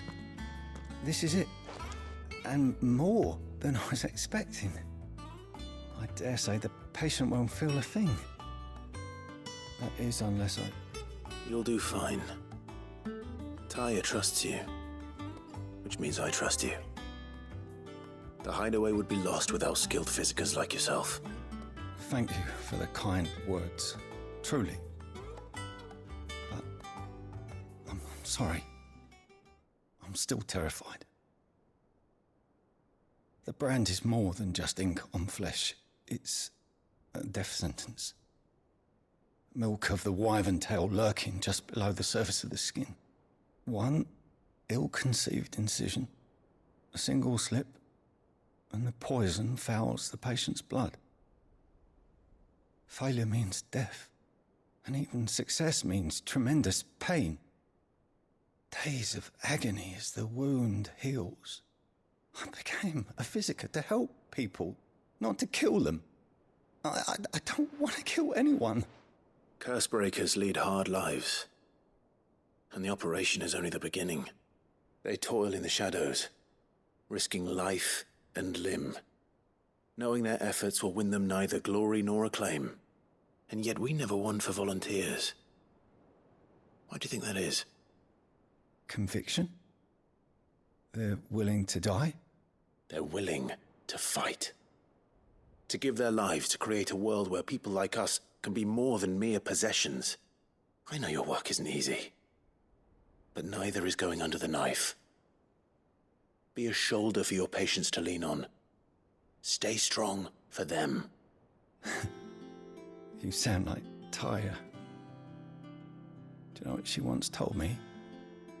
It's natural for a patient to feel like they're suffering in solitude. And it's a physicist's duty to see that they don't. Thank you for helping me remember that. I won't falter. Not again.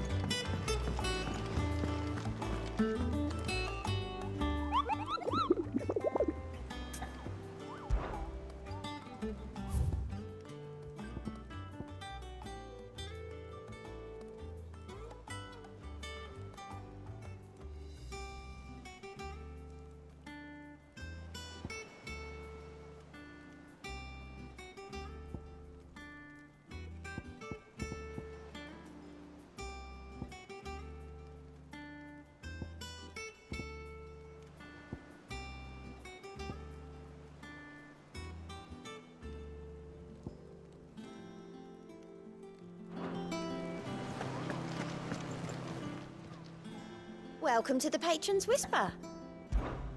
Is everything we've received and everything promised? Here you are. All done?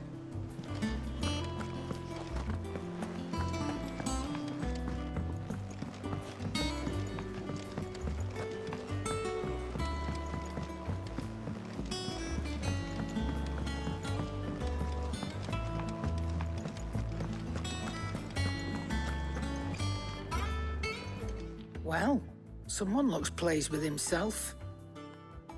It's true what I'm hearing, then. Nothing escapes you, Lady Charon. It's true. Coeurl is dead. No more looking over our shoulders, then. Good. I'm starting to get a crick in my neck. Don't let it go to your head, though. Or don't. I'm not much bothered either way. Blackthorne, do you have a moment? What is it? I'm busy. I wanted to tell you that Hugo Coeurl is dead.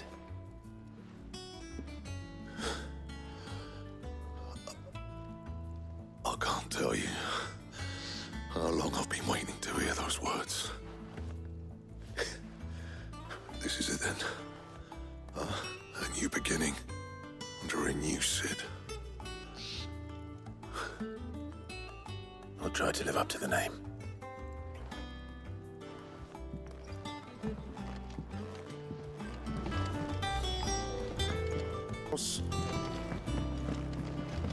If the state of our commerce...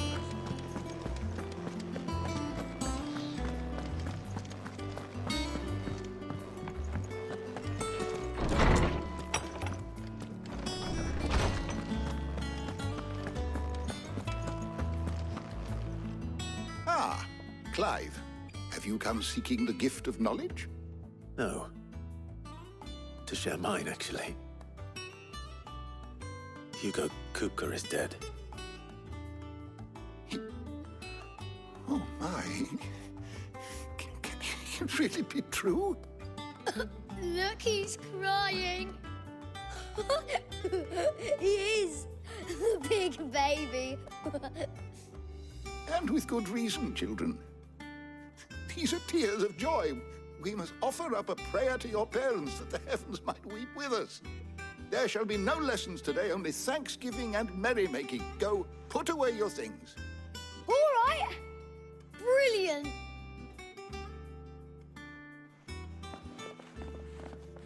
Finally, a new dawn has broken. It has. Thank you, Clive. I cannot wait to share the good news. Harpocrates, After Kuka fell, Ultima came to me. I need to know what he is. Have you learned anything? Alas, no. And not for want of trying. I have scoured nigh every historical tome in our collection and found nothing. Not even the sort of conspicuous absence that might suggest a concealment of fact. One is almost tempted to conclude that such a creature never existed. But I saw him. With my own eyes. I don't doubt that you did. Alas, it seems you are the only one who has. To others, he reveals naught. We see only that which he leaves in his wake, like some terrible force of nature beyond the ken of mortal man. A bringer of death. Whether the Ultima you met with was the being itself, or merely another projection of its power, I know not. But until I do, my investigations shall continue. Thank you. It means a lot. Right. Let's see if Otto has anything else for me.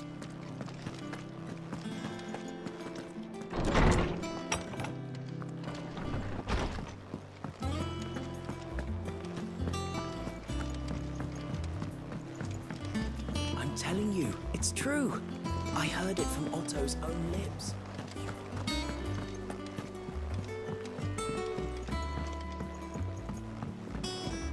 We're seeing troops amassing at every border crossing.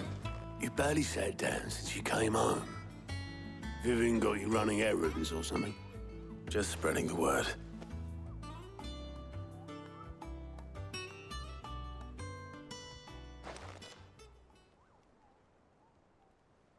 So, the Professor's got a soft side, has she? I'd never have guessed. No. She was right, though. Everyone was glad to hear the news. Ah, but you ain't told everyone. I can think of plenty of friends back at the old hideaway who'd sleep more peacefully for knowing. Not least of all Sid. You should tell him. You're right. I should. And I will. Well, when you do, be sure to take Mid with you. She's been going at it hammer and tong down in that workshop of hers, trying to do her father proud. I can't remember the last time she visited the old sod's grave. Very well. I'll suggest it.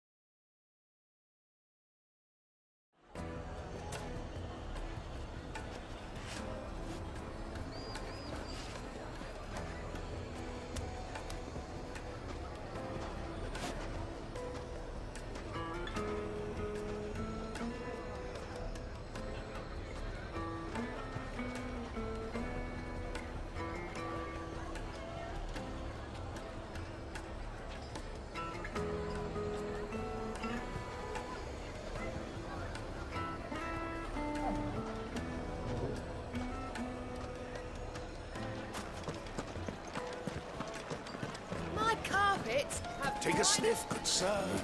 Drugs. Gone, just like that. And without so much as a by your leave. What's the matter?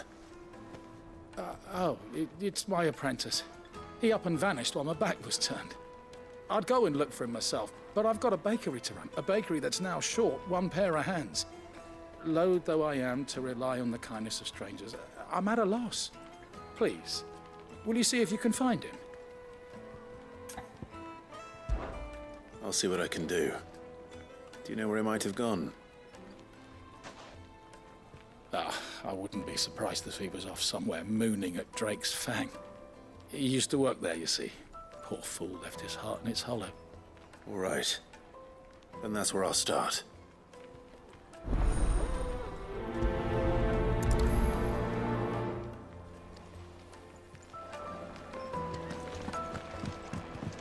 Oh, where did all the men of the rock go? Made from the stoutest stoneware.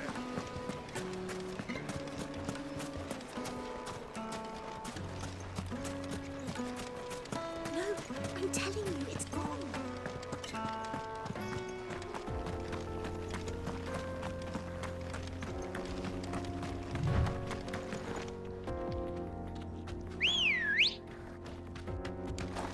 Come on. Yeah!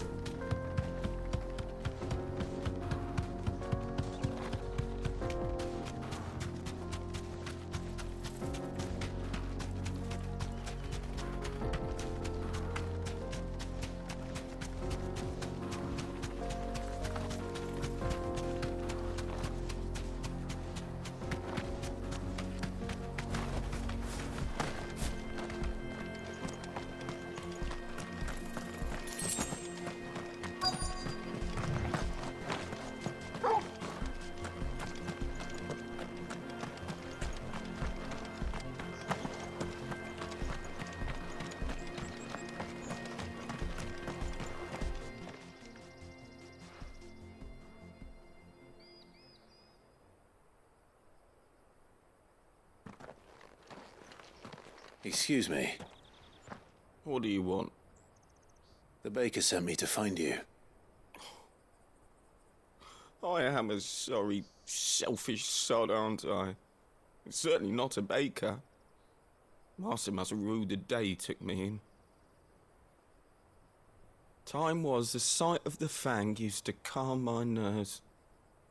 But now look at her.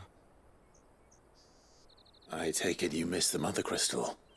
I hated her, but she was all I knew. Worked her mines for years. And when she shattered, part of me shattered with her. I had to trade my pickaxe for a rolling pin, but I'm no good at baking. Every loaf I touch collapses. My bread's as hollow as I am. She was the only thing that could fill the hole inside me. Oh, I loved her, damn it. But now she's gone. She's never coming back. What am I supposed to do? I ask her. How does a shell of a man learn to live again?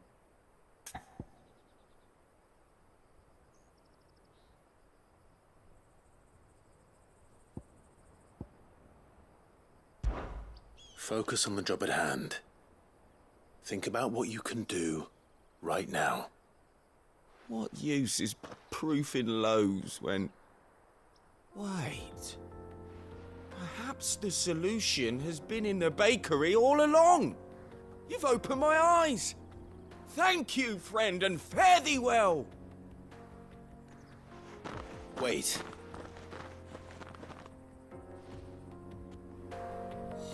Suppose you won't be needing an escort then.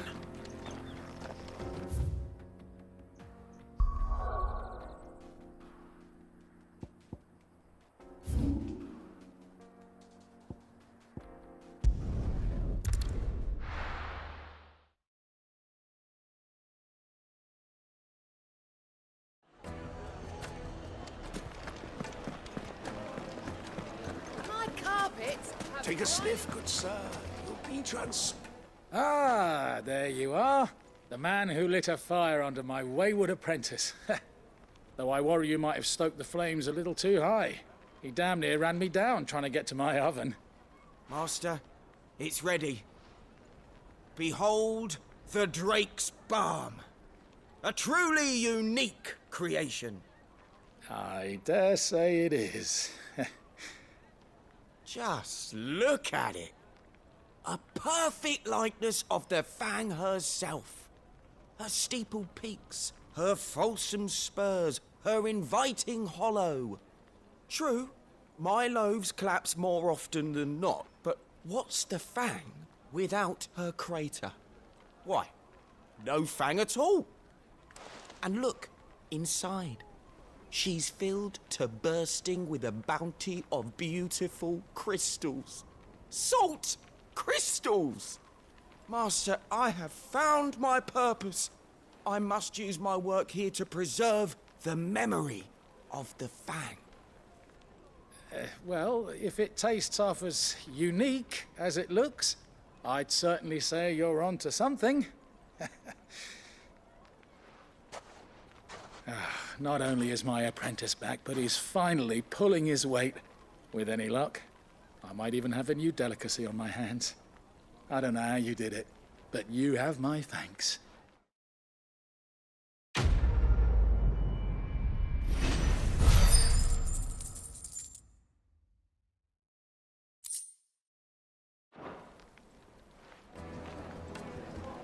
Now, Dusan, I know you...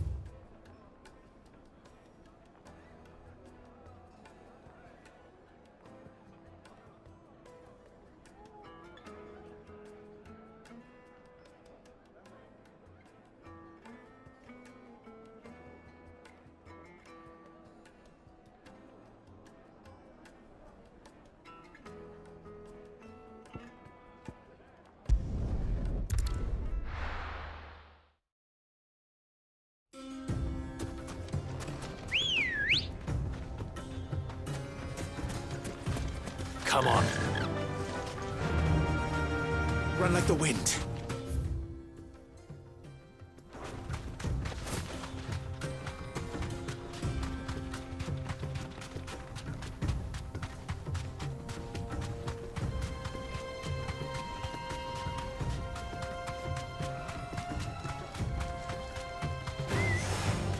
Dumb vultures, preying on the trade caravans.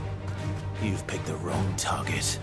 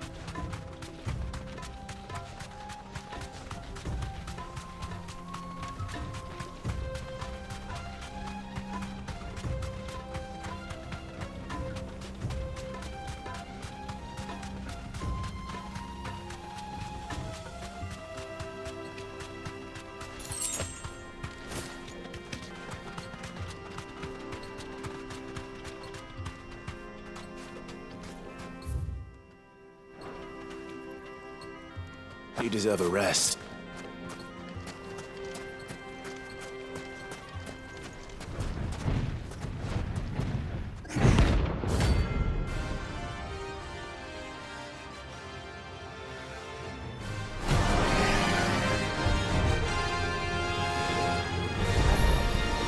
Well, Clive, looks like you're gonna need a bigger sword.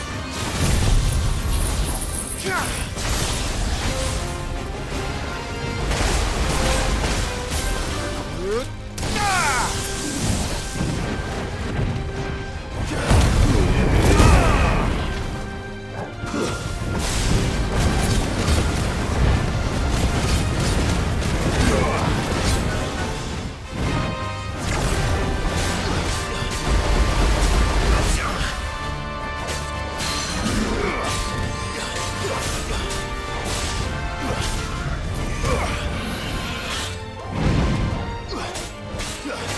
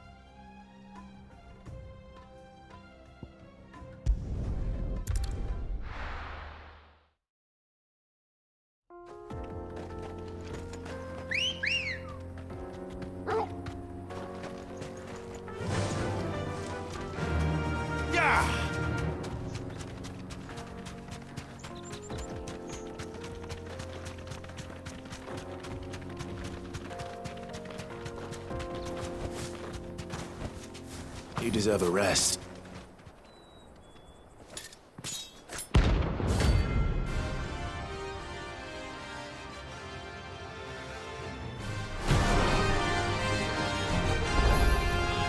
My blade yet hungers, consume wine. Come, let us feast on your flesh. Your feasting days are over.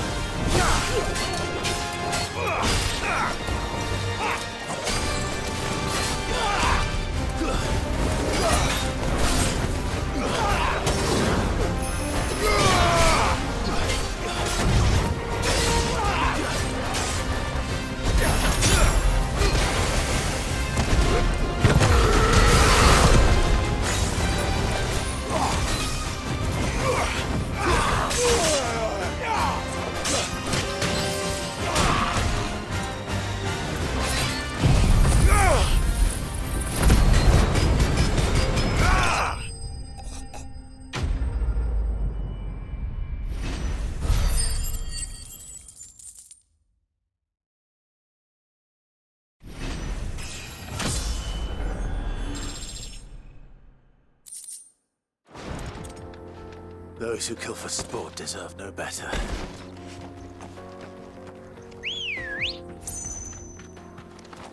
Let's go.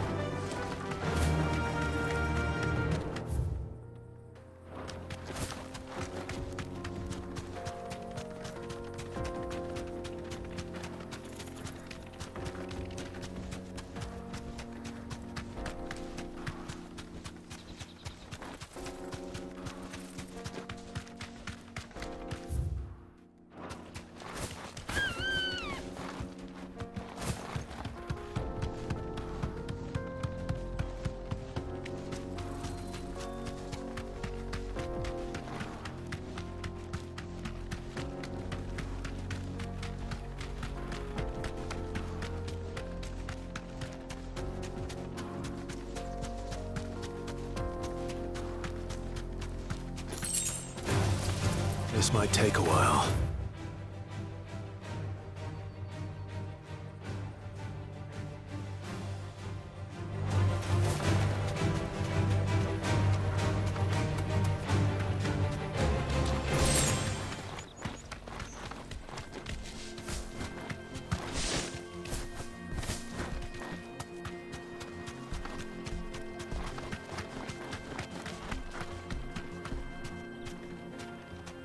Be safe.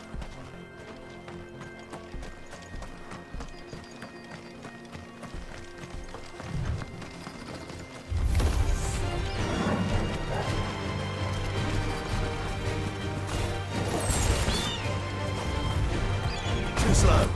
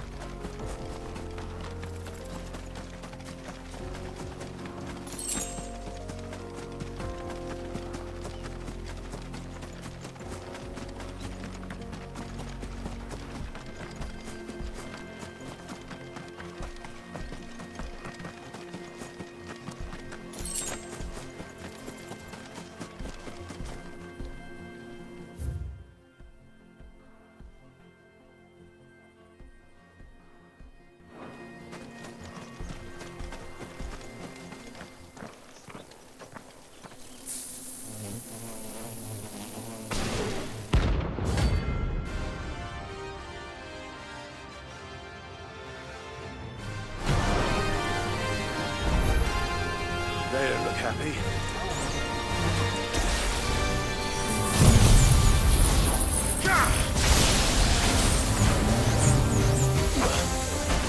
Let's try it.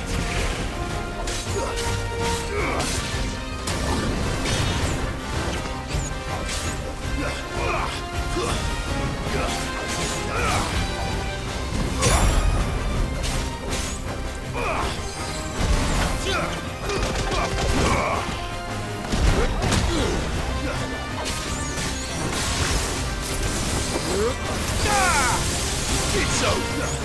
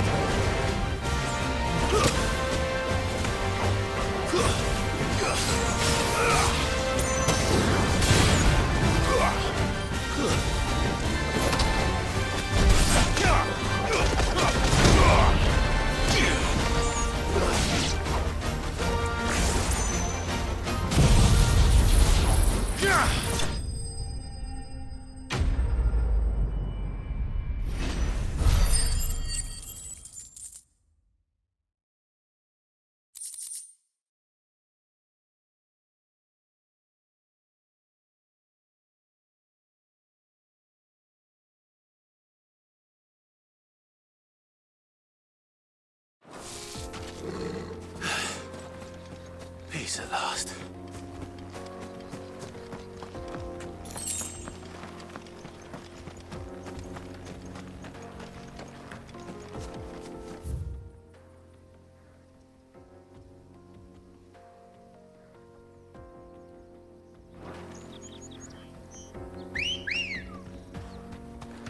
Good girl.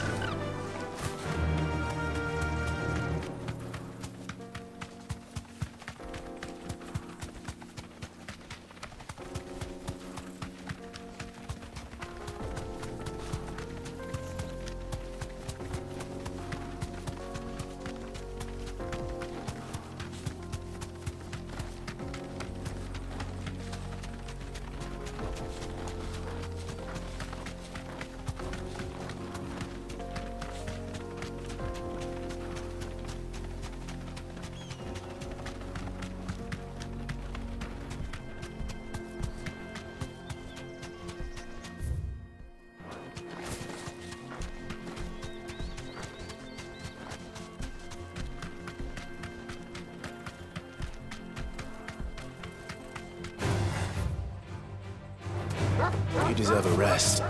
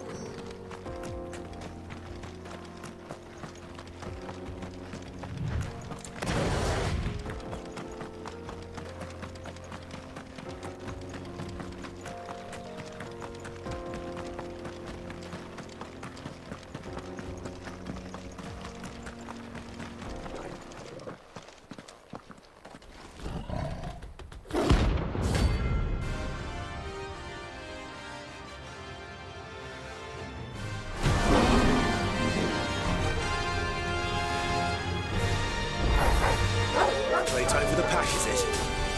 Let me introduce you to mine.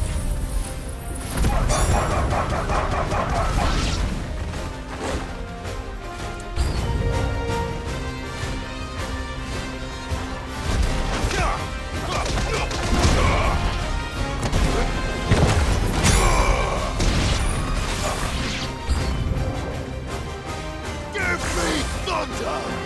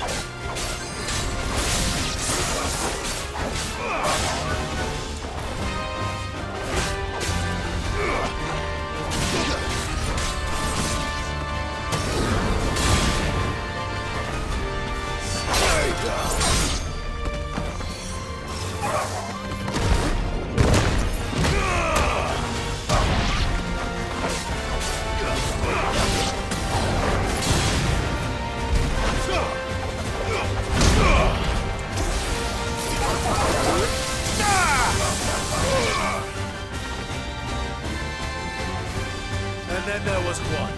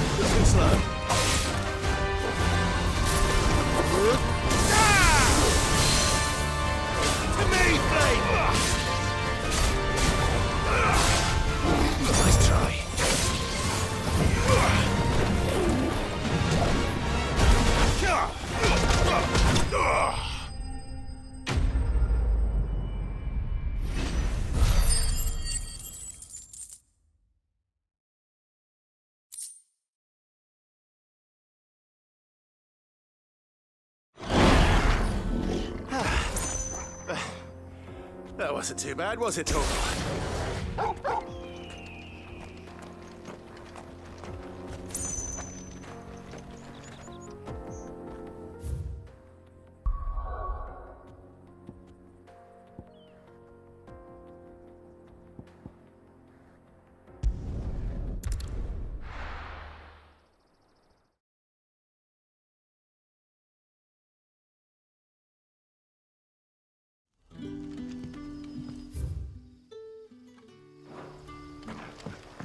Good day to you.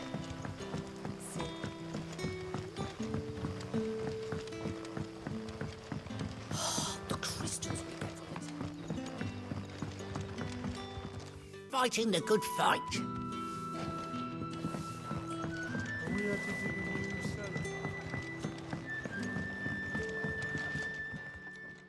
Ah, Clive. Your timing is exquisite, as always. I have a concern which you may be able to assist me with. Go on. There are whisperings afoot of shadowy figures having been sighted outside the village. Rustlings in the undergrowth, suspicious noises. My people fear that they are being watched. It may be no more than a surfeit of nerves, understandable in the current climate, or it may be the prelude to something altogether more dangerous. Given what I hope you'll forgive me calling your nose for trouble, I wondered if you might investigate. Of course. Excellent. You might begin by speaking with the good citizens of Lostwing. Listen to their tales, and make what you will of them. All right. I will.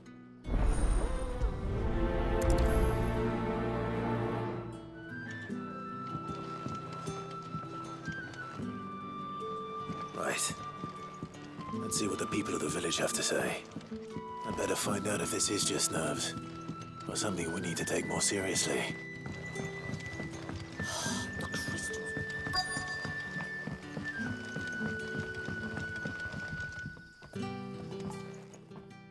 You all right, Sid? Something on your mind? There is, actually. Can I ask you something? Quentin tells me people have mentioned shadowy figures out in the woods. Have you noticed anything unusual? Oh, that. No, sorry, can't help you.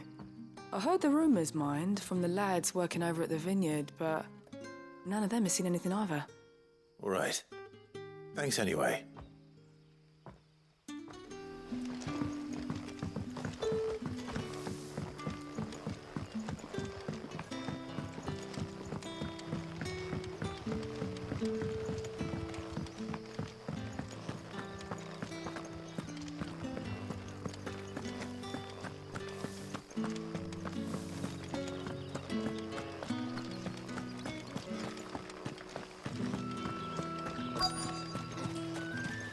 It is the Black Shields that are hiding.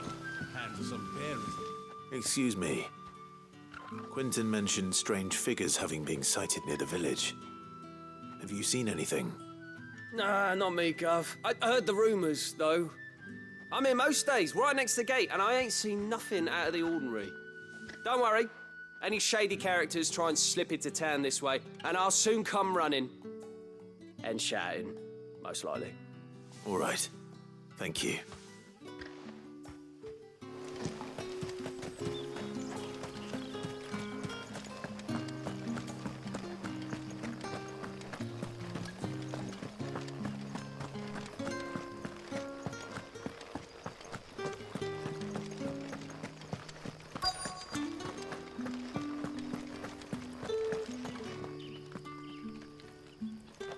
Do you have a moment? There's talk of suspicious figures in the woods. Have you seen anything out of the ordinary? No, but I've heard something. Sound of scraping metal, like someone sharpening a sword. Where was this? In Lorbert's Pass. Was out foraging for herbs when I heard it, screeching out from between the trees. Ran back here as quick as my legs would carry me, and I ain't been back since. I see. I'll look into it. Thank you.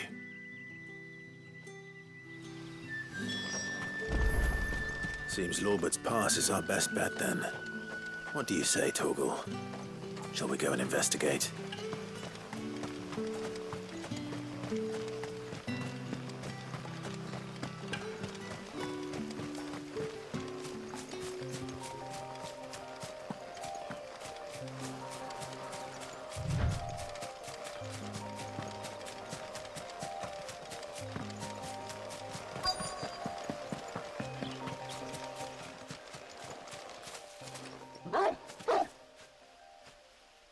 You there. Fuck! He's seen us. Get them before they escape! Black Shields. Here. What the hell are you doing here? What is it to you? Not that we give a damn. All that matters to us is that you don't leave here alive.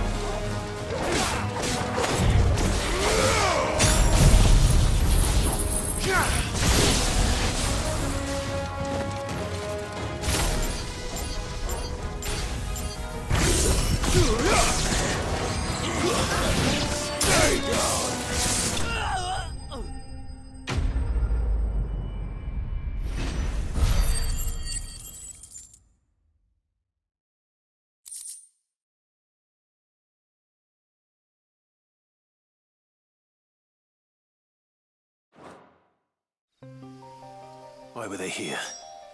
Were they planning an attack on Lostwing? I need to warn Quentin.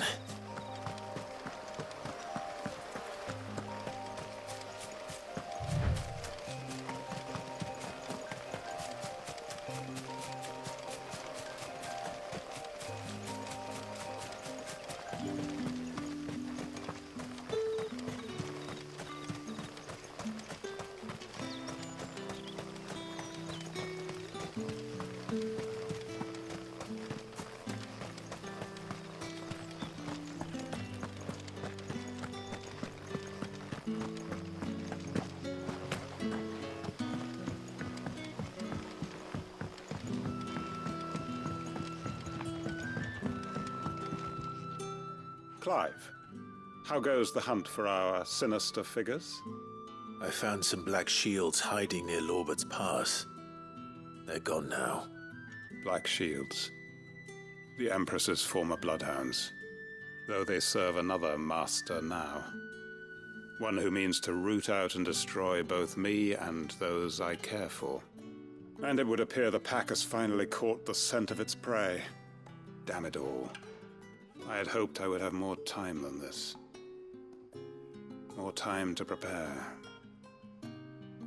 But if we are cornered, we have no choice but to bite back. And bite back we shall. I'm sorry. You're going to need to explain. Who did the Black Shield serve now? And why would that person want you dead? Because I want him dead. Who? The former Lord Chief Justice of Sanbreque. All that I have built here is for him. I don't understand. Why him? Why Lostwing? I suppose it is better that you know the truth. I was a member of the judiciary once. So sickened was I by the injustice of this world, I swore to fight it. And fight it I did in my own small way. I saw more than a few corrupt officials condemned to the very cells into which they had thrown blameless innocents. Men to whom the law was but a scourge to turn against the powerless. And throughout, it was the Lord Chief Justice who backed me, who was my one true ally in the quest to see justice done. So what changed? I discovered that he hunted bearers for sport. I was a fool to think he shared my hatred of venality and vice. His support for me was no more than a facade, a means of ridding himself of his rivals, a mask to hide the rot beneath. I filed suit against him immediately. His response, however, was rather more visceral. He had my entire family slaughtered. And he faced no punishment whatsoever. I lost everything. My loved ones, my livelihood, my position, the faith I had once held that any modicum of justice might be achieved through the courts. So I set about enacting my own. I tracked down every soul who served him, and slit their throats myself. But the man himself proved an altogether more difficult target. With money and power come protection. And so I saw that I would need an army of my own. I came here to Lostwing and began recruiting like-minded individuals. And everyone here knows this is why you do what you do. Of course. They too have lost loved ones to the bearer hunts. Seen faultless friends sent to the gallows to spare the guilty. All under the watchful eye of the Lord Chief Justice. Our wounds are the same. And our cause is the same. We are comrades, and our revenge is already in motion. We know where he hides, how numerous and well-trained his guard. What we did not know until now, however, was that his plans may already be in motion too. Quentin. Our time is short. He may move against us at any moment, unless we move against him first. My friends and comrades, it begins. Make ready for war.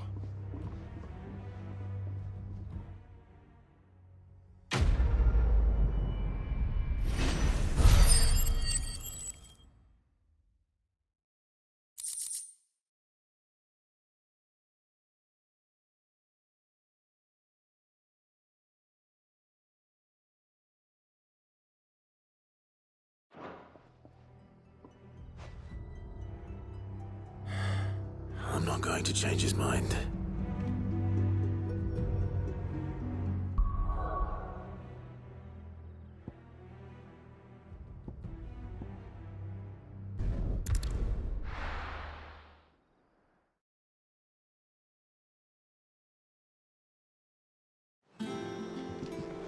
I'm telling you, it's true. I heard it.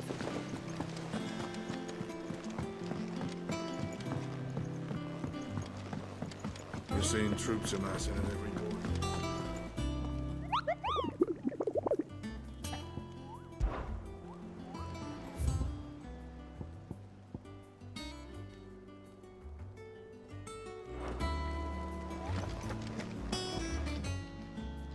Welcome to the Patron's Whisper. Your benefactors are a generous lot. You earned this. Best of luck out there, Sid.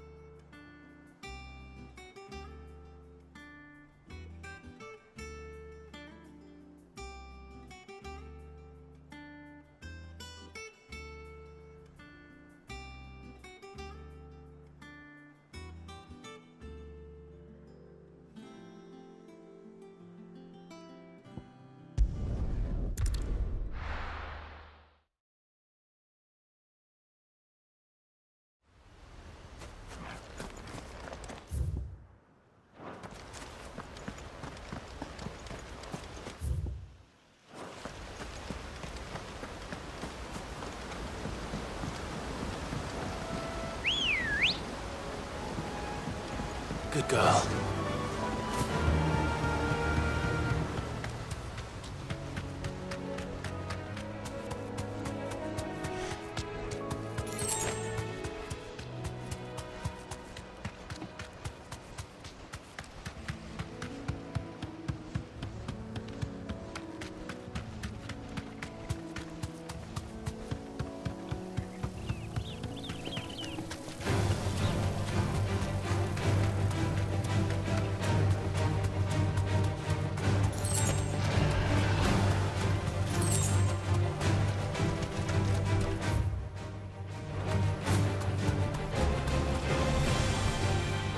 No need to ride from here.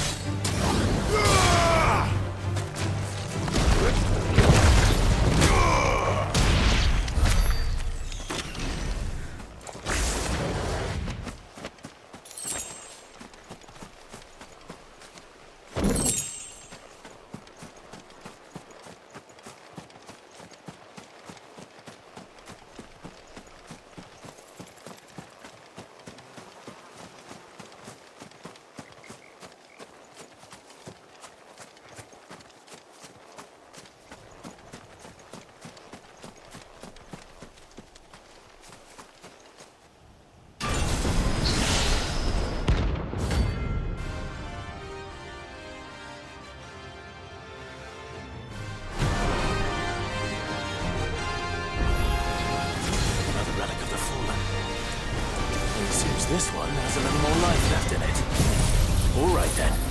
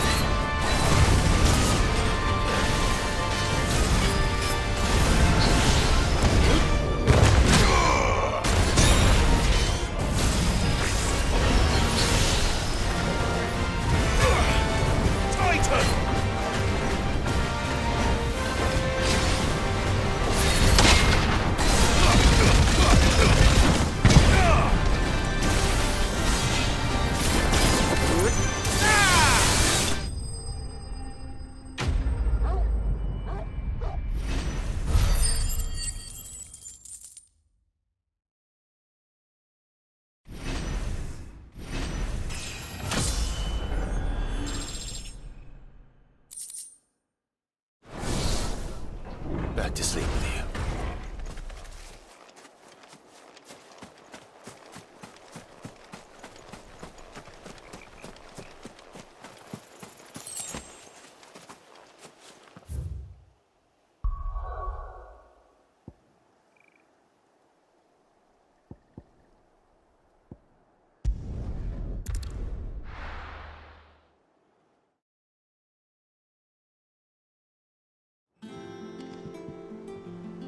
I'm telling you, it's true.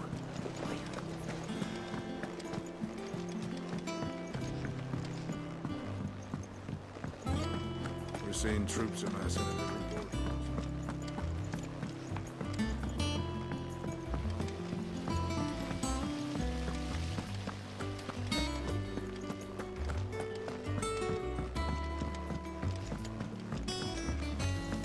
I think Mid might need some help.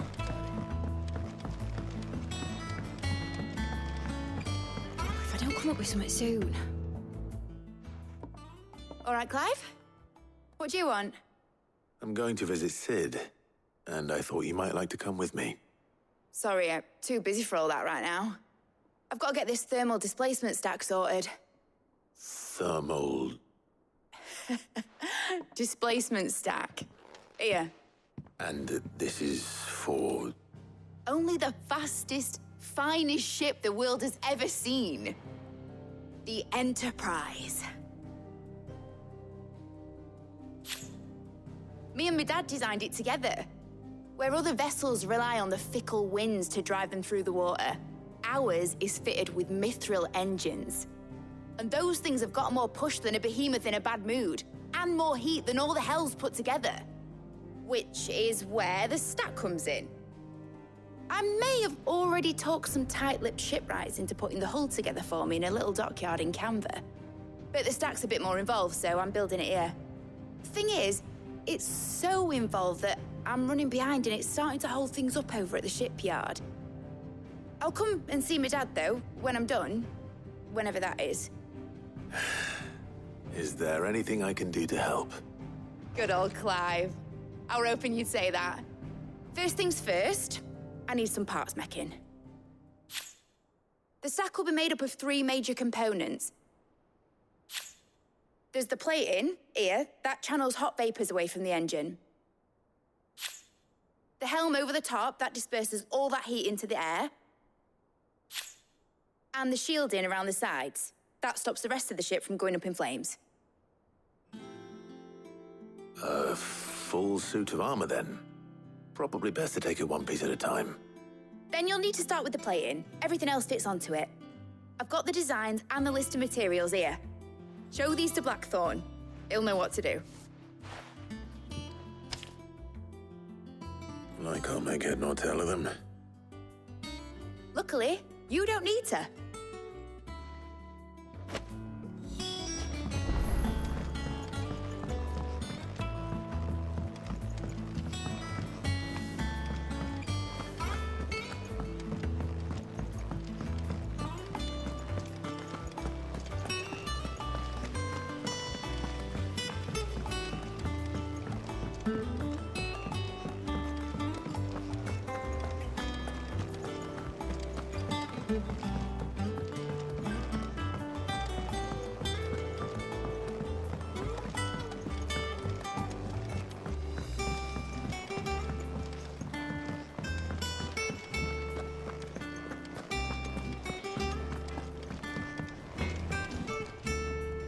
Blackthorne, can I ask a favor? Out with it. It's for Mid. This my last chance to say I'm otherwise engaged. Spare myself the arseache. Go on then. What is it this time? She said you would know. Here.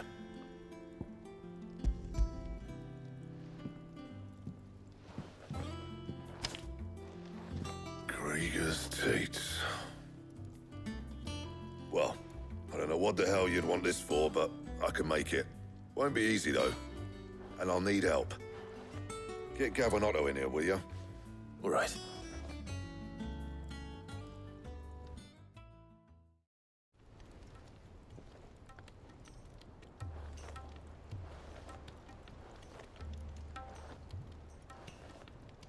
So Mid's roped us all in here again, hasn't she? Typical. Still, if that's what it takes to get her to visit Sid's grave, I'll do what I can. And, what is it we need to do, exactly? Take a look at this. It's this plating. The usual sword grade steel won't work. We need something that can get very hot, very fast, and still keep its shape. That means an alloy. Something that won't break or buckle at the temperatures she's talking about. Which is where you lot come in. I need materials, and I've got my work cut out already. You'll have to fetch them. Now, there's a special kind of sand I'm after that you can only find out in the Velkroy. Stardust, they call it. As for the rest of the stuff, my usual supply should have it in stock. It just needs buying and bringing back here. Well, we'll get it done quicker if we split up. One of us should probably give you an hand collecting the sand. And the other can go and get the rest from this supplier. Right then. Well, make your minds up who's going where, and we can get this over with.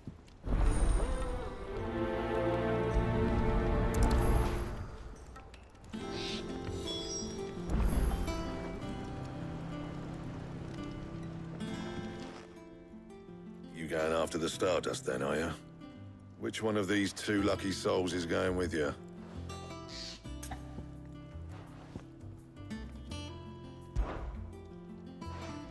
Gav, you're with me.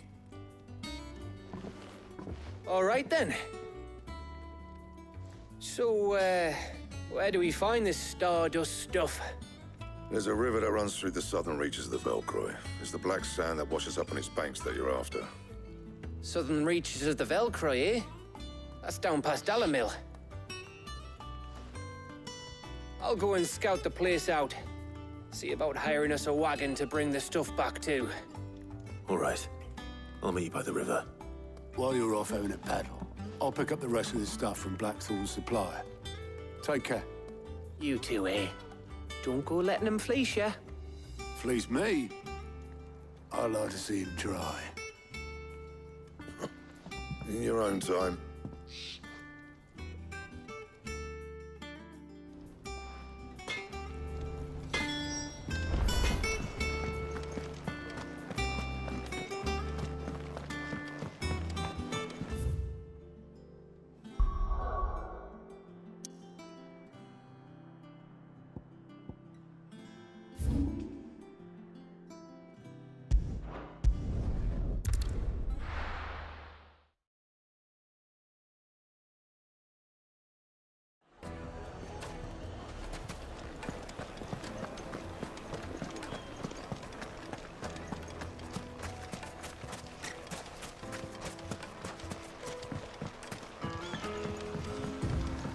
Looks like I found the river. Now where's Gav?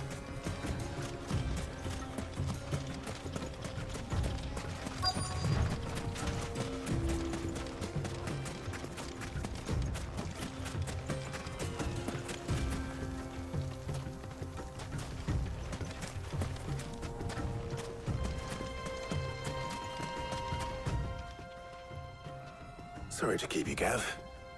Better late than never. I've had a quick scout about, and I reckon round here's our best bet if we want to grab as much of this Stardust stuff as we can. Don't know what Blackthorne's planning to do with it, though. I asked over in Dalamil, and they seem to think it was worthless. But if Stardust is what Blackthorne wants, Stardust is what he'll get. There's plenty of the stuff lying about just begging to be bagged. Then let's get bagging, shall we? We shall. Race ya.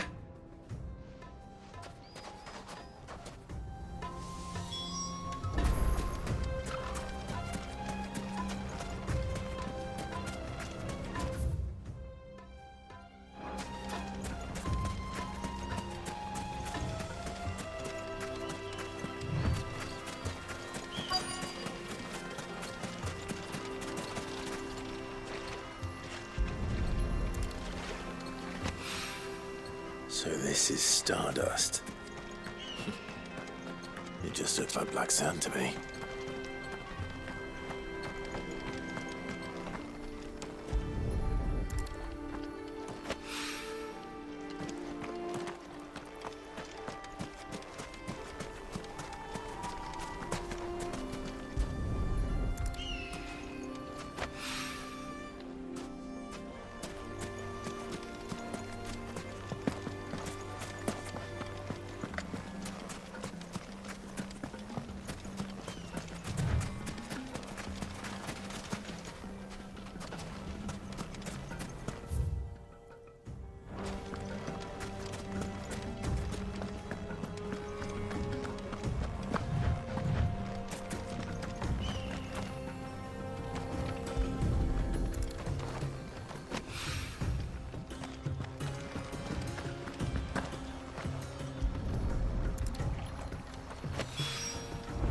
should be enough for now. Let's see how Gav's getting on.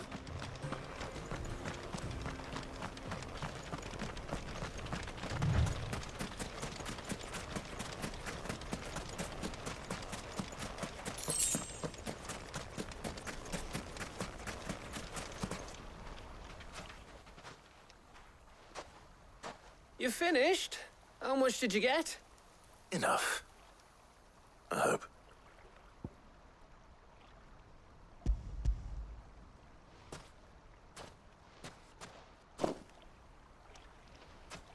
Oh, you win. That might even be enough for old Blackthorne.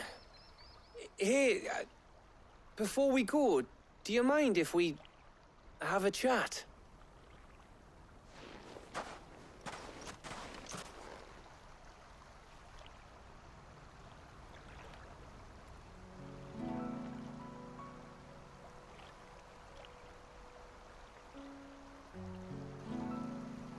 Feels like ages since we had the chance to talk.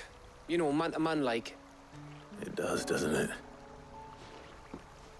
Back when you first took Sid's name, we were talking all the time. Working out what to do in that. There was a lot to work out. And there still is. Those shoulders of yours starting to feel the strain. Hardly ever see you around the hideaway nowadays. Always on some errand or other. You can take a day off, you know. Says the man who spends most of his time behind enemy lines. Only 'cause you keep sending me there. I know I can count on you, Gav. Likewise.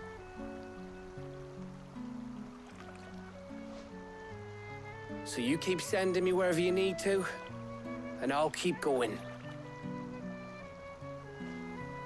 Safe in the knowledge that I have a home to come back to. Thanks to you.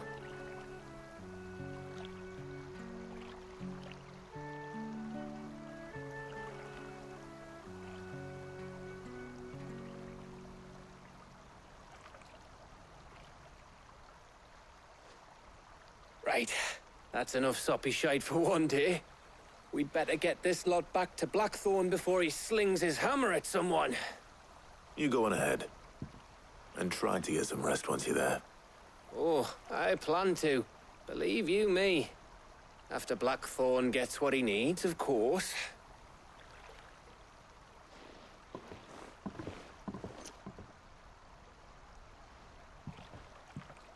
Right. Ready to go home, boy?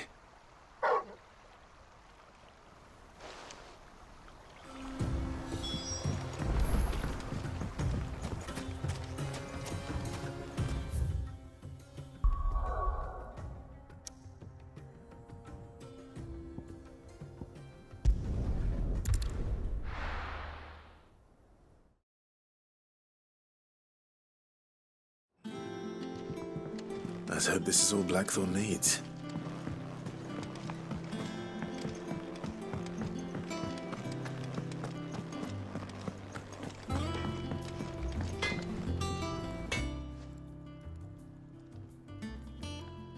Blackthorne, got everything you need? Yeah.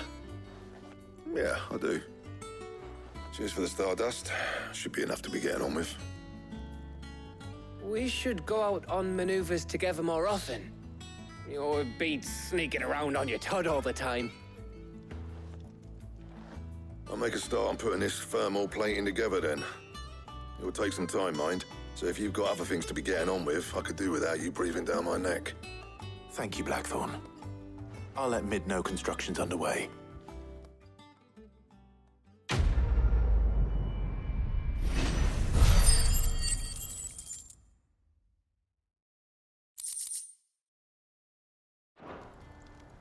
Suppose we'd better be getting back to work too.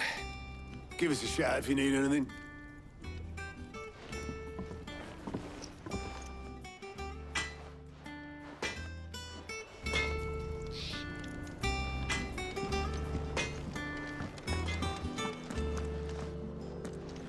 He cracked the crystal too.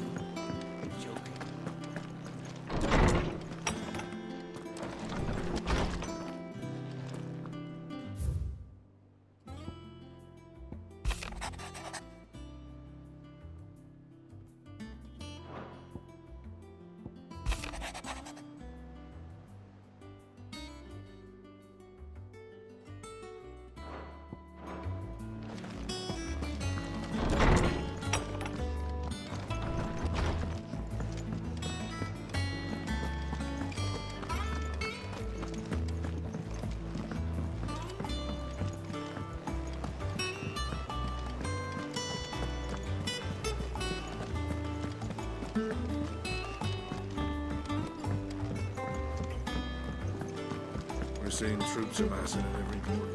No surprises there. How may I help you today, Clive? Is everything we've received and everything promised? You earned this. Best of luck out there, Sid.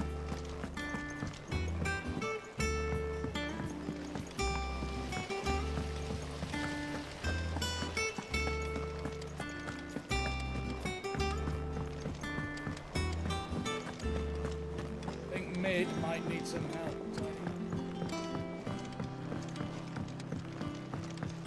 If I don't come up with something soon. You'll be pleased to hear that Blackthorne started work on the plating. Excellent. 1 down, 2 to go. So, what's next? The helm, of course. For this, we'll be repurposing fallen scrap. Salvage from the ruins? I thought that material was all but impossible to work. Ah, but we don't have to. I'm sorry.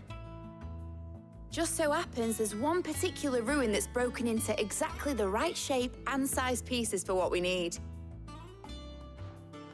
What's the name back there? I'll give you all the details. What's her name? Right.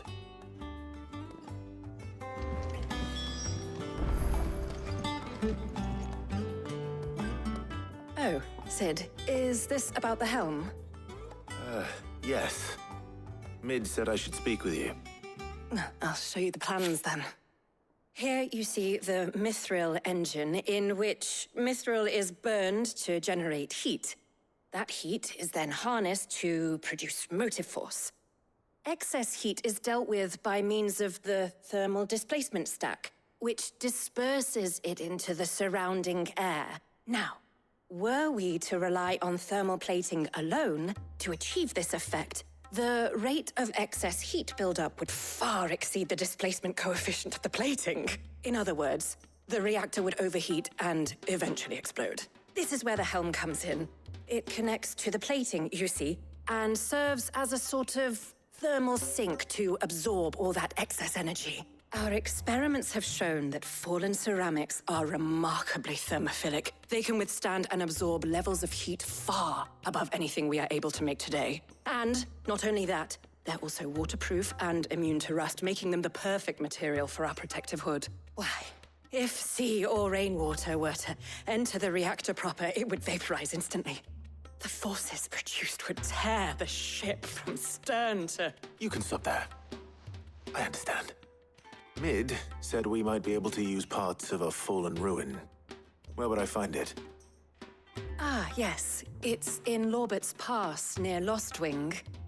The thing is, well, I probably should have arranged to have the pieces we need brought here sooner. You see, a certain unwanted visitor has taken up residence there.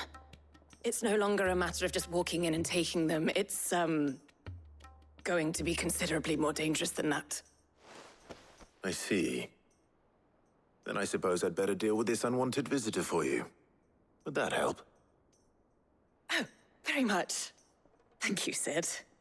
I'll gather my team and head there right away. We'll meet you outside the ruins.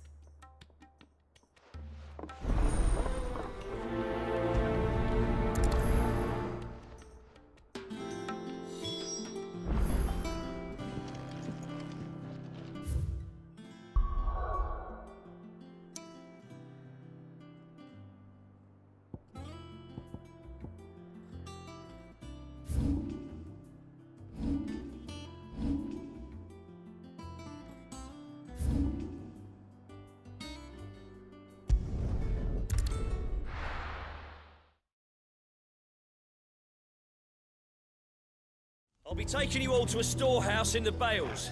Leave anything you don't need behind.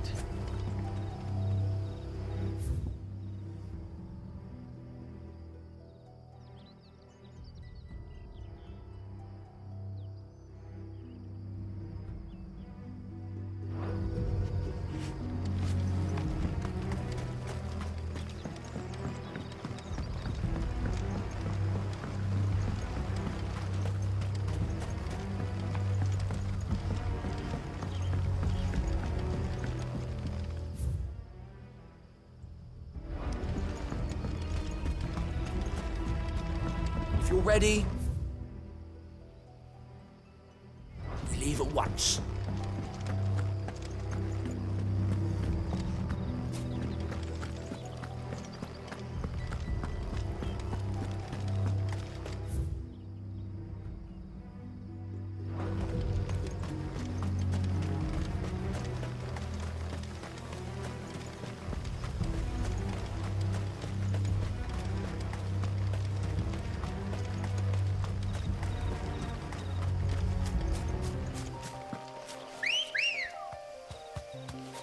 Ready, go? Fly, Ambrosia.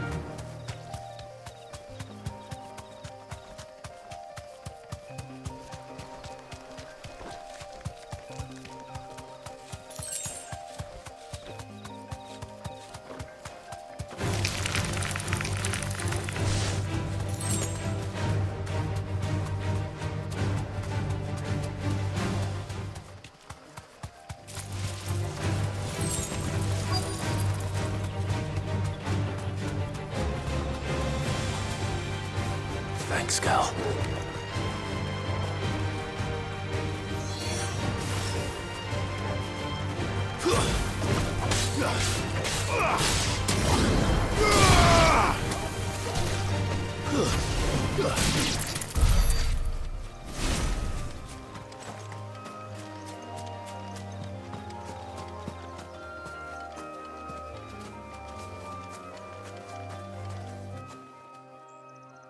Oh, there you are, Sid. Thanks so much for coming. The, ruins are just over there, as is the creature I told you about, I'd imagine. Would you mind? Of course. I'll be right back.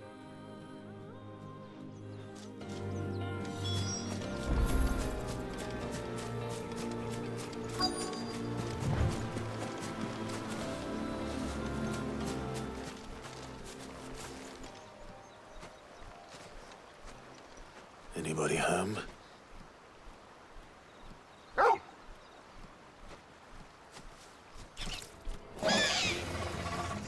This must be our unwanted visitor. Time to go.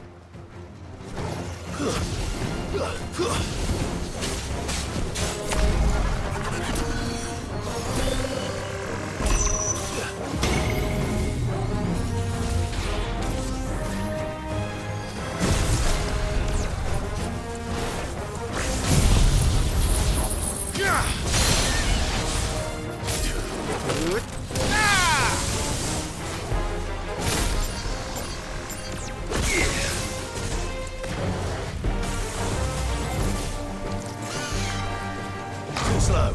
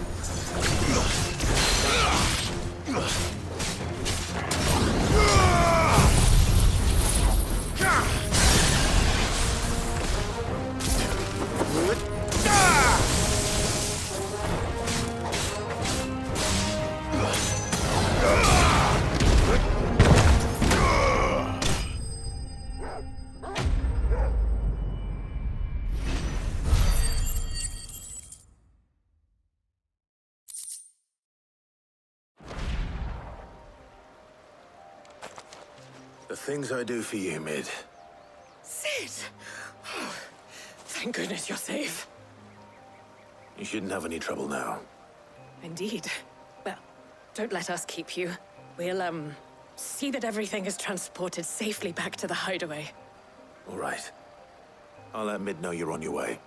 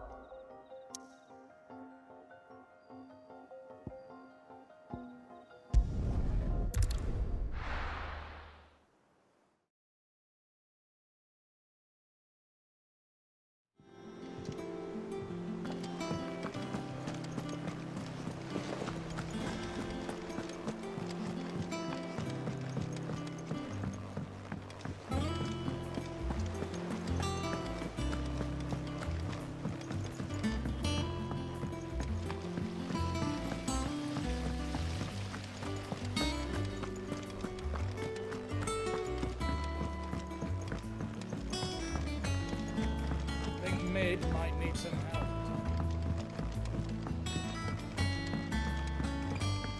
If I don't come up with something soon. Mid. Helena has recovered the material for the helm. She'll be along shortly. Excellent. Another job well done. And just one remaining. Right. Right, the shielding. This one's a bit of a bugger. How so?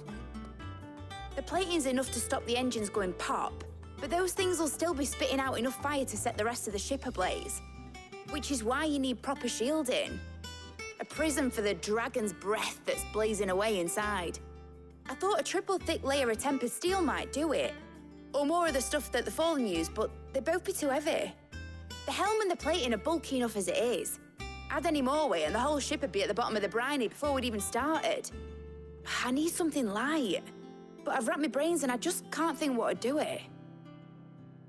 Well, if I were in need of obscure knowledge, I know whose counsel I would seek. Harpocrates. Tomes? Yeah, well, I'd thought of that, obviously.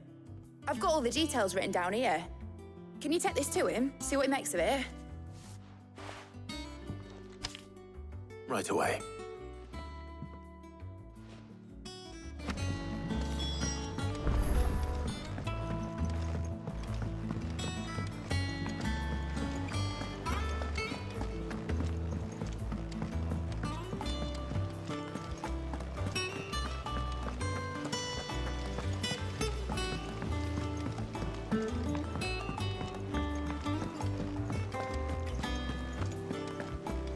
Seeing troops amassing.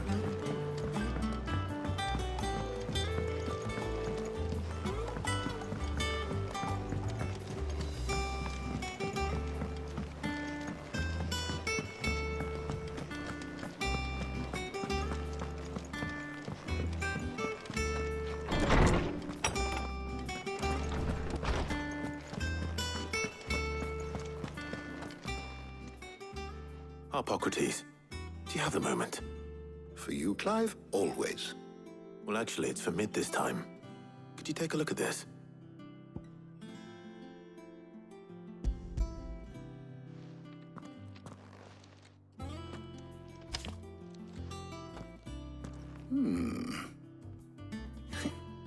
Shielding for a mithril engine. Whatever will that girl think of next? What are these notes around the edges? She has some specific requirements for the materials. The shielding needs to be able to resist extreme heat on the inside, and yet remain cool enough on the outside not to set the ship alight. while also being light enough not to sink it. As you can imagine, she's struggling to find anything that meets her needs. I see. I wondered if you might know of a solution, or if you might be able to search the records for one.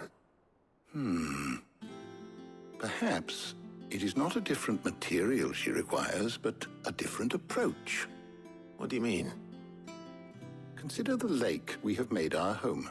Its blighted waters eat away far more quickly than fresh water or even brine, at timber and steel alike. And yet, we have made a home here from those very materials nonetheless. We have. But Bardolph must varnish every board twice over to keep it from rotting. And Obelisk complains that without a constant supply of pitch. I see. Early Gregorian histories speak of a preparation known as moon dew. It is said to be able to resist even the most ferocious flames. Before the dragoons tamed the worms and wyverns of the realm, nobles would daub their castle walls with it in order to guard against dragonfire. So if we could recreate it... It might be applied to some material or other in order to provide the protection it requires. As to how best to apply it and to what material, perhaps Bardolph and Obelisk might be of assistance. I shall speak to them and see what wisdom they might have to offer. If you would be so kind as to procure the necessary ingredients, I shall discuss the specifics of how it might be most effectively put to use with our two friends. The knowledge of the past may yet prove useful to we of the modern era. Thank you, Harpocrates. And since you're asking others to help you, perhaps I should too.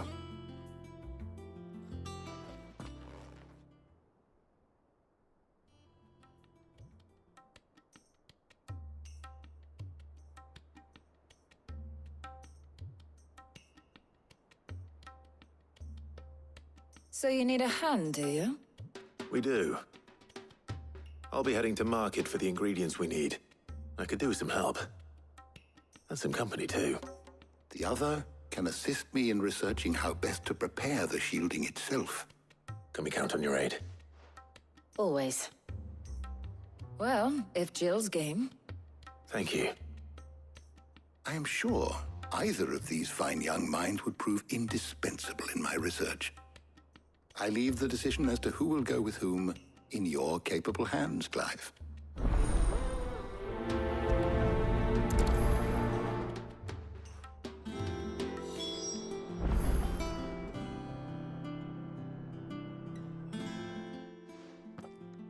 So, Clive, have you made your decision? Who will accompany you on your little excursion? Very well. So then, what do we need to find? I have taken the liberty of preparing a list. Here. White chocobo eggs. Pepio nuts. Are you sure this list is right?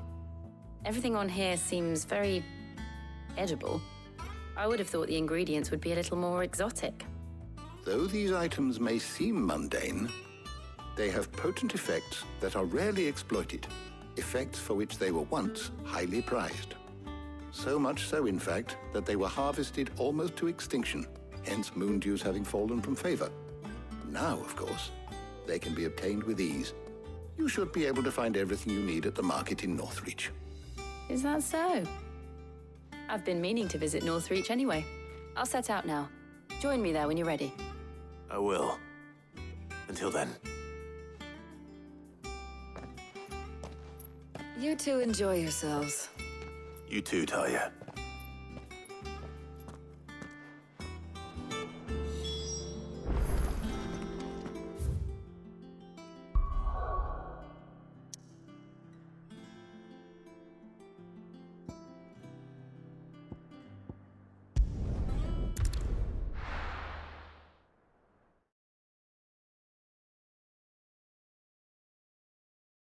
Now, where's Jill?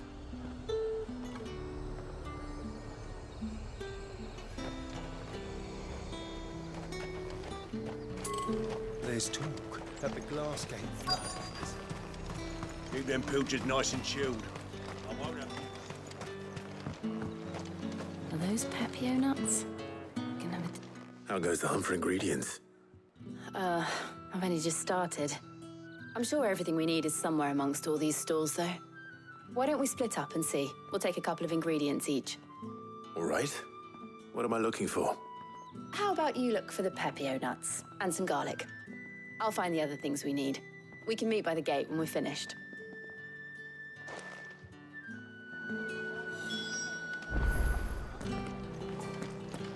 Up! You'll not find a bruised... Fresh cuts! Come and get them before they're gone. What can I interest you in today?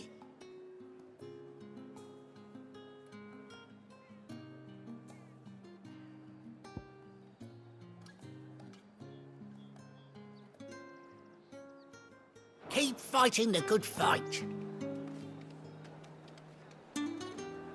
What can I interest you in today? Ah, yes.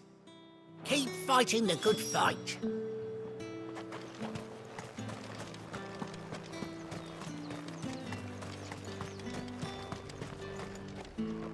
Oi, don't touch anything.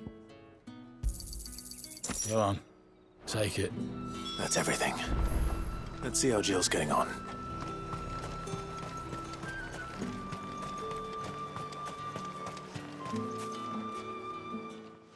Did you find everything?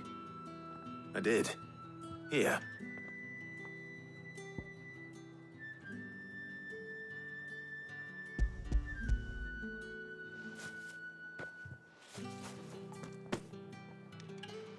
Garlic and pepio nuts. Perfect.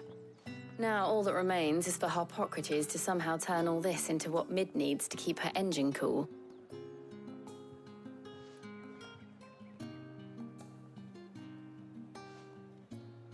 But before we head back, would you walk with me a while?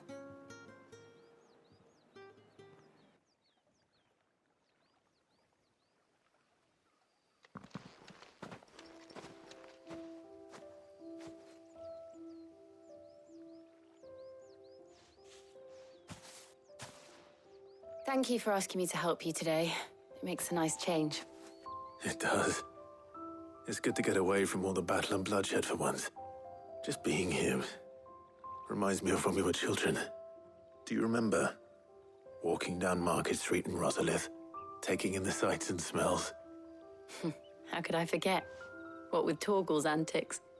Remember how his nose would prick up at the scent of sausages? He'd go racing away and we'd have to go running after him. We wouldn't catch you now, would we, boy? Was there anything you wanted to buy for yourself while we're here? There was, yes. Well, sort of. Molly in the kitchens told me about a place that sells particularly good pies. Thought you might like to share one with me. I would. Thank you. And I saw some bread.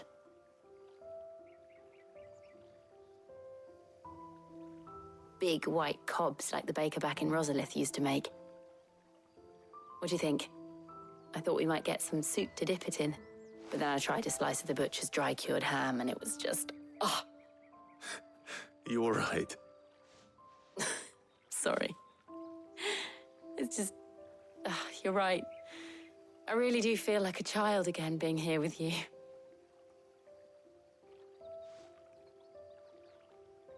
Clive.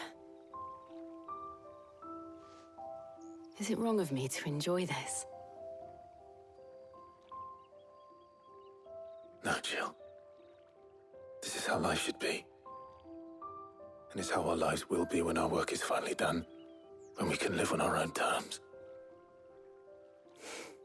I hope so. Thank you, Clive.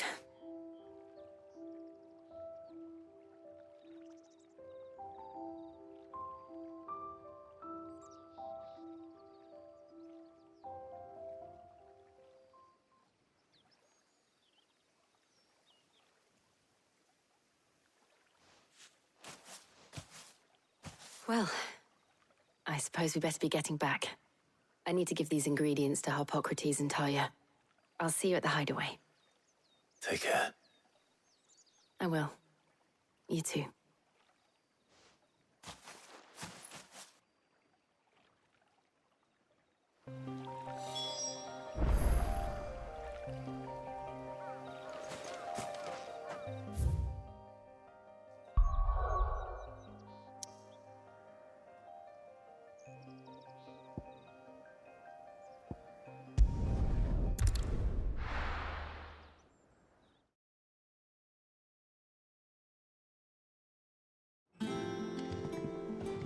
wonder how Harpocrates is getting on with the moon dew.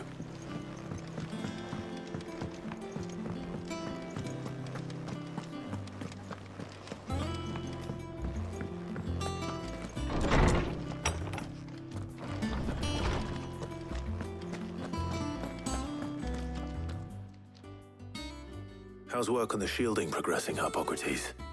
Well, very well indeed. And thanks in no small part to your kind assistance. I was just explaining to Tarja how we might best go about preparing the moon dew. And now that we have all the ingredients, we may begin. You can count on me. I've mixed more than a few mysterious concoctions in my time. I'm sure you have. What about the shielding itself? Work is underway, under the watchful eyes of Bardolph and Obolus. Apparently, it'll be ready soon. Thank you. All of you. Right then. Jill, would you join me in the infirmary? Many hands make light work and all that. Of course.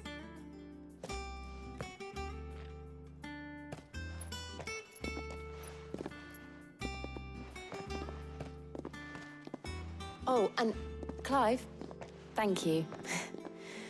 It was nice just being with you.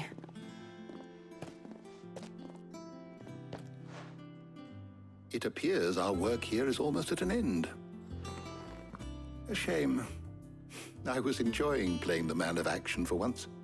When both the shielding and the moon dew are ready, it will merely be a matter of applying the one to the other.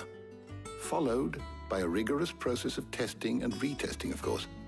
Perhaps someone ought to warn young Mid of that.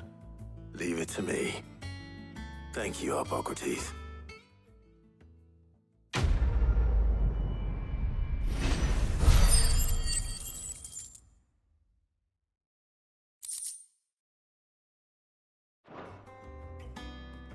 Well, I'd better go and give Mid the good news then.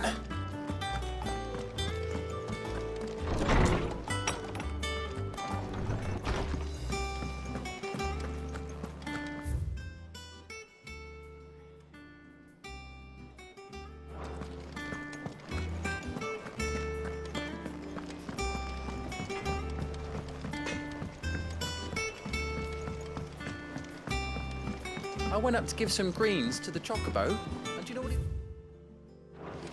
Only went and bloody bit me.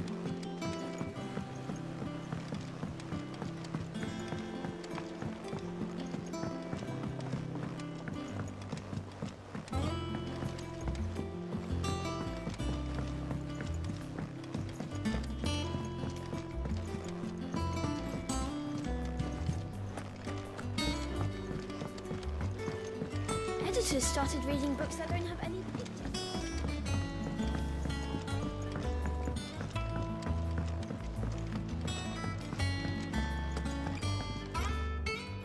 Sorry to keep you waiting, Mid. But you'll be pleased to know that work on the shielding is underway. You found something for it? In a manner of speaking, Harpocrates knew of a substance that's highly resistant to heat. A coating that should provide the protection you need. He's supervising the construction and testing of the shielding as we speak. Brilliant! I knew you wouldn't let me down. Don't thank me. I'm just the errand boy. Right then, better start working out how to bolt all these bits together. To the Black Hammer!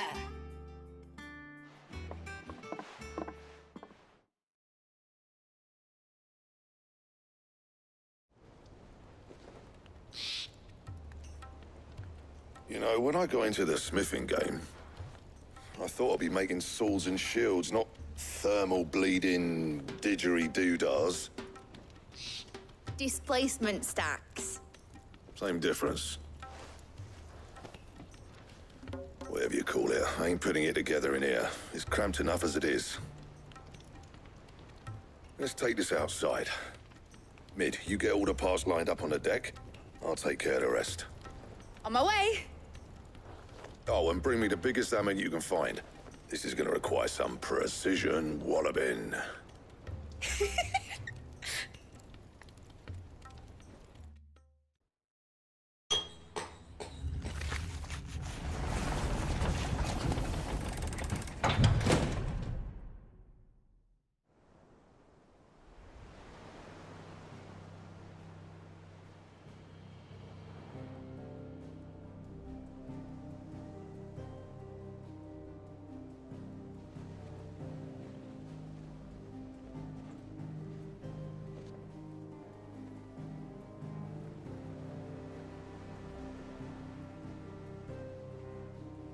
It's finished! It's finally finished!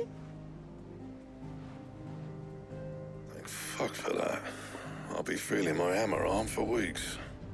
Thank you, Clive, Blackthorne, everyone. That's one down and just 3 more to go. I'm sorry. Oh, didn't I tell you? The Enterprise has 4 mithril engines, and we'll be needing a displacement stack for each. You don't mean... Don't worry. Now they've got a finished one to work off. My gang in Canva can build the rest. Good luck to them, I say. Right, I'm off to get a sling for this elbow. Any other work comes in, keep it to yourselves, eh?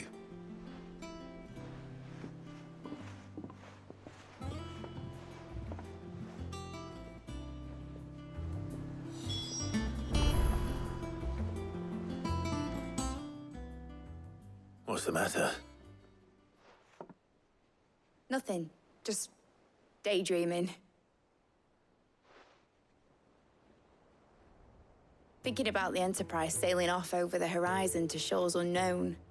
Searching for a land untouched by the Blight. Just like me and my dad planned. So if the worst came to the worst and every scrap of soil in the Twins turned black, we might still have a chance. That's what she was meant to be. You see, one last chance just in case we needed it. But now she's so close to being finished, I've realized I don't want her to be that. I don't want her to be just a lifeboat for us to cling to if things get desperate. I want people to sail aboard her by choice, not from the lack of it. In a world where we're not just trying to survive, but where we can actually live. I'm working on that. And I'll do everything I can to get you what you want. Don't you always? All right. My mind's made up. As soon as the Enterprise is fit to sail, I'm putting her under your command. Sod our plans, I'm trusting in yours. Are you sure about this? Something tells me it's what my dad would have wanted. He'd be proud of you. You were gonna visit his grave, weren't you? I was. And you can come too now that your little project is finished. Right. There's just one thing I need to finish up first. Won't be a mo. All right. I'll let Otto know you're coming. Meet us in the mess when you're ready. Aye, aye, Captain.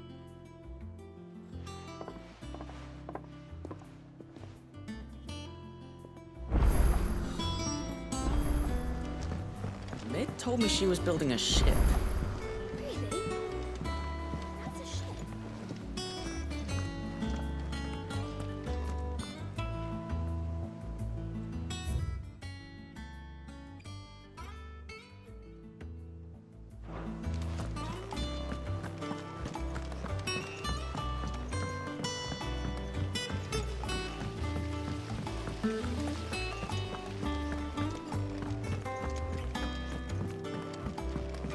I think Mid might need some help.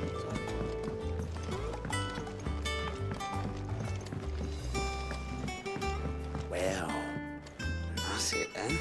Here, Sid. Reckon you might be just the man to help me out of a bit of bother, if you were mind to. Let's hear it. Well, it's about this alembic the chief's got me making. Lovely bit of kit it is. Bung in a solution you want splitting, and it will separate it out, just like that. Problem is, it won't always get rid of all the impurities. And with some of the stuff we need it for, that ain't good enough. Which is why I've been looking for something to filter the liquid we'll be cooking off. And that's where I was hoping you could help me out. I imagine Ty could get some use out of this alembic too. Distilling medicines and the like. All right. Why not? Proper job! So what exactly do you need for this filter? Nothing but bomb ash'll do, says the chief. Gave me a sample she'd obtained from the university stores. Couldn't believe my eyes. You pour the blackest blight water through it, and it comes out clear as a mountain stream. So, I did a bit of reading about where I might be able to get hold of some. And do you know what I found out? It's only the blimmin' bones of a bomb king. They leave them behind when they die, see? I take it that's where I come in. If you wouldn't mind. I saw a billet on the hunt board for one just the other day. Would have gone myself, but, well, fighting dirty great balls of flame isn't exactly my forte. You, on the other hand... All right. I'll see what I can do. Thank you kindly. And a good hunting, eh?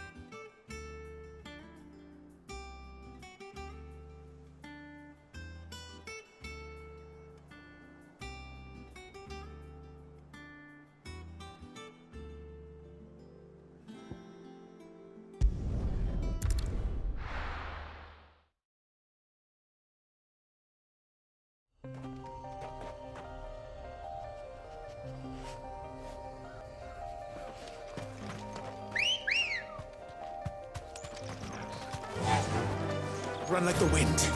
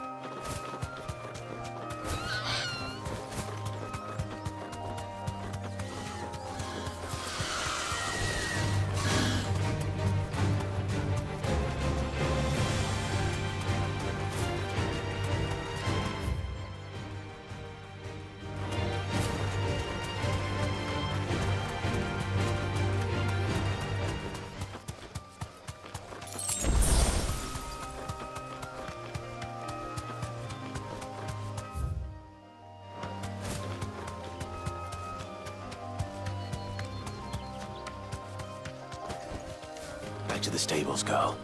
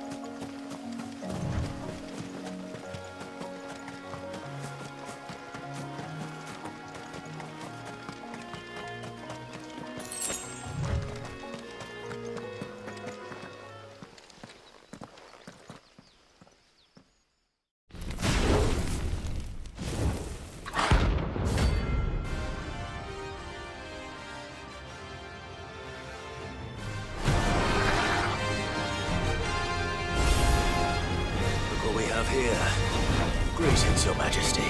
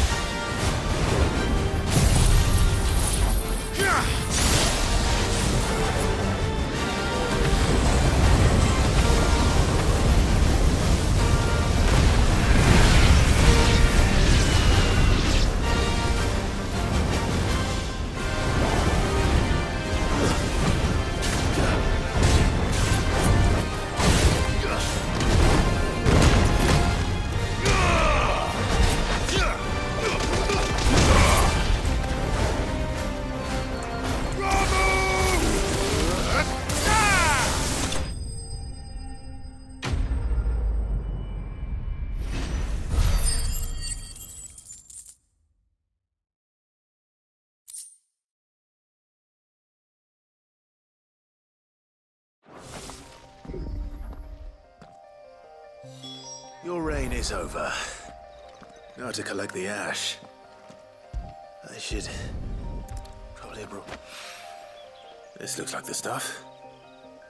Let's see if there's any more.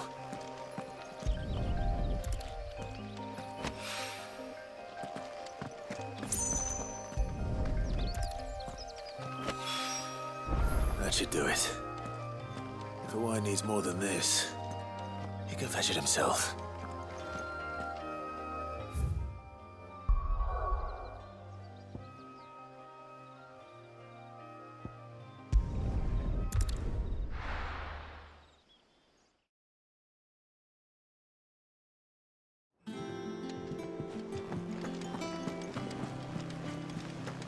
Is that the thing Tomes helped to do? Ned told me she was building a ship.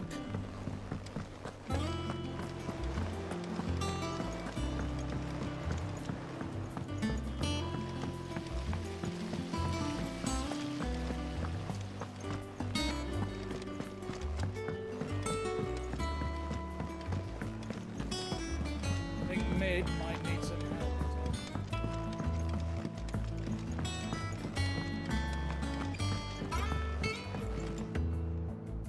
All right there, Sid? How's that hunt for the bomb ash going? I have it here.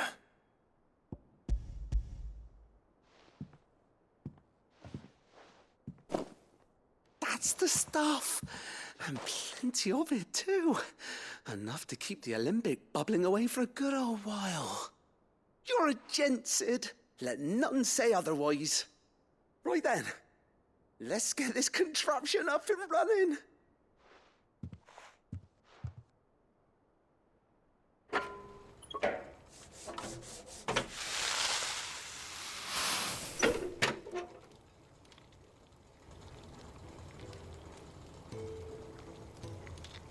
There we have it.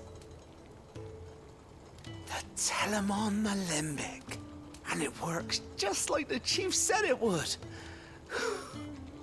Very impressive. Says the man who cut down a burning boulder. Speaking of which, I still haven't returned the favor. There's no need. The good it will do for the hideaway is reward enough.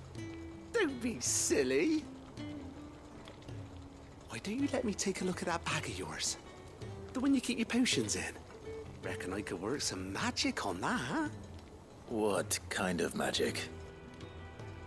Well, we happen to have isolated a substance in our test run of the alembic that I reckon will make even the toughest leather supple as anything. Thought we might use it to breathe new life into old boots and the like. Save the hideaway a few gil.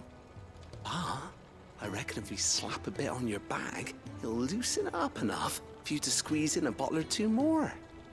Well, it can't hurt to try, I suppose. That's the spirit. Leave it with me. I'll only be a mo.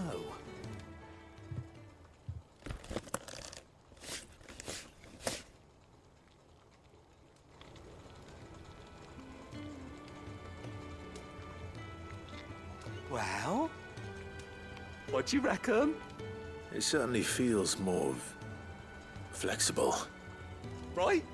Told you. Thank you. I think. No. Thank you for supporting Mid and the rest of us in our endeavors. Without you, we'd never have been able to discover wonders like that stuff I rubbed on your bag.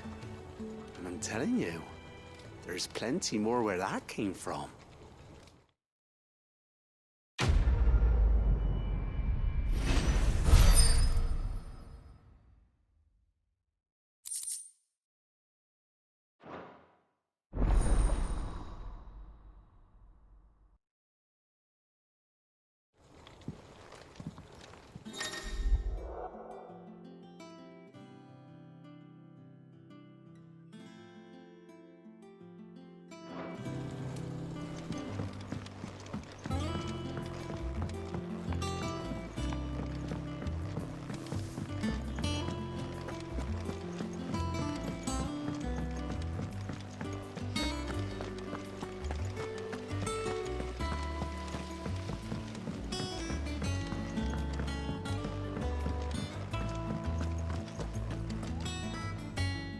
Clive?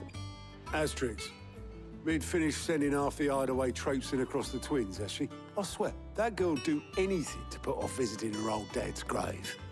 No excuses now, though, eh? Not quite.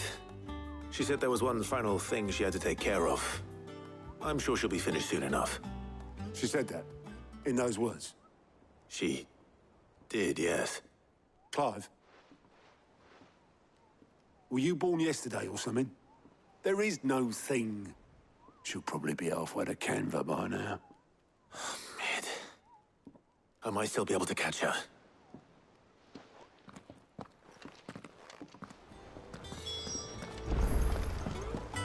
Mid told me she was building a ship. Is that the thing Tomes helped? Obelith, have you seen Mid? Yep. In a boat, going that way. Then I'm too late. You in a hurry and all, are you? Oh, I offered to take her across, but she wouldn't wait. Just paid for a dinghy and rowed off.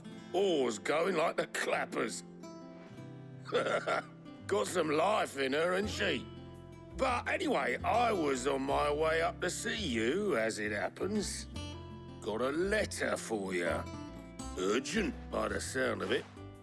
One of your uncle's men said I was to hand it to you in person, post-bleeding haste. And you're here now. Thank you, Obelith. Don't mention it. What tidings, Uncle?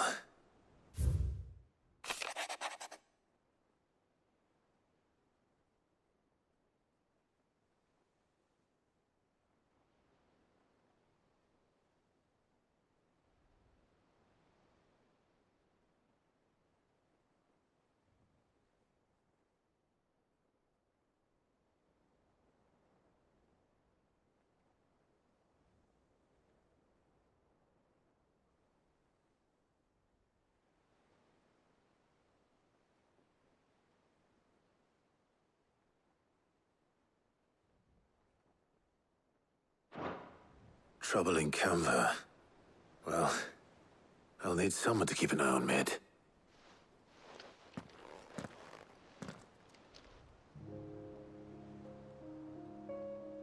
So what? Mid got us to do all the dirty work and then just sailed off into the sunset? It, seems that way.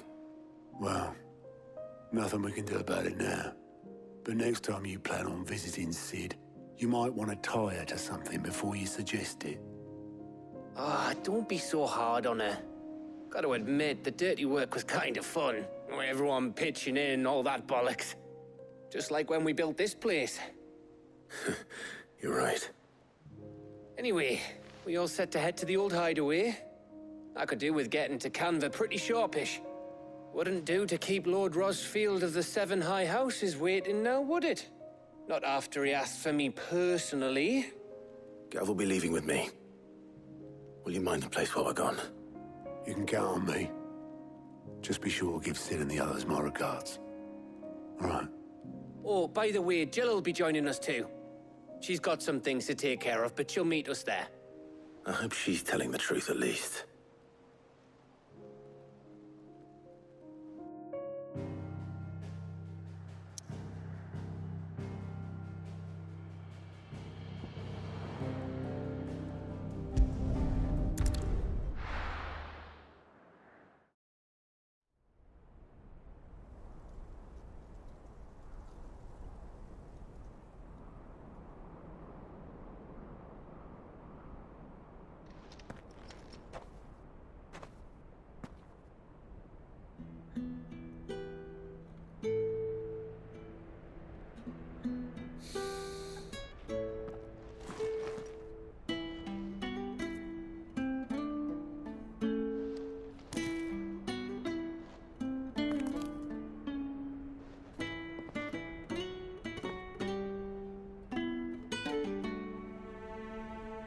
Well, Sid,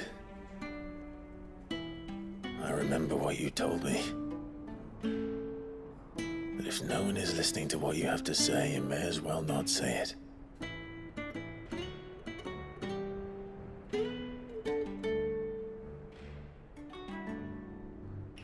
say this, old friend. Hugo Coeurl is gone. His shadow looms over us no longer. It's a pity the Phoenix can't be in two places at once. If he'd have been with us, maybe he could have done something for the lost. Not even the Phoenix can bring people back from the dead. Life has a beginning and an end. So we must live while we have the chance. And not as slaves to the crystals, but as free men. May we join you?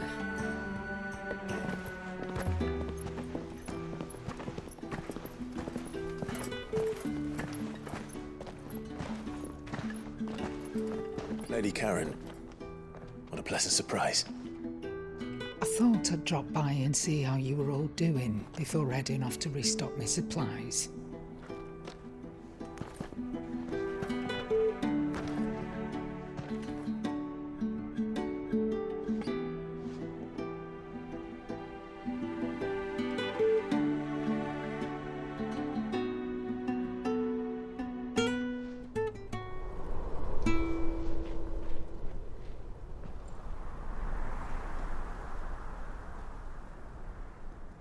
It wasn't the most scenic view back then, but it were never as bad as this. I know. The blight marches on. And soon, there'll be no escaping sights like these.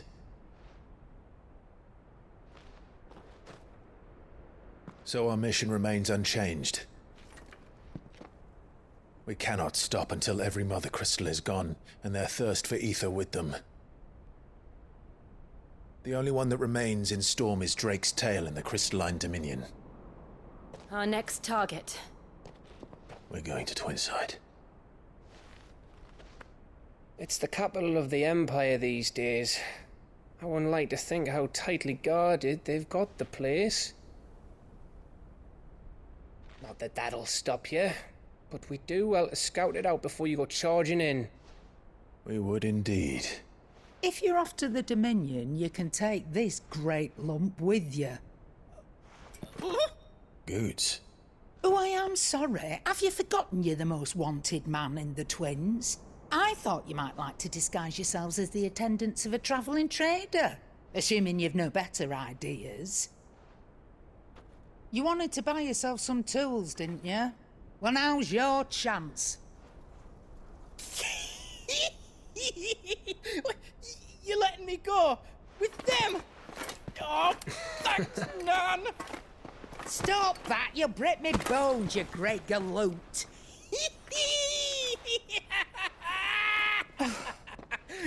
There's a caravan that runs back and forth between the Dominion and the Bocklad markets. It's managed by the Merchants Guild. Just show them Goots' traders past and you'll be on your way. It'll be a damn sight less risky than footing it the length of the Crystal Road. That's for sure. Thank you, Charon. And glad to have you with us, Goots. Okay then. I'll get me things and I'll meet yous there. See yous down in Bocklad. Get off! Me poor fingers! Jill, you're with me. Understood. And Gav? Already on my way, Captain. Be careful. Aren't I always?